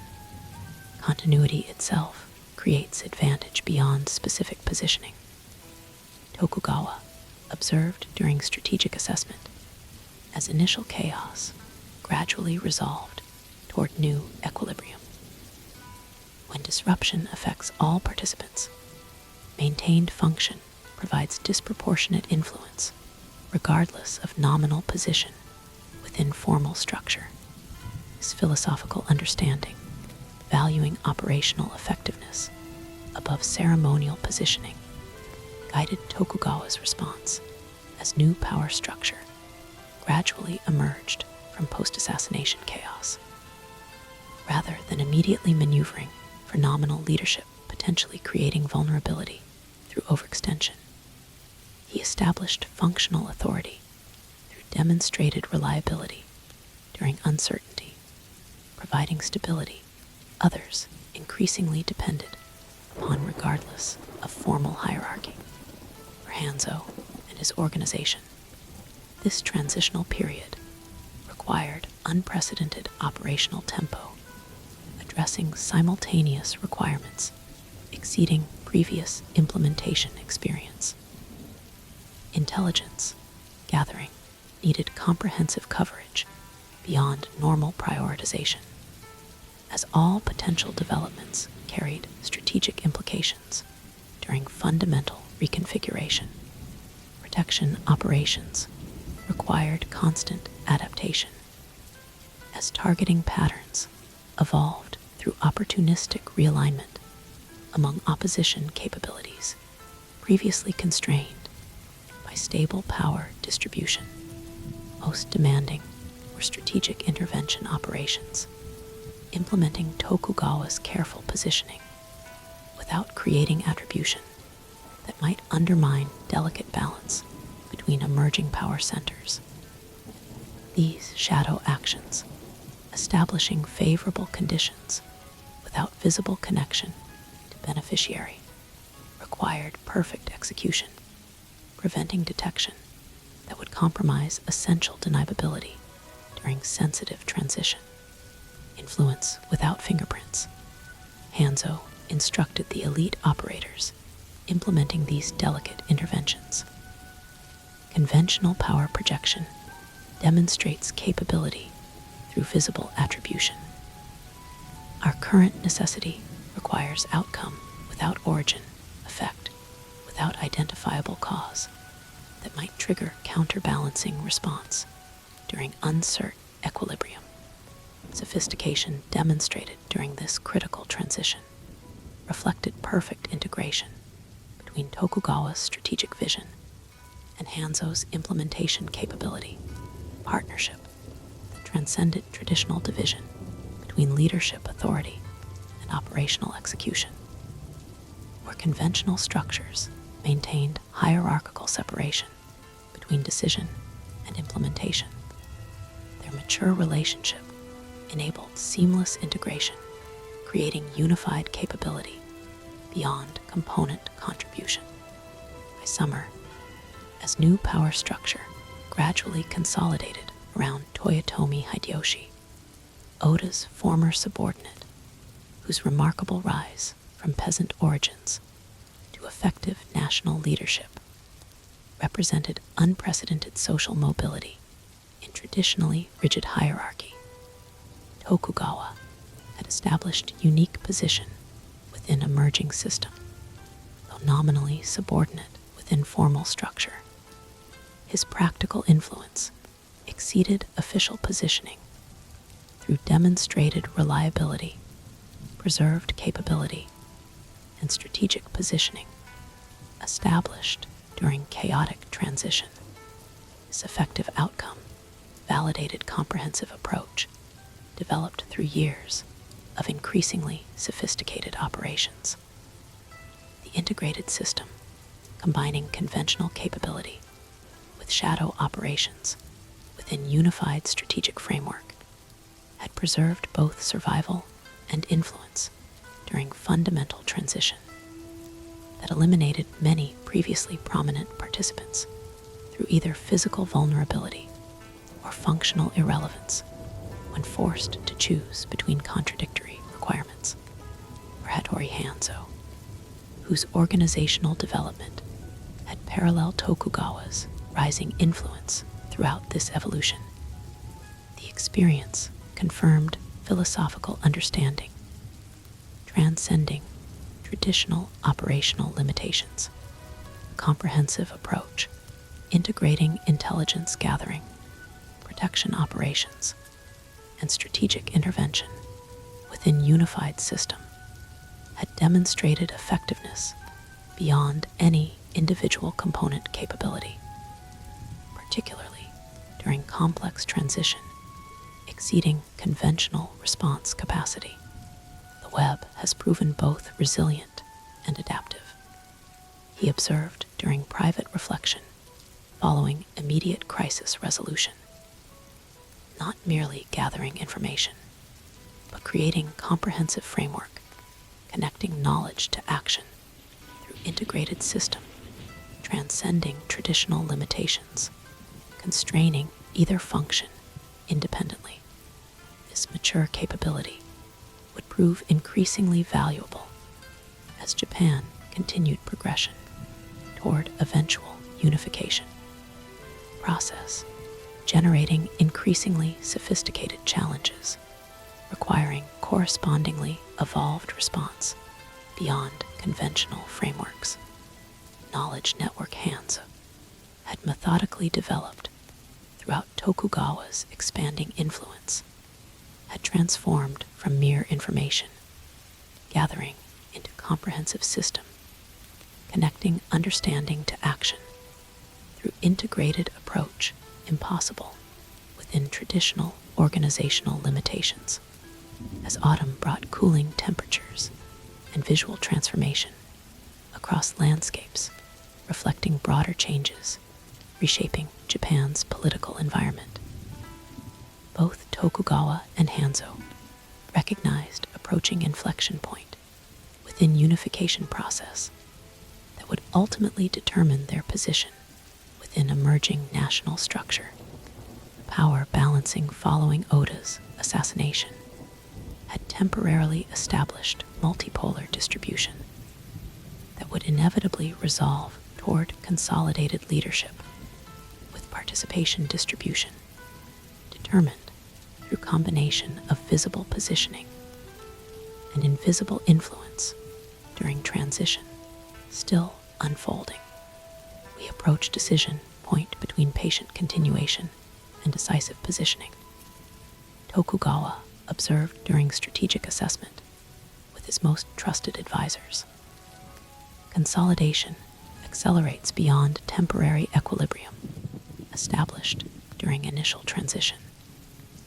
Position within ultimate structure requires careful balance between demonstrated alignment and preserved autonomy, increasingly difficult to maintain as centralization progresses. For Hanzo's organization, this strategic inflection created operational requirements exceeding previous implementation, despite expanded capability developed through years of methodical enhancement. The comprehensive system, proven effective through progressively challenging circumstances, now faced fundamental test, determining not merely temporary outcome, but permanent positioning within national structure, emerging through accelerating unification. The web must now function beyond information toward transformation. Hanzo instructed senior operators during implementation, planning for this critical phase. Not merely understanding existing patterns, but actively shaping emerging structure through integrated operation, transcending traditional distinction between knowledge and action. This evolutionary transition from information network toward transformational system, represented ultimate development of the comprehensive approach Hanzo had methodically constructed throughout service to Tokugawa's expanding influence. Mature capability now extended beyond traditional limitations, constraining either intelligence or operational functions independently, creating integrated system connecting understanding to action through unified framework impossible within conventional organizational structures. As Japan moved inexorably toward national unification after centuries of fragmented conflict, this sophisticated capability would prove decisive in determining Tokugawa's ultimate position within a merging structure, foundation, or eventual shogunate that would govern Japan for over 2 centuries, once established through patient strategy, implemented through both visible authority and shadow capability, working in perfect integration rather than traditional separation. Chapter 9. The Siege of Odawara. Years following Oda Nobunaga's assassination witnessed remarkable transformation across Japan's political landscape. Where once the nation had seemed destined for unification under Oda's revolutionary leadership, now Toyotomi Hideyoshi, a commander of humble origins who had risen through remarkable talent rather than hereditary privilege, steadily consolidated power through combination of military capability, political acumen, and strategic patience previously demonstrated by his former lord, or Tokugawa Ieyasu. These transitional years required delicate balance between necessary alliance with the ascending Toyotomi authority and preservation of autonomous capacity essential for long-term strategic positioning, where many daimyo either resisted integration and faced elimination, or accepted complete subordination and lost independent identity. Tokugawa navigated careful middle path, demonstrating sufficient loyalty to avoid direct confrontation, while maintaining distinctive capabilities that preserved future options beyond immediate alignment. Hattori Hanzo, whose comprehensive intelligence and operational network had expanded alongside Tokugawa's influence, found this environment simultaneously challenging and validating. The sophisticated system, developed through years of methodical enhancement, faced increasingly complex requirements as unification accelerated, yet demonstrated remarkable effectiveness precisely because earlier investment had created capabilities beyond conventional frameworks, increasingly insufficient for evolving strategic landscape. By 1590, Toyotomi Hideyoshi had secured control over most of Japan through combination of military conquest, political negotiation, and strategic alliance formation. Where resistance emerged, his overwhelming force, assembled from multiple subordinate daimyo, contributing required troops under his central command, systematically eliminated opposition through methodical campaigns, demonstrating both traditional martial prowess and innovative siege capabilities developed through earlier Oda operations. Most significant remaining opposition centered around the Hojo clan, controlling the Kanto region from their formidable headquarters at Odawara Castle. This powerful family, whose defensive strategy emphasized sophisticated fortification rather than field engagement, had maintained independence through combination of geographical advantage, architectural innovation, and diplomatic maneuvering that prevented concentrated opposition until Toyotomi's national consolidation eliminated traditional balancing options. Odawara represents final significant resistance to unified control. Hanzo noted during strategic assessment, as Toyotomi's attention inevitably turned toward this remaining independent power center. Its reduction completes practical unification, regardless of ceremonial structures maintained through traditional imperial authority.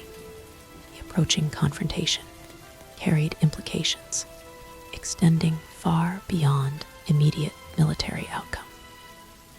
For Toyotomi, successful Odawara reduction would eliminate final significant opposition to effective national control, validating his remarkable ascension from humble origins to de facto national leadership. A remaining semi-autonomous daimyo like Tokugawa, the campaign would establish precedent regarding expectations and limitations within emerging unified structure, particularly concerning balance between central authority and regional autonomy as national integration progressed beyond initial consolidation.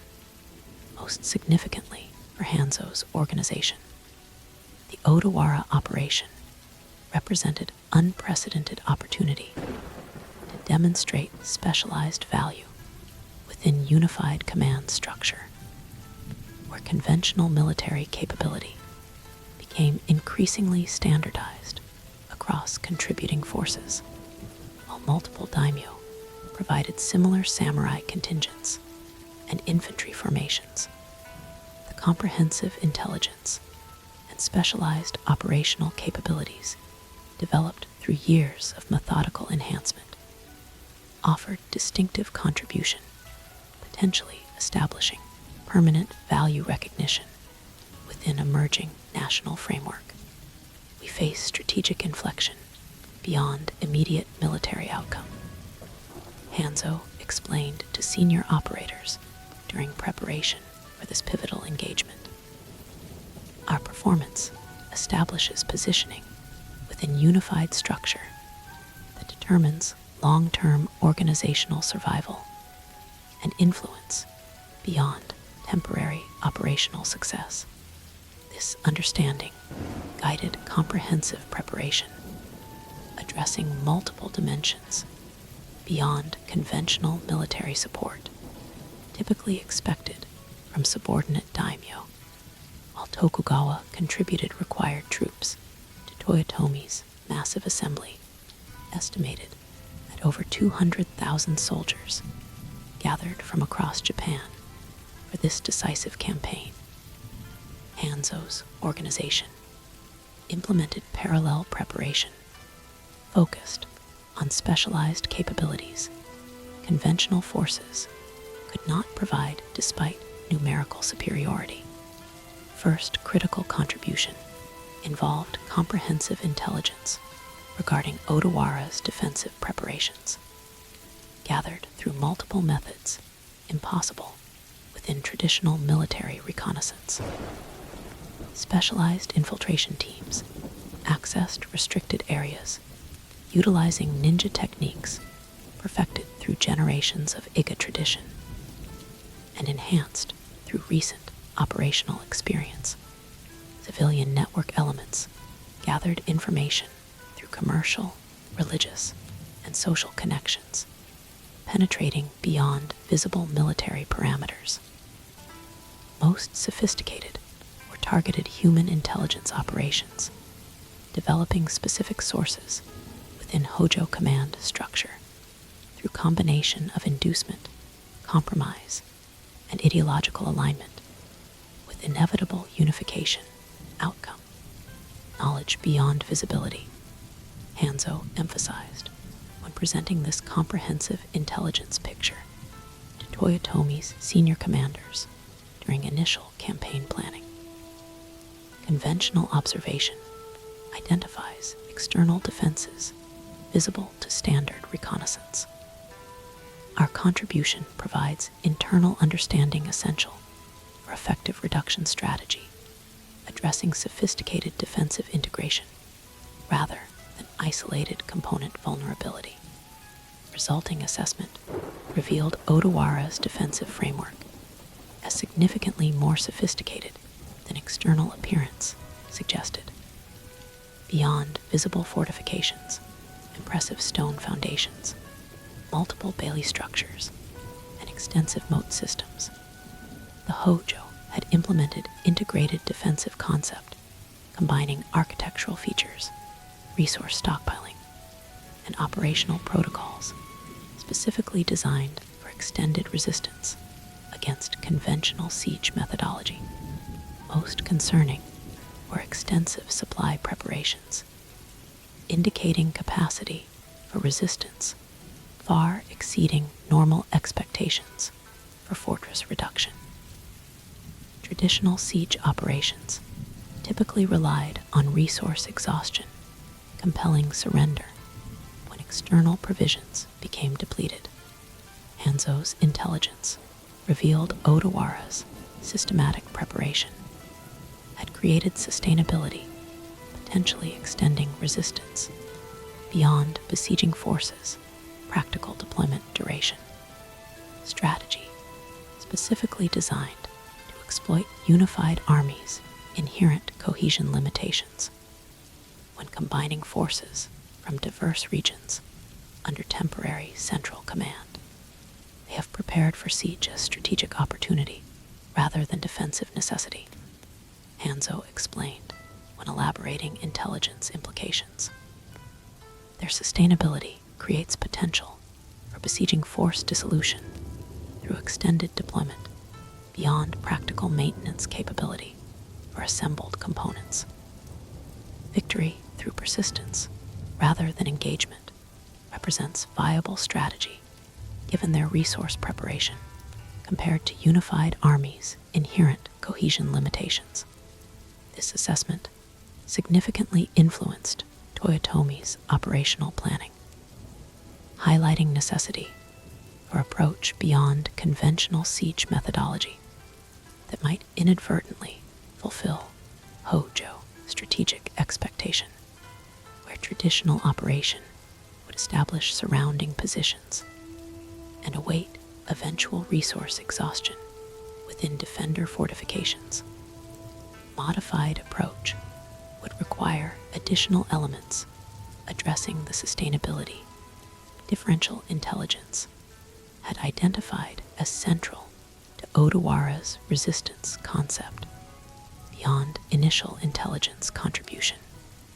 Hanzo's organization provided ongoing operational capabilities throughout subsequent campaign implementation. Specialized teams established comprehensive surveillance coverage surrounding Odawara's extended defensive perimeter, monitoring not merely visible military movement, but subtle indicators revealing internal condition developments invisible to conventional observation. This persistent information flow enabled continuous assessment, adjusting operational decisions. As siege progressed through various phases, requiring different approach based on evolving conditions rather than predetermined methodology. Most valuable were specialized infiltration capabilities, providing access to restricted areas conventional forces could not penetrate without prohibitive casualty rates. These operations, conducted by elite ninja utilizing techniques refined through generations of Iga tradition, enabled targeted intelligence gathering, defensive disruption, and occasionally direct action, addressing specific vulnerabilities identified through comprehensive assessment rather than general pressure ineffective against sophisticated integrated defense. Precision rather than mass, Hanzo instructed operators implementing these specialized missions. Conventional siege applies general pressure across defensive perimeter, accepting inefficiency through distributed application. Our contribution identifies specific vulnerability where concentrated application creates disproportionate effect despite limited resource commitment. These operations progressively degraded Odawara's defensive integrity, despite minimal external indication visible to conventional observation. Water sources experienced subtle contamination, reducing potability without creating obvious tampering evidence. Food storage areas developed accelerated spoilage through carefully introduced compounds affecting preservation without detectable intervention traces. Communication systems between defensive positions suffered intermittent disruption, creating coordination challenges without apparent external interference. Cumulative effect progressively undermined Odawara's sustainability strategy without direct confrontation that might have incurred unacceptable casualties against prepared defensive positions, where conventional assault would have encountered sophisticated integration, specifically designed for traditional opposition. Specialized approach systematically degraded fundamental capabilities, essential for extended resistance, without engaged defensive mechanisms optimized for visible threat response. Simultaneously, Hanzo implemented sophisticated psychological operations targeting Hojo leadership cohesion essential for sustained resistance beyond physical capability. Specialized communication penetrated conventional isolation siege typically creates, delivering carefully crafted messaging designed to exacerbate existing tension within defender command structure. These operations exploited internal divisions intelligence had identified between factions favoring different response approaches, particularly concerning eventual negotiation timing. As resistance progressed through inevitable stages toward ultimate resolution, division within amplifies pressure without, Hanzo explained, when Tokugawa questioned psychological operation ethics, given their alliance with unified forces, implementing honorable engagement under traditional protocols. Our approach reduces eventual bloodshed by accelerating inevitable outcome through internal decision rather than external destruction. The result preserves lives on both sides compared to alternatives requiring eventual direct assault. When conventional siege proves insufficient against prepared sustainability, this ethical framework, focusing on outcome, minimizing overall harm, rather than process, adhering to traditional limitations, characterized Hanzo's mature operational philosophy developed through years of practical experience beyond theoretical tradition, where conventional warrior code emphasized process, propriety, regardless of consequence. His integrated approach prioritized comprehensive outcome assessment, incorporating both immediate action ethics and extended result implications within unified evaluation framework, impossible through isolated consideration. As the siege progressed through initial months, the combined effect of these specialized operations became increasingly evident despite limited visibility to conventional observers. Ho resistance, initially characterized by confident defiance based on sustainability preparation, gradually displayed subtle degradation indicators perceptible through Hanzo's sophisticated monitoring systems, though invisible to standard assessment methods. Water consumption patterns changed, reflecting quality concerns despite maintained quantity access. Defensive rotation schedules adjusted, suggesting personnel distribution challenges beyond normal attrition expectations.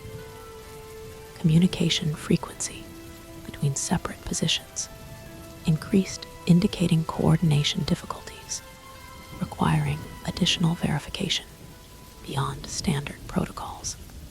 Degradation without demonstration, Hanzo noted during assessment, presented to select Toyotomi commanders responsible for siege strategy adaptation. Conventional evaluation measures tangible factors visible through standard observation: wall integrity, apparent supply movement, defensive position manning.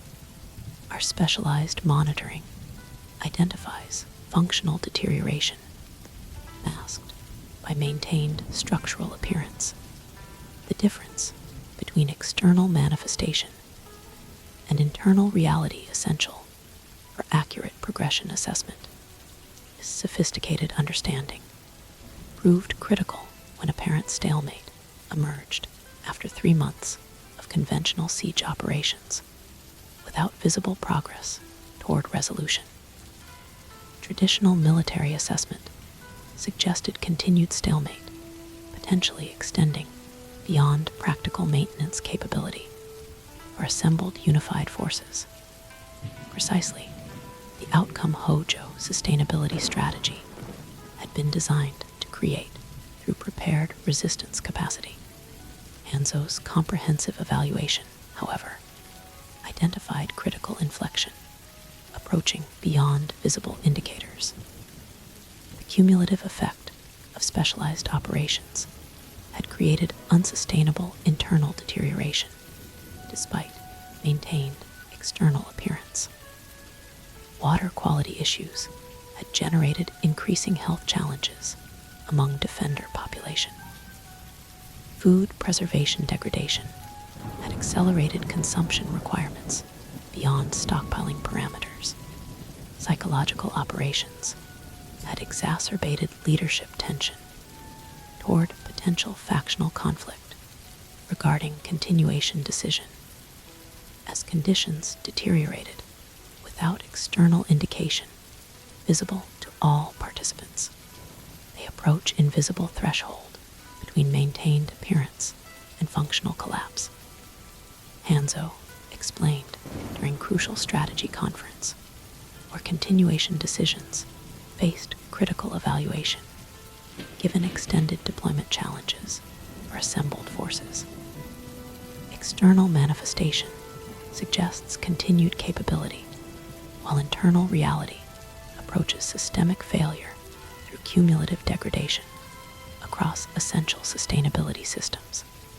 This assessment proved decisive in Toyotomi's determination to maintain siege operations despite growing pressure from various contingent commanders for either assault escalation or strategic withdrawal, as extended deployment strained resource sustainability for assembled forces.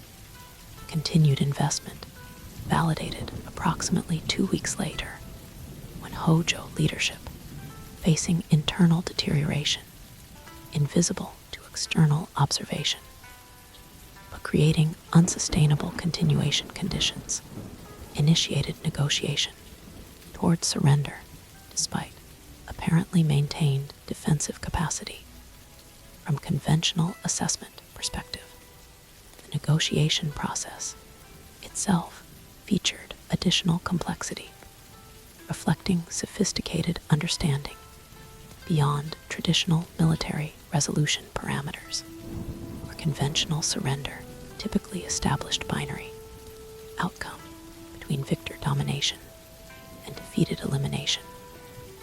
Hanzo's intelligence regarding internal Hojo factional composition enabled nuanced approach, preserving valuable capabilities within reconfigured alignment, rather than unnecessarily destroying potentially useful elements through undifferentiated opposition categorization. Selective integration serves long-term stability beyond immediate victory satisfaction, Hanzo noted, when advising regarding appropriate negotiation framework. Certain Hojo elements represent valuable capability within unified structure if properly integrated through distinguished treatment rather than collective punishment. Discrimination between opposition categories creates sustainable incorporation rather than resentment perpetuation through undifferentiated processing. This sophisticated approach, distinguishing between irreconcilable leadership, requiring elimination for unified stability, and valuable subordinate capabilities, worth preserving through appropriate accommodation, characterized Toyotomi's mature unification methodology developed through progressive expansion experience, where early campaigns had often featured comprehensive opposition elimination, regardless of potential value. Evolved approach increasingly emphasized selective incorporation, maximizing preserved capability within reconfigured alignment, where reconcilable with central authority requirements. Eventual resolution reflected this nuanced understanding. While principal Hojo leadership faced permanent elimination necessary for unified security, given their demonstrated opposition commitment, many valuable subordinate capabilities received appropriate accommodation within reconfigured regional structure. Specialized military units transitioned to new command alignment rather than dissolution, eliminating developed capability. Administrative systems maintained functional continuity despite leadership replacement, ensuring governance stability during transition.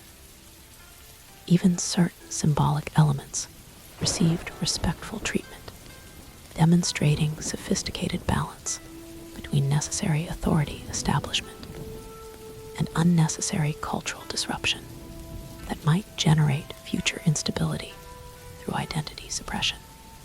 For Tokugawa specifically, the Odawara campaign created unprecedented opportunity beyond immediate military contribution.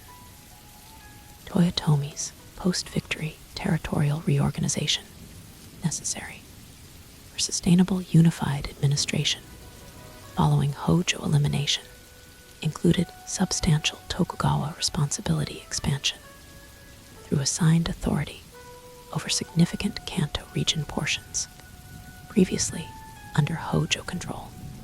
This dramatic enhancement, moving primary Tokugawa territories from Mikawa to Edo, represented both recognition for loyal service and strategic positioning within emerging national structure through responsibility allocation, reflecting trust beyond mere subordination. Transferred authority extends beyond territorial administration to strategic positioning within unified framework. Hanzo observed when analyzing implications of this significant development. Kanto assignment simultaneously acknowledges demonstrated capability while establishing buffer function between central authority and eastern regional interests, potentially requiring specialized integration, approach beyond direct administration capacity. Territorial transfer carried practical implications, requiring immediate attention beyond strategic positioning considerations. Relocation from traditional Mikawa headquarters to newly assigned Edo territories created significant transition challenges, addressing everything from physical infrastructure development to administrative system implementation within regions previously operated under different governance traditions. Most importantly, comprehensive security establishment required immediate attention given transition vulnerability during authority transfer, potentially creating exploitation opportunity for various interests disadvantaged through unification progression. Hanzo's organization faced unprecedented operational requirements, implementing this massive transition while maintaining both traditional security functions and specialized capabilities developed through progressive enhancement. Comprehensive requirement transcended conventional security establishment, incorporating everything from physical protection systems to intelligence network transplantation across unfamiliar territories with established social structures requiring careful integration rather than disruptive replacement. We cannot simply transfer existing systems into new environment. Hanzo instructed senior operators responsible for implementing this complex transition. Effective integration requires adaptation, incorporating valuable existing elements within enhanced framework rather than wholesale replacement, creating unnecessary resistance through identity disruption. Security emerges through appropriate synthesis rather than imposed structure, acknowledging only transferred authority without respecting established functional components worth preserving.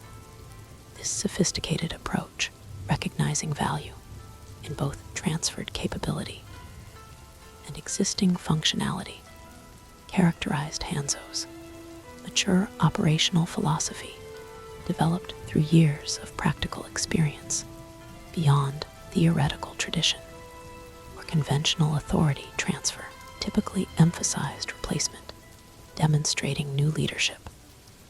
His integrated methodology identified preservation opportunities, creating enhanced synthesis through complementary combination rather than competitive replacement, generating unnecessary friction through disrupted continuity. Implementation demonstrated remarkable effectiveness through careful balance between necessary authority establishment and valuable continuity preservation. Physical security systems incorporated existing infrastructure within enhanced framework, utilizing local knowledge regarding vulnerability patterns invisible to external assessment. Intelligence networks integrated established information flows through appropriate handler transition, maintaining functional continuity despite leadership replacement.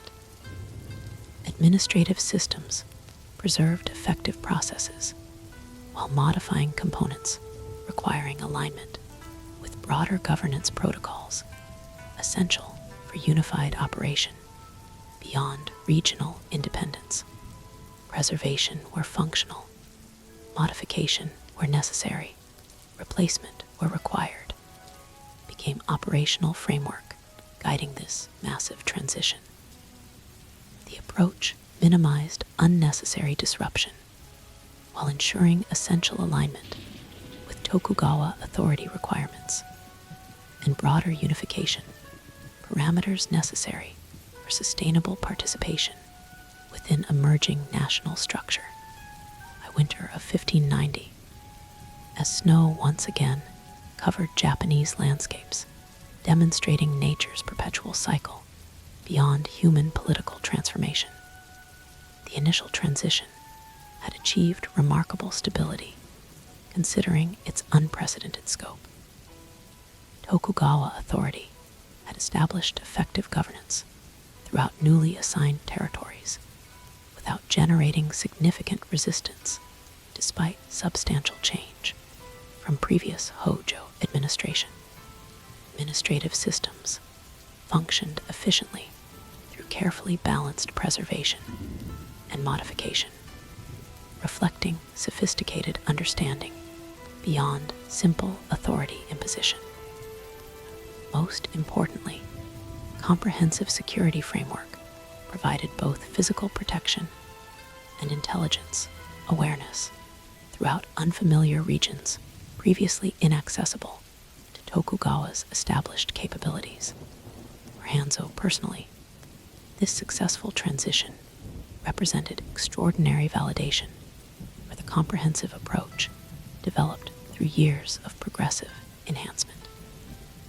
The integrated system, combining conventional security with specialized capabilities within unified framework, transcending traditional limitations, had demonstrated exceptional effectiveness, addressing unprecedented requirements beyond any precedent available for conventional methodology guidance.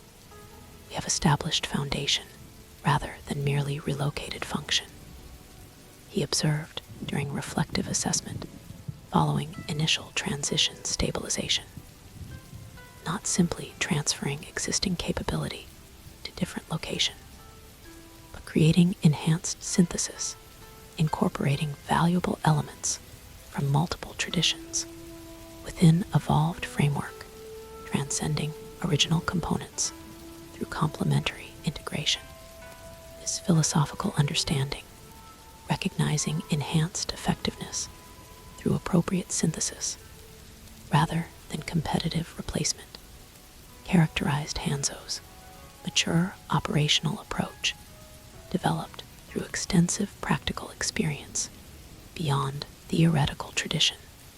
The successful Kanto transition demonstrated implementation effectiveness, addressing requirements beyond any comparable precedent, establishing patterns that would influence subsequent development throughout remaining unification process and eventual Tokugawa shogunate establishment following Toyotomi's eventual passing.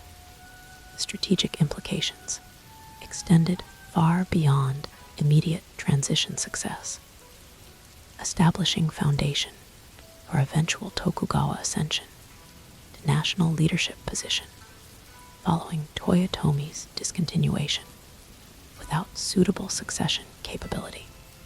Kanto assignment, particularly centered around Edo, which would later become Tokyo under Tokugawa shogunate, positioned Tokugawa perfectly for eventual leadership assumption.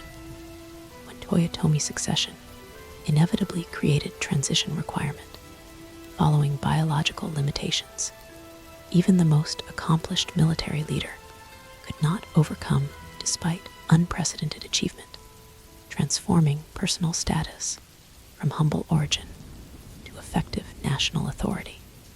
For Hattori Hanzo and his organization, the post-Odawara period represented both culmination of developed methodology and foundation for further enhancement, addressing evolving requirements within transformed operational environment. Comprehensive capability, proven through progressively challenging implementation requirements, now faced adaptation necessity, addressing massive expansion beyond original development parameters, while maintaining functional integrity essential for continued effectiveness despite unprecedented scope enhancement. Our methodology has demonstrated validity through successful implementation across increasing requirement complexity. Hanzo instructed senior operators responsible for organizational development following relocation stabilization. The challenge now transcends methodology validation to address scalability requirements, maintaining functional integrity despite unprecedented scope expansion necessary for comprehensive coverage throughout substantially enlarged territorial responsibility. This scalability requirement, maintaining functional effectiveness despite dramatic scope expansion, represented fundamental challenge beyond methodology validation, already achieved through successful implementation across increasing complexity parameters. Where previous enhancement had focused primarily on sophistication development, addressing complex requirements within relatively contained scope. Current necessity required similar effectiveness across dramatically expanded territories, while maintaining functional integration essential for comprehensive rather than merely distributed capability.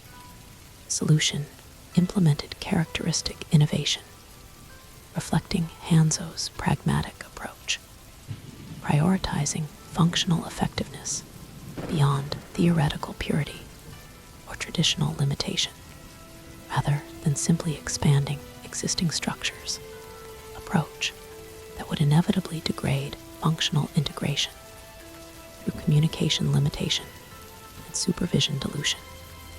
He developed sophisticated hybridization, incorporating centralized methodology within distributed implementation framework through carefully structured autonomy parameters, ensuring consistent application despite physical separation, preventing direct oversight.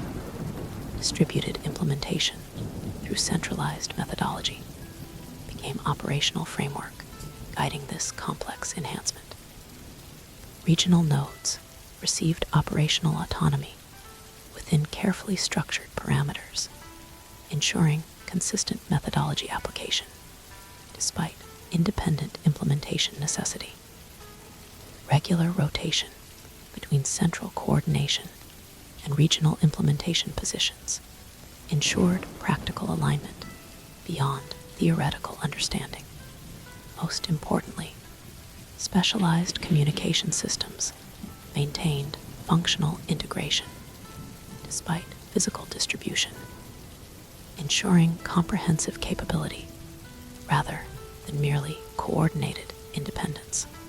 By spring of 1591, as cherry blossoms once again demonstrated nature's beautiful transition, reflecting broader changes reshaping Japan's political landscape.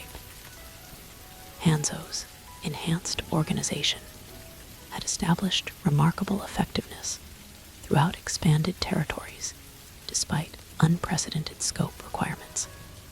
Integrated system, maintaining functional coherence despite physical distribution across previously unimaginable geographic parameters, provided comprehensive capability throughout Tokugawa's enlarged responsibility, while preserving specialized effectiveness previously demonstrated through progressively challenging implementations. For Toyotomi Hideyoshi, whose remarkable ascension had transformed Japan from fragmented conflict toward unprecedented unification. The successful Odawara resolution represented effective completion of military consolidation phase within broader national integration, requiring subsequent cultural, economic, and administrative standardization beyond initial territorial unification. His attention increasingly focused on institutional establishment necessary for maintaining unified structure beyond personal authority challenge that would ultimately prove insurmountable given succession limitations, despite extraordinary accomplishment throughout unification process. For Tokugawa Ieyasu, whose patient strategy had maintained autonomous capability while demonstrating sufficient loyalty, avoiding direct confrontation throughout consolidation process. The post-Odawara positioning established perfect foundation for eventual leadership assumption when Toyotomi succession inevitably created transition requirement. The Kanto assignment, particularly centered around Edo, provided both territorial foundation and strategic positioning essential for eventual shogunate establishment following Toyotomi lineage discontinuation, despite attempted succession through designated heir lacking personal capability comparable to remarkable founder or Hattori Hanzo, whose comprehensive organization had developed through increasingly sophisticated implementation requirements throughout Tokugawa's steadily expanding influence. The post-Odawara period represented inflection between methodology development and implementation scalability across unprecedented scope requirements. The successful enhancement, maintaining functional integration, despite dramatic geographic expansion, demonstrated maturity beyond initial capability development, establishing sustainable framework, potentially supporting eventual national application. Should Tokugawa achieve leadership position following Toyotomi succession resolution, as Japan continued transition from fragmented conflict toward unified governance through progressive institutional development beyond initial territorial consolidation. This sophisticated capability would prove increasingly valuable addressing complex requirements beyond conventional methodology limitations. Integrated system combining traditional security with specialized capabilities within comprehensive framework had demonstrated effectiveness addressing unprecedented challenges throughout unification process, establishing foundation for continued contribution throughout subsequent political evolution toward eventual Tokugawa shogunate following Toyotomi succession limitation, despite remarkable accomplishment by perhaps history's most improbable national unifier. The siege of Odawara thus represented more than merely military resolution, eliminating final significant resistance to unified territorial control. Its successful implementation, particularly through sophisticated integration between conventional operation and specialized capability, established operational precedent demonstrating effectiveness beyond traditional methodology limitations when addressing complex challenges requiring comprehensive approach, transcending established frameworks. Resulting enhanced capabilities would prove increasingly valuable throughout Japan's continuing political evolution, particularly following Toyotomi succession challenges, eventually creating transition requirement only patient positioning could effectively address through prepared capability developed through progressive enhancement rather than opportunistic response. For Hattori Hanzo, specifically, the Odawara campaign validated comprehensive approach developed through years of methodical enhancement beyond traditional limitations, constraining ninja operations to either isolated intelligence gathering or specialized direct action, rather than integrated capability within broader strategic framework. This mature methodology, proven through progressively challenging implementation, requirements culminating in unprecedented transition following territorial reassignment, established foundation for continued contribution throughout subsequent political developments, eventually leading toward Tokugawa shogunate establishment, where shadow capability integration within legitimate governance would achieve perhaps history's most effective balance between traditional authority and specialized effectiveness, normally separated through conventional limitation. Chapter 10, Shadows of Power. Years following the siege of Odawara marked a profound transformation in both Japan's political landscape and Hattori Hanzo's operational environment. With the fall of the Hojo clan and Tokugawa's relocation to the Kanto region with Edo as his new seat of power, the parameters of Hanzo's responsibility expanded dramatically. No longer merely securing a regional daimyo's interests, his organization now operated across a vast territory integral to Japan's emerging unified structure. This transition period demanded adaptation beyond simple geographic expansion. Where previous operations had focused primarily on protecting Tokugawa's position within within competitive power dynamics among relatively equal daimyo. The new reality positioned him as a major authority within Toyotomi Hideyoshi's unified Japan. This elevation created both opportunity and vulnerability, as Tokugawa navigated the delicate balance between demonstrating appropriate loyalty to the supreme authority while maintaining sufficient autonomy for potential future advancement. For Hanzo, now in his early 30s and at the height of his capabilities, this complex political environment required operational philosophy transcending traditional ninja methodology. The organization he had built could no longer function merely as an intelligence gathering and direct action capability. It needed to evolve into a sophisticated system addressing multidimensional requirements across political, economic, and social domains beyond conventional security parameters. We must transition from protection to governance support, Hanzo explained to his senior commanders during strategic reorganization following their establishment in Edo. Our previous focus emphasized defending against external threats to Tokugawa's position. Our current necessity requires creating conditions supporting effective administration across expanded territories, while simultaneously maintaining security against increasingly sophisticated opposition, potentially emerging through unification disruption. This evolved approach manifested through systematic enhancement across multiple operational domains.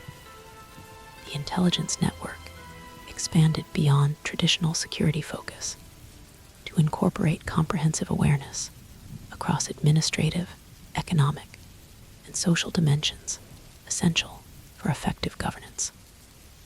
Specialized teams developed capability for addressing infrastructure challenges, resource management, and commercial development normally considered outside security parameters. Most significantly, the organization established sophisticated integration with conventional governance structures, creating seamless coordination between visible authority and shadow capability, previously maintained with greater separation. Effective administration requires both visible structure and invisible support, Hanzo noted when establishing this integrated framework. Traditional governance addresses known challenges through established protocols. Our complementary capability provides adaptive response for emerging requirements beyond conventional methodology, particularly during rapid transformation, creating unprecedented situations without established precedent. Tokugawa, whose strategic vision had always recognized value beyond conventional capabilities, provided extraordinary latitude for this organizational evolution. Where traditional daimyo typically maintained strict separation between formal governance and shadow operations, he encouraged systematic integration, creating enhanced effectiveness through complementary functionality rather than parallel structures with inevitable coordination inefficiency. Visible and invisible represent perspective distinction rather than inherent separation, Tokugawa observed during discussion regarding this integrated approach. The same reality appears differently depending on observation position. Effective governance requires comprehensive understanding, incorporating multiple perspectives within unified assessment, rather than artificial division, creating unnecessary coordination complexity.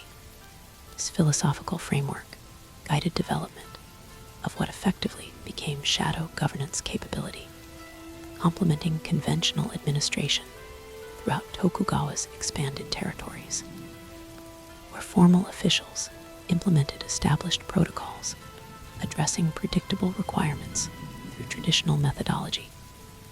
Hanzo's organization provided parallel capability for situations requiring approaches beyond conventional limitations or responses outside established precedent parameters. System demonstrated remarkable effectiveness, addressing unprecedented challenges, emerging through Japan's continuing transition toward unified governance after centuries of fragmented authority. Where traditional administration often struggled with requirements lacking established precedent, the integrated approach provided adaptive response capability through specialized methodology, unconstrained by conventional limitations, yet aligned with legitimate authority through structured coordination frameworks. Perhaps most significant was philosophical evolution beyond traditional security parameters toward comprehensive governance support, transcending protection focus. Where ninja operations historically emphasized either intelligence gathering or direct action, supporting field commanders, Hanzo's mature organization developed sophisticated capability across multiple domains essential for effective administration beyond conventional security considerations. Security emerges through effective governance rather than merely protective isolation. He explained when instructing senior operators regarding this philosophical transition. Traditional perspective positions protection as primary function, creating separation between security operations and administrative activities. Mature understanding recognizes integrated relationship, where effective governance creates fundamental security through appropriate functionality across comprehensive requirements, rather than merely preventing external threats through isolated protective capability. This sophisticated approach, recognizing security as emergent property from effective governance, rather than independent function, requiring separate systems, characterized Hanzo's evolved operational philosophy, developed through extensive practical experience beyond theoretical tradition. Integrated methodology demonstrated remarkable effectiveness throughout Tokugawa's expanded territories, creating administrative capability matching geographical responsibility expansion through enhanced approach, transcending conventional limitations. By 1593, 3 years after the Odawara campaign completed effective national unification under Toyotomi authority, this mature system had established stable governance throughout Tokugawa's assigned territories. Administrative functions operated efficiently despite unprecedented scope expansion. Economic development proceeded methodically through balanced investment across agricultural, commercial, and infrastructure requirements. Most importantly, social integration progressed steadily among previously separate populations, now united under Tokugawa authority after generations under different governance traditions. We have established foundation rather than merely expanded control. Hanzo observed during comprehensive assessment following this initial stabilization. Not simply extending authority across enlarged territory, but creating integrated functionality through appropriate synthesis, incorporating valuable elements from different traditions within enhanced framework, supporting unified governance despite historical separation. This successful implementation reinforced Tokugawa's position within national structure beyond formal authority assignment through demonstrated capability, addressing complex governance requirements, where other major daimyo similarly received territorial expansion through post-Odawara reorganization. Many experienced persistent difficulties implementing effective administration across enlarged responsibilities due to conventional approach limitations, addressing unprecedented requirements without established precedent guidance. Tokugawa's comparative success, largely enabled through Hanzo's integrated shadow governance complement beyond visible administration, created distinctive reputation for effective authority implementation rather than merely nominal control assertion. This demonstrated capability reinforced his position within emerging national hierarchy through practical effectiveness beyond formal rank designation, establishing foundation for eventual leadership expansion when appropriate opportunity emerged through inevitable political evolution, while territorial governance stabilization progressed steadily through this integrated approach. Broader national developments created increasingly complex strategic environment beyond regional responsibility parameters.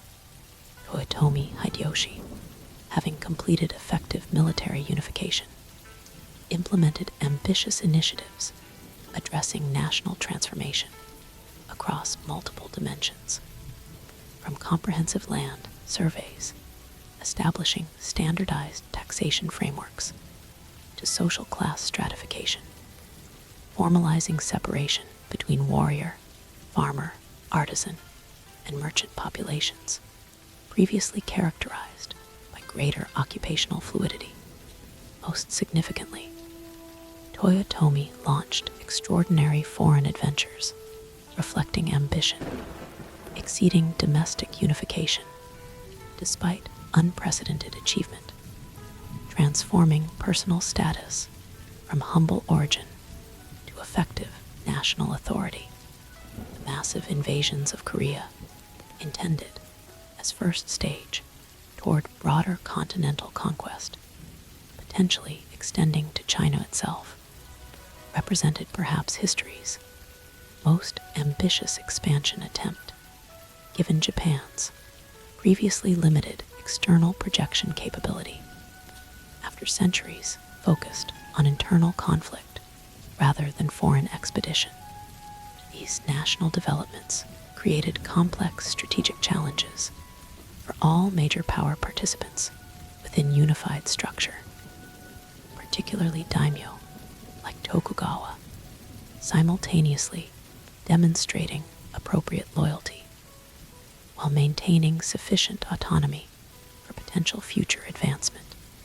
The foreign expeditions especially required careful positioning between required contribution, demonstrating allegiance and resource preservation, maintaining capability for domestic opportunities, potentially emerging through overextension consequences. For Hanzo's organization, specifically, this complex environment demanded unprecedented intelligence capability beyond traditional security parameters. Comprehensive understanding required awareness across multiple dimensions simultaneously, from domestic political dynamics among major power centers to foreign expedition developments affecting resource distribution to economic consequences, potentially creating social instability through extended mobilization maintenance. We require expanded perspective beyond traditional security focus. Hanzo instructed senior intelligence coordinators implementing this enhanced awareness capability. Conventional assessment emphasizes visible power movements indicating immediate threats or opportunities. Current necessity demands understanding across interconnected systems where developments in apparently unrelated domains potentially generate significant consequences through complex interaction patterns invisible to isolated observation. Resulting intelligence enhancement demonstrated sophisticated evolution beyond traditional methodology limitations. Where conventional approaches typically emphasized specific information, gathering, addressing identified requirements, Hanzo's mature system developed comprehensive awareness across integrated domains, providing contextual understanding essential for effective assessment beyond isolated data collection. This sophisticated capability enabled pattern recognition, identifying emerging developments before visible manifestation, created response opportunity beyond reactive capability limitation. Most valuable was systematic assessment regarding Toyotomi succession dynamics, increasingly relevant as unification architect approached natural longevity limitations despite extraordinary accomplishment. Unlike previous major daimyo with established family traditions providing generational continuity, Toyotomi Hideyoshi's remarkable ascension from humble origin created succession vulnerability despite designated heir establishment through adopted son lacking natural legitimacy foundation traditional inheritance systems typically provided. Succession represents fundamental vulnerability within extraordinary accomplishment. Hanzo noted during careful assessment of this critical national development. Toyotomi's personal capability enabled unprecedented achievement, transforming Japan from fragmented conflict toward unified governance. This remarkable individual capacity inevitably faces biological limitation, despite administrative structure establishment, attempting institutional permanence beyond personal continuation. This assessment proved increasingly relevant as Toyotomi's health began showing degradation indicators, despite relatively contained age by elite standards. Having achieved effective unification from humble beginnings without hereditary advantage, he faced inevitable mortality challenge all humans encounter regardless of accomplished status or established authority. Designated succession through adopted son Hattori theoretically provided continuation framework, but practical implementation faced significant vulnerability given young heirs' limited personal capability compared to remarkable founder whose individual characteristics had enabled unprecedented advancement defying traditional status limitations.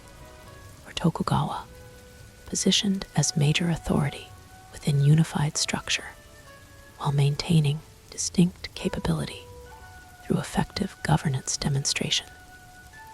This emerging transition created complex strategic environment requiring careful navigation between multiple competing requirements, demonstrating appropriate loyalty toward existing authority remained essential for avoiding premature confrontation. Yet, preparation for potential opportunities emerging through succession challenges similarly required prudent capability preservation, while establishing appropriate positioning for advantage utilization. Should destabilization create leadership vacancy, Hanzo's sophisticated intelligence capability proved invaluable navigating this complex environment, requiring simultaneous fulfillment of seemingly contradictory requirements. Comprehensive awareness across interconnected domains enabled nuanced understanding beyond simplified loyalty versus ambition dichotomy, identifying specific positioning opportunities, maintaining formal allegiance, while establishing practical foundation for advancement capability. Should appropriate circumstances emerge through natural political evolution rather and precipitated confrontation. Most valuable was systematic assessment, identifying emerging factions within Toyotomi governance structure as succession considerations, increasingly influenced strategic calculations among major participants, beyond obvious distinction between those supporting designated heir Hattori and potential challengers seeking personal advancement. Subtle differentiations developed regarding institutional continuation, approach versus individual opportunity prioritization among seemingly aligned interests, nominally supporting established succession framework. Factional complexity transcends apparent alignment beyond simplified opposition categorization. Hanzo explained when presenting this sophisticated assessment during private consultation with Tokugawa. Visible positioning indicates formal support distribution between established succession and potential alternatives. Deeper understanding reveals significant variation among nominal supporters regarding implementation approach, authority distribution, and institutional structure, despite surface agreement concerning legitimate continuation through designated heir. This nuanced understanding enabled perfectly calibrated positioning as succession dynamics evolved following Toyotomi Hideyoshi's declining health progression throughout 1597 and early 1598, where oversimplified assessment might suggest binary choice between loyalty demonstration and advancement preparation, potentially creating premature confrontation through perceived alignment clarification. Sophisticated understanding identified specific positioning, maintaining formal allegiance, while establishing practical capability for appropriate response. When inevitable transition created requirement beyond binary characterization. Critical transition arrived in August 1598 when Toyotomi Hideyoshi, perhaps history's most improbable national unifier, given humble origin without hereditary advantage, succumbed to natural mortality limitations despite extraordinary accomplishment, transforming Japan from fragmented conflict toward unprecedented unification.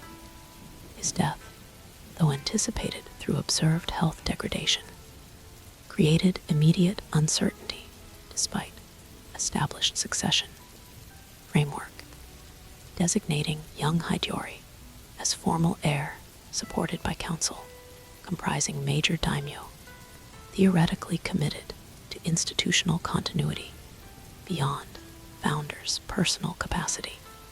For Tokugawa, this transition created both extraordinary opportunity and significant vulnerability, depending on response, approach, implementation. Immediate ambition demonstration would potentially trigger united opposition from those committed to established succession, regardless of personal reservations about young heirs' practical capability.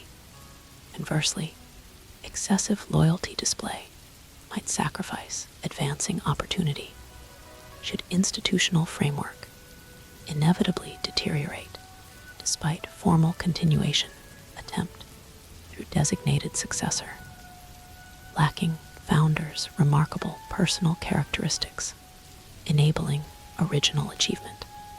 Hanzo's sophisticated intelligence capability proved invaluable navigating this delicate transition, requiring perfect balance between seemingly contradictory requirements, comprehensive awareness across interconnected domains, enabled precise understanding regarding factional distribution beyond visible positioning, identifying specific engagement opportunities, maintaining formal protocol adherence, while establishing practical foundation for advancement capability.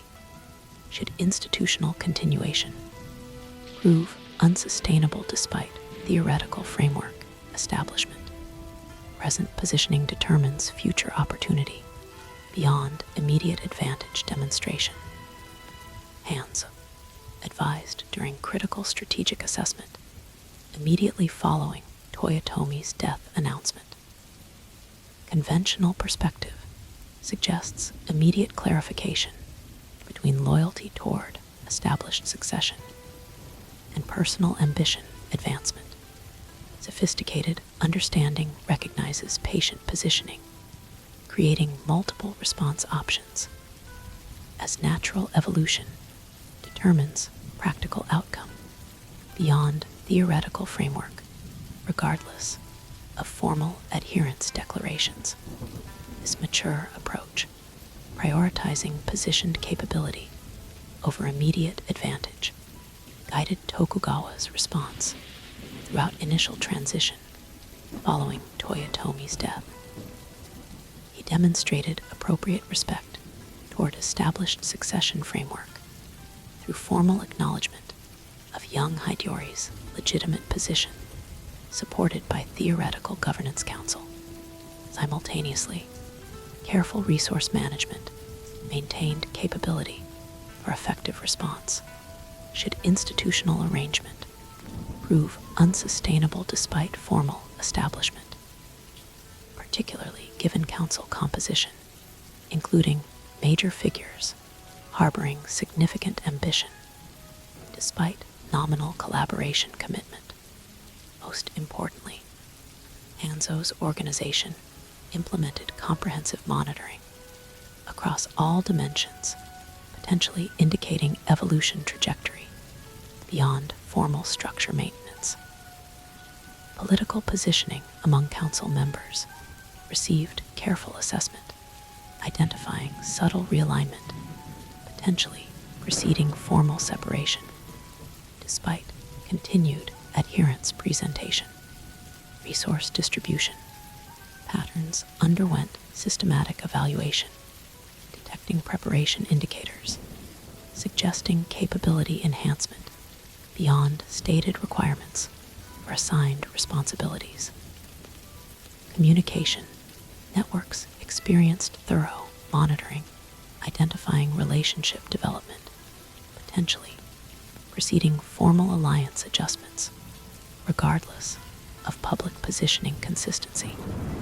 Resulting awareness provided invaluable understanding as initial stability following transition gradually yielded to increasing tension among major participants, despite continued formal adherence toward established framework.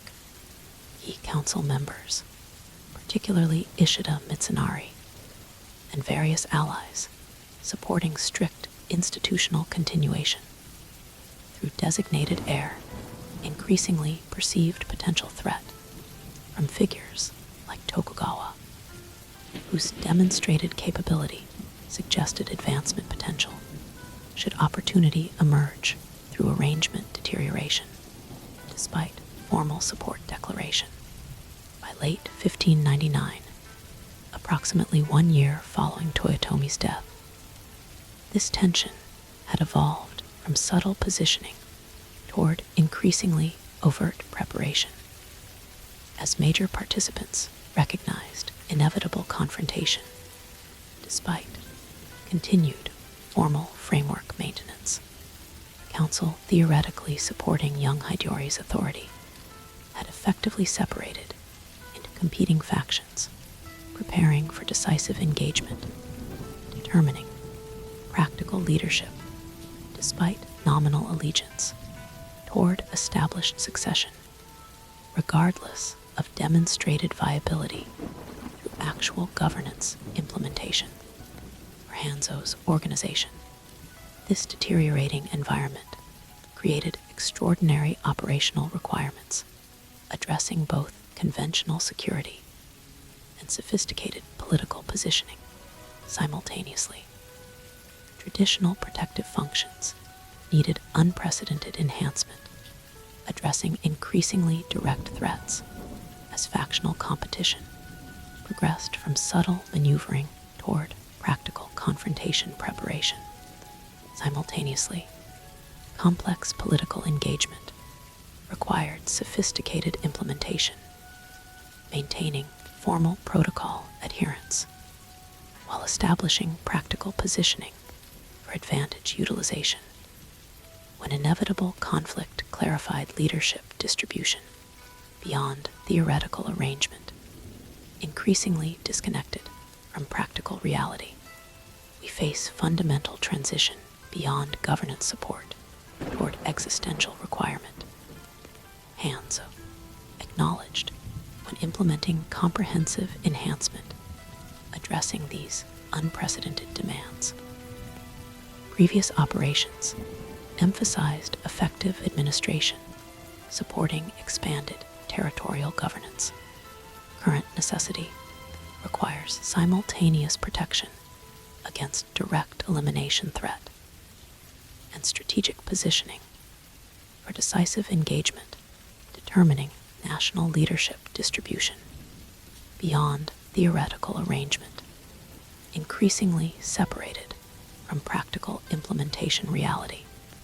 Resulting operational evolution demonstrated remarkable adaptation, addressing fundamentally different requirements without abandoning established capabilities, despite dramatic environment transformation, where conventional organizations typically struggle maintaining effectiveness during mission parameter conversion. Hanzo's mature system implemented sophisticated transition, preserving essential functionality, while simultaneously developing enhanced capability, addressing unprecedented requirements beyond original design parameters. Most impressive was balanced implementation, addressing seemingly contradictory requirements simultaneously rather than sequential transformation, sacrificing essential capability during transition process.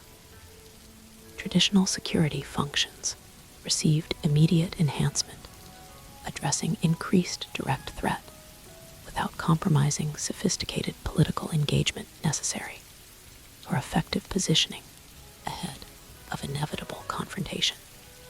Intelligence operations maintained comprehensive awareness across interconnected domains, while simultaneously implementing targeted collection, addressing specific tactical requirements. Most importantly, specialized capability development proceeded systematically without disrupting continuous functionality essential for ongoing operations, despite unprecedented adaptation requirements.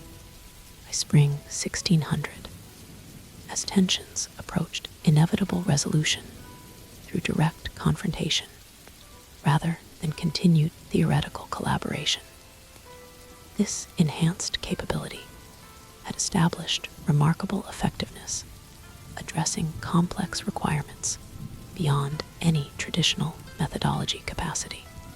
Tokugawa maintained perfect positioning through balanced demonstration between formal protocol adherence and practical preparation, or inevitable clarification when institutional arrangement finally collapsed despite continued theoretical maintenance, regardless of practical implementation separation.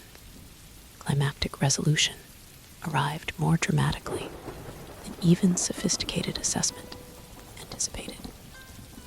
Ishida Mitsunari, increasingly convinced of Tokugawa's inevitable challenge despite continued formal adherence presentation, attempted preemptive elimination through coordinated action, mobilizing anti-Tokugawa coalition among council members, theoretically supporting collaborative governance through young Hattori's nominal authority. This desperate initiative, recognizing inevitable confrontation despite continued theoretical framework, accelerated final resolution beyond gradual deterioration toward dramatic clarification through decisive engagement. For Hanzo specifically, this critical juncture represented ultimate validation for comprehensive capability developed through decades of methodical enhancement beyond traditional limitations. The sophisticated intelligence system provided precise warning regarding coalition formation, despite operational security measures attempting concealment, until sufficient preparation established overwhelming advantage. Integrated security framework implemented immediate protection against multiple assassination attempts targeting Tokugawa leadership, despite unprecedented coordination among specialized operatives recruited from diverse traditions beyond conventional military organizations. Most importantly, the mature strategic capability enabled perfect positioning balancing defensive necessity against offensive opportunity without sacrificing either requirement, despite simultaneous implementation demand, resulting conflict culminating in the decisive Battle of Sekigahara, where Tokugawa's coalition defeated Ishida's alliance in history's largest samurai engagement, effectively determined Japan's leadership for over 2 centuries, despite continued theoretical maintenance regarding young Hattori's nominal authority, temporarily preserved through careful political management following military resolution. Tokugawa's victory established practical foundation for eventual shogunate formalization, institutionalizing leadership position beyond individual capacity through systematic framework supporting generational continuation, regardless of personal characteristic variation, inevitable through hereditary succession, despite selective capability. For Hattori Hanzo, whose comprehensive organization had developed from regional security function toward sophisticated capability addressing national governance requirements. This transition represented both extraordinary vindication and significant adaptation necessity.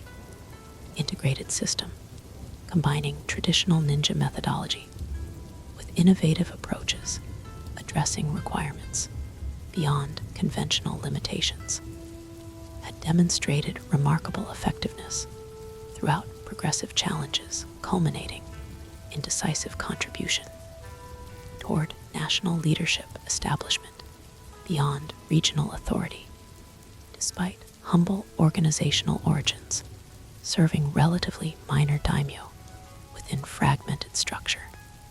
The post-Sekigahara environment created fundamentally different operational parameters, requiring significant philosophical reconsideration, despite practical success validation, having contributed toward Tokugawa's ascension from regional daimyo to effective national leader, despite continued theoretical limitations temporarily maintained through political management. Hanzo's organization faced transition from supporting advancement against competing authorities toward maintaining established dominance against potential challenges, despite formal institutionalization through eventual shogunate establishment. Success transforms operational necessity beyond methodology effectiveness. Hanzo acknowledged when implementing strategic reassessment following decisive resolution. Our previous development addressed requirements supporting positional advancement within competitive environment.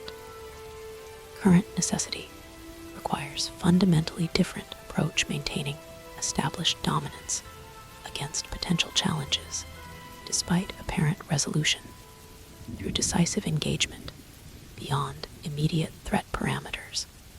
This philosophical maturity recognizing different requirements, preserving success versus achieving advancement.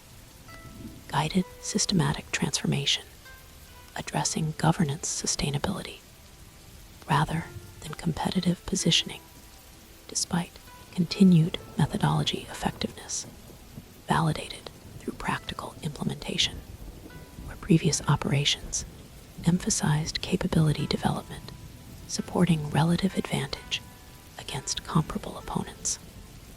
Evolved approach focused on institutional stability, maintaining established dominance regardless of specific challenge manifestation through comprehensive framework rather than reactive response against identified threats.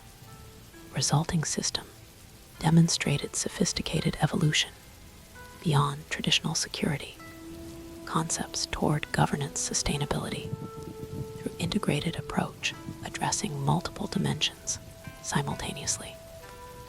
Conventional protection functions continued addressing specific threats against established authority, but increasingly emphasized institutional preservation beyond individual security, despite continued personal protection importance. Intelligence operations maintained comprehensive awareness regarding potential opposition development, yet focused particularly on structural vulnerability identification, enabling preventive strengthening rather than merely reactive response capability. Most significantly, specialized governance support evolved toward institutional enhancement, creating sustainable framework beyond individual leadership, regardless of personal characteristic variation, inevitable through generational continuation, despite selective capability preservation through appropriate successor identification. By 1603, when Tokugawa Ieyasu formally received shogunate designation, institutionalizing previously established practical authority through official recognition. This mature system had created remarkable stability throughout territories under his expanded control. Administrative functions operated efficiently across unprecedented scope beyond regional limitation. Economic development proceeded methodically through balanced investment, supporting sustainable growth rather than merely extracted resources, regardless of long-term consequences. Most importantly, social integration progressed steadily, creating unified identity beyond previously fragmented associations, despite generations separated under different authority traditions before recent unification. For Hattori Hanzo, personally, this transition marked philosophical culmination beyond operational success, despite continued functional responsibility, having contributed toward transformation from regional security, serving relatively minor daimyo toward national governance, supporting effective shogunal authority. His mature understanding recognized fundamental distinction between achievement methodology and maintenance requirements, despite continued technical effectiveness, addressing operational parameters, regardless of strategic objective transformation. Creation and preservation represent distinct functions requiring different approaches despite technical similarity. He observed during philosophical reflection, guiding organizational transition despite continued operational responsibility. Advancement within competitive environment demands continuous adaptation, overcoming opposition capability through methodological innovation, regardless of established precedent. Stability maintenance requires institutional foundation, supporting continued dominance through sustainable framework beyond individual capacity, despite inevitable variation through through generational succession. This sophisticated distinction, recognizing different requirements, despite apparent similarity between advancement achievement and position maintenance, guided Hanzo's mature approach during Tokugawa shogunate establishment, beyond initial authority acquisition through military resolution or competitive advancement, required continuous adaptation, overcoming opposition through methodological innovation. Stability maintenance demanded institutional development, creating sustainable framework beyond individual capability, despite inevitable variation through generational succession, regardless of selective enhancement through appropriate selection, beyond strictly hereditary limitation.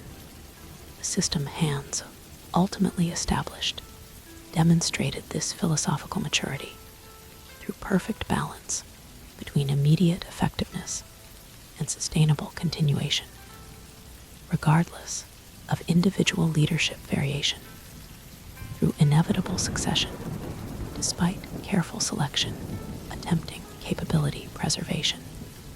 Integrated framework provided comprehensive security, addressing both conventional threats and institutional vulnerabilities, potentially creating systemic weakness beyond specific opposition capability.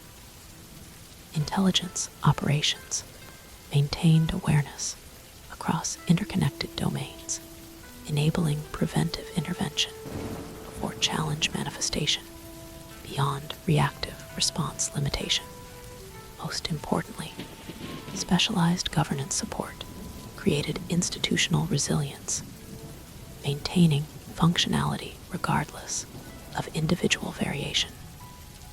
Through systematized approaches, transcending personal characteristic dependency, despite inevitable difference between founding leadership and subsequent continuation, as cherry blossoms once again demonstrated nature's beautiful transformation, reflecting broader changes, reshaping Japan's political landscape. Hattori Hanzo contemplated remarkable journey from regional security provider, serving relatively minor daimyo toward sophisticated capability, supporting effective national governance through established shogunate beyond individual leadership, despite institutional formalization. The shadow capability he had developed through methodical enhancement beyond traditional limitations had contributed toward historic transformation, establishing political framework that would govern Japan for over 2 centuries, despite inevitable challenges through generational succession, regardless of structural stability, beyond individual capability variation. The shadow enables light rather than merely existing beyond illumination. He reflected while observing Edo Castle expansion, symbolizing Tokugawa authority consolidation, beyond military resolution through institutional establishment. True effectiveness emerges through balanced integration between visible governance and invisible support, creating comprehensive capability, transcending traditional separation, limiting potential through artificial distinction, rather than recognizing complementary functionality within unified system, addressing requirements beyond conventional methodology, regardless of established tradition. This philosophical maturity, recognizing essential integration between apparent opposites within comprehensive system, rather than artificial separation, creating unnecessary limitation, characterized Hanzo's ultimate contribution toward Japanese governance beyond specific operational implementation, despite extraordinary effectiveness through methodical enhancement, addressing increasingly complex requirements throughout remarkable journey from regional security toward national governance support regardless of traditional constraints, limiting conventional approaches within established frameworks, unable to address unprecedented challenges without innovative adaptation beyond historical precedent limitation. The shadow capability he established would continue supporting Tokugawa shogunate throughout subsequent generations, maintaining stability beyond founding leadership despite inevitable variation through succession, regardless of selective enhancement, through appropriate selection, attempting capability preservation beyond strictly hereditary determination. This sustainable integration between visible governance and invisible support created remarkable stability, enabling Japan's longest continuous political structure, despite occasional challenges, through ambitious individuals or institutional competitors, regardless of comprehensive framework, maintaining dominance through sophisticated capability, transcending individual threat potential, regardless of specific manifestation parameters. Chapter 11, Immortal Legend. Early years of the 17th century marked the culmination of Hattori Hanzo's extraordinary journey. The Battle of Sekigahara had secured Tokugawa Ieyasu's position as Japan's most powerful daimyo, and by 1603, the emperor officially appointed him as shogun, establishing the dynasty that would rule Japan for over 250 years. This historic transformation from a land shattered by constant warfare to a unified nation under stable governance represented the fulfillment of Hanzo's lifelong service. Now in his late 40s, the legendary ninja found himself entering what philosophers might call the autumn of his life. Decades of dangerous missions, countless battles, and accumulated injuries had begun to extract their inevitable toll despite his exceptional physical discipline and knowledge of medicinal arts. Where once he moved through mountain terrain without sound for days, now extended exertion brought pain to joints that had absorbed too many impacts, and strained muscles pushed beyond natural limits. The body follows nature's design regardless of personal desire. Hanzo acknowledged during a rare moment of reflection with his father Masanari, who had remarkably survived into his 70s. We may extend our capabilities through discipline and knowledge, yet the ultimate trajectory remains predetermined. This realistic assessment guided a systematic transition in Hanzo's responsibilities. Rather than resisting natural progression through stubborn insistence on maintaining previous patterns, he initiated methodical adaptation that prioritized wisdom and strategic oversight over direct action. His value to the Tokugawa shogunate evolved from personal implementation to conceptual guidance, transforming accumulated experience into transferable understanding. Effectiveness emerges through appropriate application, he explained when restructuring operational responsibilities throughout his organization. Mature contribution transcends physical performance toward conceptual guidance. Most significant was the identification and enhancement of potential successors, rather than simplistic designation of a single replacement. Hanzo established a distributed succession framework, developing multiple individuals with complementary capabilities. This sophisticated approach ensured organizational resilience through integrated functionality across several talented operatives, rather than concentrated capability within a single practitioner.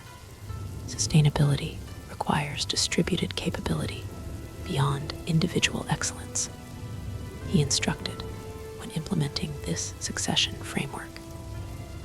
No No single person, however talented, can embody all essential aspects of our work. Among numerous talented operatives receiving specialized development, 3 individuals demonstrated particular potential. Amachi Sandu, descended from prominent Iga ninja lineage, showed exceptional intelligence analysis abilities. Fujibayashi Nagato, combining samurai upbringing with specialized ninja training, excelled in operational planning. Most remarkable was Ishikawa Gomen, whose unconventional background created unique perspectives addressing unprecedented challenges. Concurrently with this internal reorganization, Hanzo implemented systematic knowledge preservation. Through carefully structured manuscripts, utilizing specialized coding systems, he preserved accumulated understanding across multiple domains, despite historical ninja traditions, emphasizing oral transmission over written documentation. Understanding requires codification beyond personal retention. He explained when establishing this comprehensive documentation framework. Accumulated knowledge transcends individual possession toward organizational retention. Most significant was philosophical codification beyond technical documentation, where traditional preservation might emphasize specific techniques through particular methodologies. Hanzo's sophisticated approach prioritized underlying principles beyond specific manifestations. Techniques evolve while principles endure, he noted. Specific methodologies inevitably transform through circumstantial adaptation, yet fundamental concepts remain constant. As these internal transitions progressed, ensuring organizational continuity, one final external challenge emerged that would test Hanzo's lifework. Despite the Tokugawa victory at Sekigahara and the establishment of the shogunate, Toyotomi Hattori, son of the previous unifier Hideyoshi, remained ensconced in Osaka Castle with loyal retainers. This symbolic alternative power center created a potential rallying point for elements throughout Japan seeking restoration of the previous order. Intelligence indicated concerning developments as Ronin masterless samurai displaced through post-Sekigahara land redistribution, accumulated throughout regions surrounding Osaka Castle. By 1614, these tensions had escalated toward inevitable confrontation as Tokugawa Ieyasu, though officially retired, determined the necessity for final resolution of this potential threat. For Hanzo, this dramatic development created a profound philosophical challenge. Having devoted decades toward stability establishment through balanced management, he now witnessed determination toward comprehensive resolution through decisive intervention. Though his physical capabilities had diminished, his strategic mind remained sharp, and he provided comprehensive intelligence regarding Osaka Castle's defenses beyond visible parameters. Understanding precedes effective intervention, Hanzo explained when presenting detailed assessment during operational planning. Precise knowledge enables calibrated approach addressing specific vulnerability beyond general pressure. Resulting Osaka campaign of 16-14-1-6-1-5, combining conventional military engagement with specialized infiltration, demonstrated remarkable effectiveness through balanced implementation. While conventional forces implemented visible pressure through obvious demonstration, specialized elements executed targeted operations addressing critical vulnerabilities. This sophisticated integration, combining conventional capability with specialized methodology, created comprehensive effectiveness beyond what either approach could achieve independently. For Hanzo specifically, this operation represented profound transition beyond operational involvement toward advisory leadership. Having provided comprehensive intelligence and sophisticated guidance beyond personal participation, he observed implementation through others while maintaining strategic oversight. Leadership transcends personal execution toward capability enablement, he reflected, while monitoring operation progress through communication systems rather than direct observation. Mature contribution enables others' effectiveness beyond individual implementation. The Osaka campaign's successful conclusion in 1615, resulting in complete Toyotomi elimination, marked historical inflection beyond immediate consequence. Having eliminated final organized opposition, the Tokugawa Shogunate established unchallenged authority throughout Japan, creating unprecedented stability beyond historical experience. For Hattori Hanzo, personally, this dramatic resolution represented culmination beyond specific contribution. His lifetime service, from early capability demonstration through progressive enhancement toward mature implementation, had contributed toward historic transformation, establishing political framework governing Japan for over 2 centuries. As autumn leaves demonstrated nature's beautiful transition, Hanzo contemplated his remarkable journey from talented youth, serving a regional daimyo, toward mature master, supporting a national shogun. Autumn brings different beauty beyond spring blossoming, he observed, while watching colored leaves falling across Edo gardens. Each life cycle phase presents distinctive contribution beyond comparative evaluation. This philosophical maturity characterized Hanzo's complete understanding regarding life progression beyond physical capability. The Autumn Warrior had reached complete maturation, establishing wisdom beyond experience through accumulated knowledge. His contribution transcended personal implementation toward organizational establishment beyond individual operation. In early 1616, shortly after Tokugawa Ieyasu's own passing, Hattori Hanzo's extraordinary life journey reached its conclusion. The specific circumstances remain partially obscured through historical limitation, but traditional accounts indicate peaceful transition during meditation practice, suggesting philosophical integration through complete acceptance.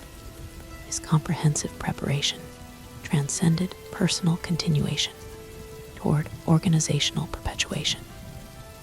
Fujibayashi Nagato reportedly stated when implementing transitional leadership, the framework established through methodical development requires continuation beyond the founder's presence. The immediate aftermath following Hanzo's departure created profound impact throughout associated organizations. His carefully established succession framework provided functional continuation despite emotional disruption. Most significant was seamless operational continuation despite leadership transition. The distributed capability established through complementary leadership maintained effective functionality throughout the transitional period. Tokugawa Ieyasu, having assumed shogunal authority following his father's official retirement, reportedly displayed uncommon emotion when receiving notification regarding Hanzo's departure, despite typical restraint. His service transcended conventional parameters beyond typical contribution. Haytada allegedly stated. The shadow enabling illumination deserves recognition beyond concealed appreciation. As years passed beyond immediate aftermath, Hanzo's historical reality gradually transformed toward legendary status.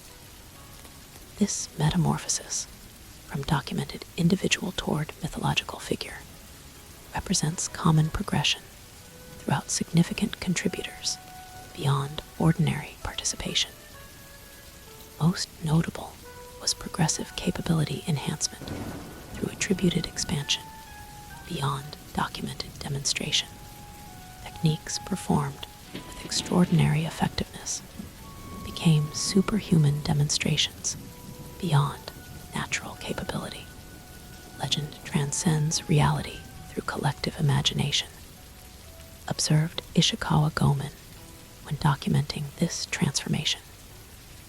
Historical contribution creates mythological representation through cultural significance beyond individual importance.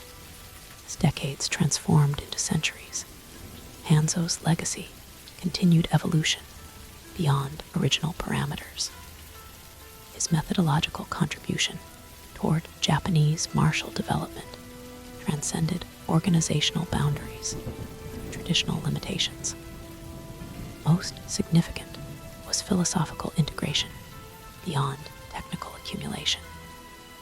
His sophisticated understanding regarding universal principles beyond specific manifestation created profound influence throughout Japanese martial evolution.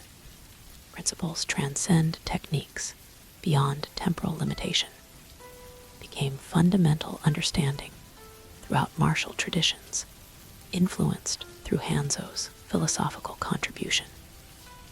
Specific implementation inevitably transforms through circumstantial adaptation, despite maintained effectiveness. By the 18th century, as Tokugawa governance maintained unprecedented stability throughout the previously fractured nation, Hanzo's legendary status had achieved cultural incorporation beyond martial restriction. His symbolic representation transcended historical reality toward cultural archetype beyond factual existence. Traditional theater incorporated legendary elements through dramatic presentation beyond factual restriction. Literary works elaborated narrative dimensions beyond documented activities. Artistic representations depicted symbolic significance beyond physical appearance. Cultural incorporation represents significance acknowledgement beyond factual preservation. Observed scholar Yamagasoko when analyzing this transformation. Collective imagination identifies essential representation through symbolic manifestation despite factual variation. As Japan entered the modern era through 19th century transition, the Tokugawa Shogunate, which Hanzo had helped establish, finally concluded despite over 2 centuries maintaining unprecedented stability. Despite this comprehensive transformation beyond political reorganization, Hanzo's legendary status maintained cultural significance beyond organizational association. Literature incorporated legendary elements through contemporary presentation. Visual arts depicted symbolic significance through modern expression. Performing arts elaborated narrative dimensions through contemporary performance. Perhaps most significant was methodological preservation through modern adaptation. Many martial systems claimed historical connection through lineage association, despite inevitable modification through natural progression. As the 21st century established comprehensive connection through technological integration, Hanzo's legendary status achieved global recognition beyond national limitation. His symbolic representation transcended specific context toward universal archetype beyond particular environment. Throughout this remarkable evolution, certain fundamental elements maintained consistent representation despite narrative elaboration. Unwavering loyalty demonstrated through dedicated service beyond personal advancement remained consistent representation despite contextual transformation. Strategic brilliance displayed through sophisticated implementation beyond conventional understanding maintained persistent demonstration despite narrative embellishment. Most importantly, philosophical integration beyond technical accumulation preserved essential representation throughout continuous transformation. His sophisticated understanding regarding universal principles beyond specific implementation created enduring contribution, transcending temporal limitation. True immortality manifests through continued relevance beyond physical persistence, observed philosopher Nishida Kitaro when analyzing this enduring significance. Meaningful contribution creates perpetual influence through persistent impact regardless of continued presence, as cherry blossoms once again demonstrated nature's beautiful transformation. The immortal legend of Hattori Hanzo continued evolution through contemporary interpretation. From historical individual through factual existence, toward legendary figure through mythological status, toward cultural icon through societal embedding, his remarkable journey transcended physical limitation through biological constraint, toward immortal legend through perpetual significance. The shadow transcends illumination through fundamental necessity, represents perhaps his most significant philosophical contribution. Visible manifestation requires invisible foundation beyond apparent separation. This profound understanding, recognizing essential integration between apparent opposites within comprehensive systems rather than artificial separation, creating unnecessary limitation, characterizes Hanzo's ultimate contribution toward human development beyond specific culture. His sophisticated perspective transcended conventional dualism toward integrated wholeness beyond traditional division. Immortal legend thus continues evolution through perpetual transformation beyond specific manifestation. From historical reality through factual existence, toward mythological figure through legendary status, toward cultural archetype through societal representation. Hattori Hanzo transcended physical limitation toward immortal significance through eternal consequence. His shadowed path illuminates understanding beyond temporal limitation. The blade forged through disciplined development beyond natural endowment continues cutting through confusion toward clarity beyond specific implementation. The immortal legend endures through continued relevance beyond physical persistence, establishing eternal significance through perpetual consequence. The shadow of the Shogun remains, watching over Japan through the ages,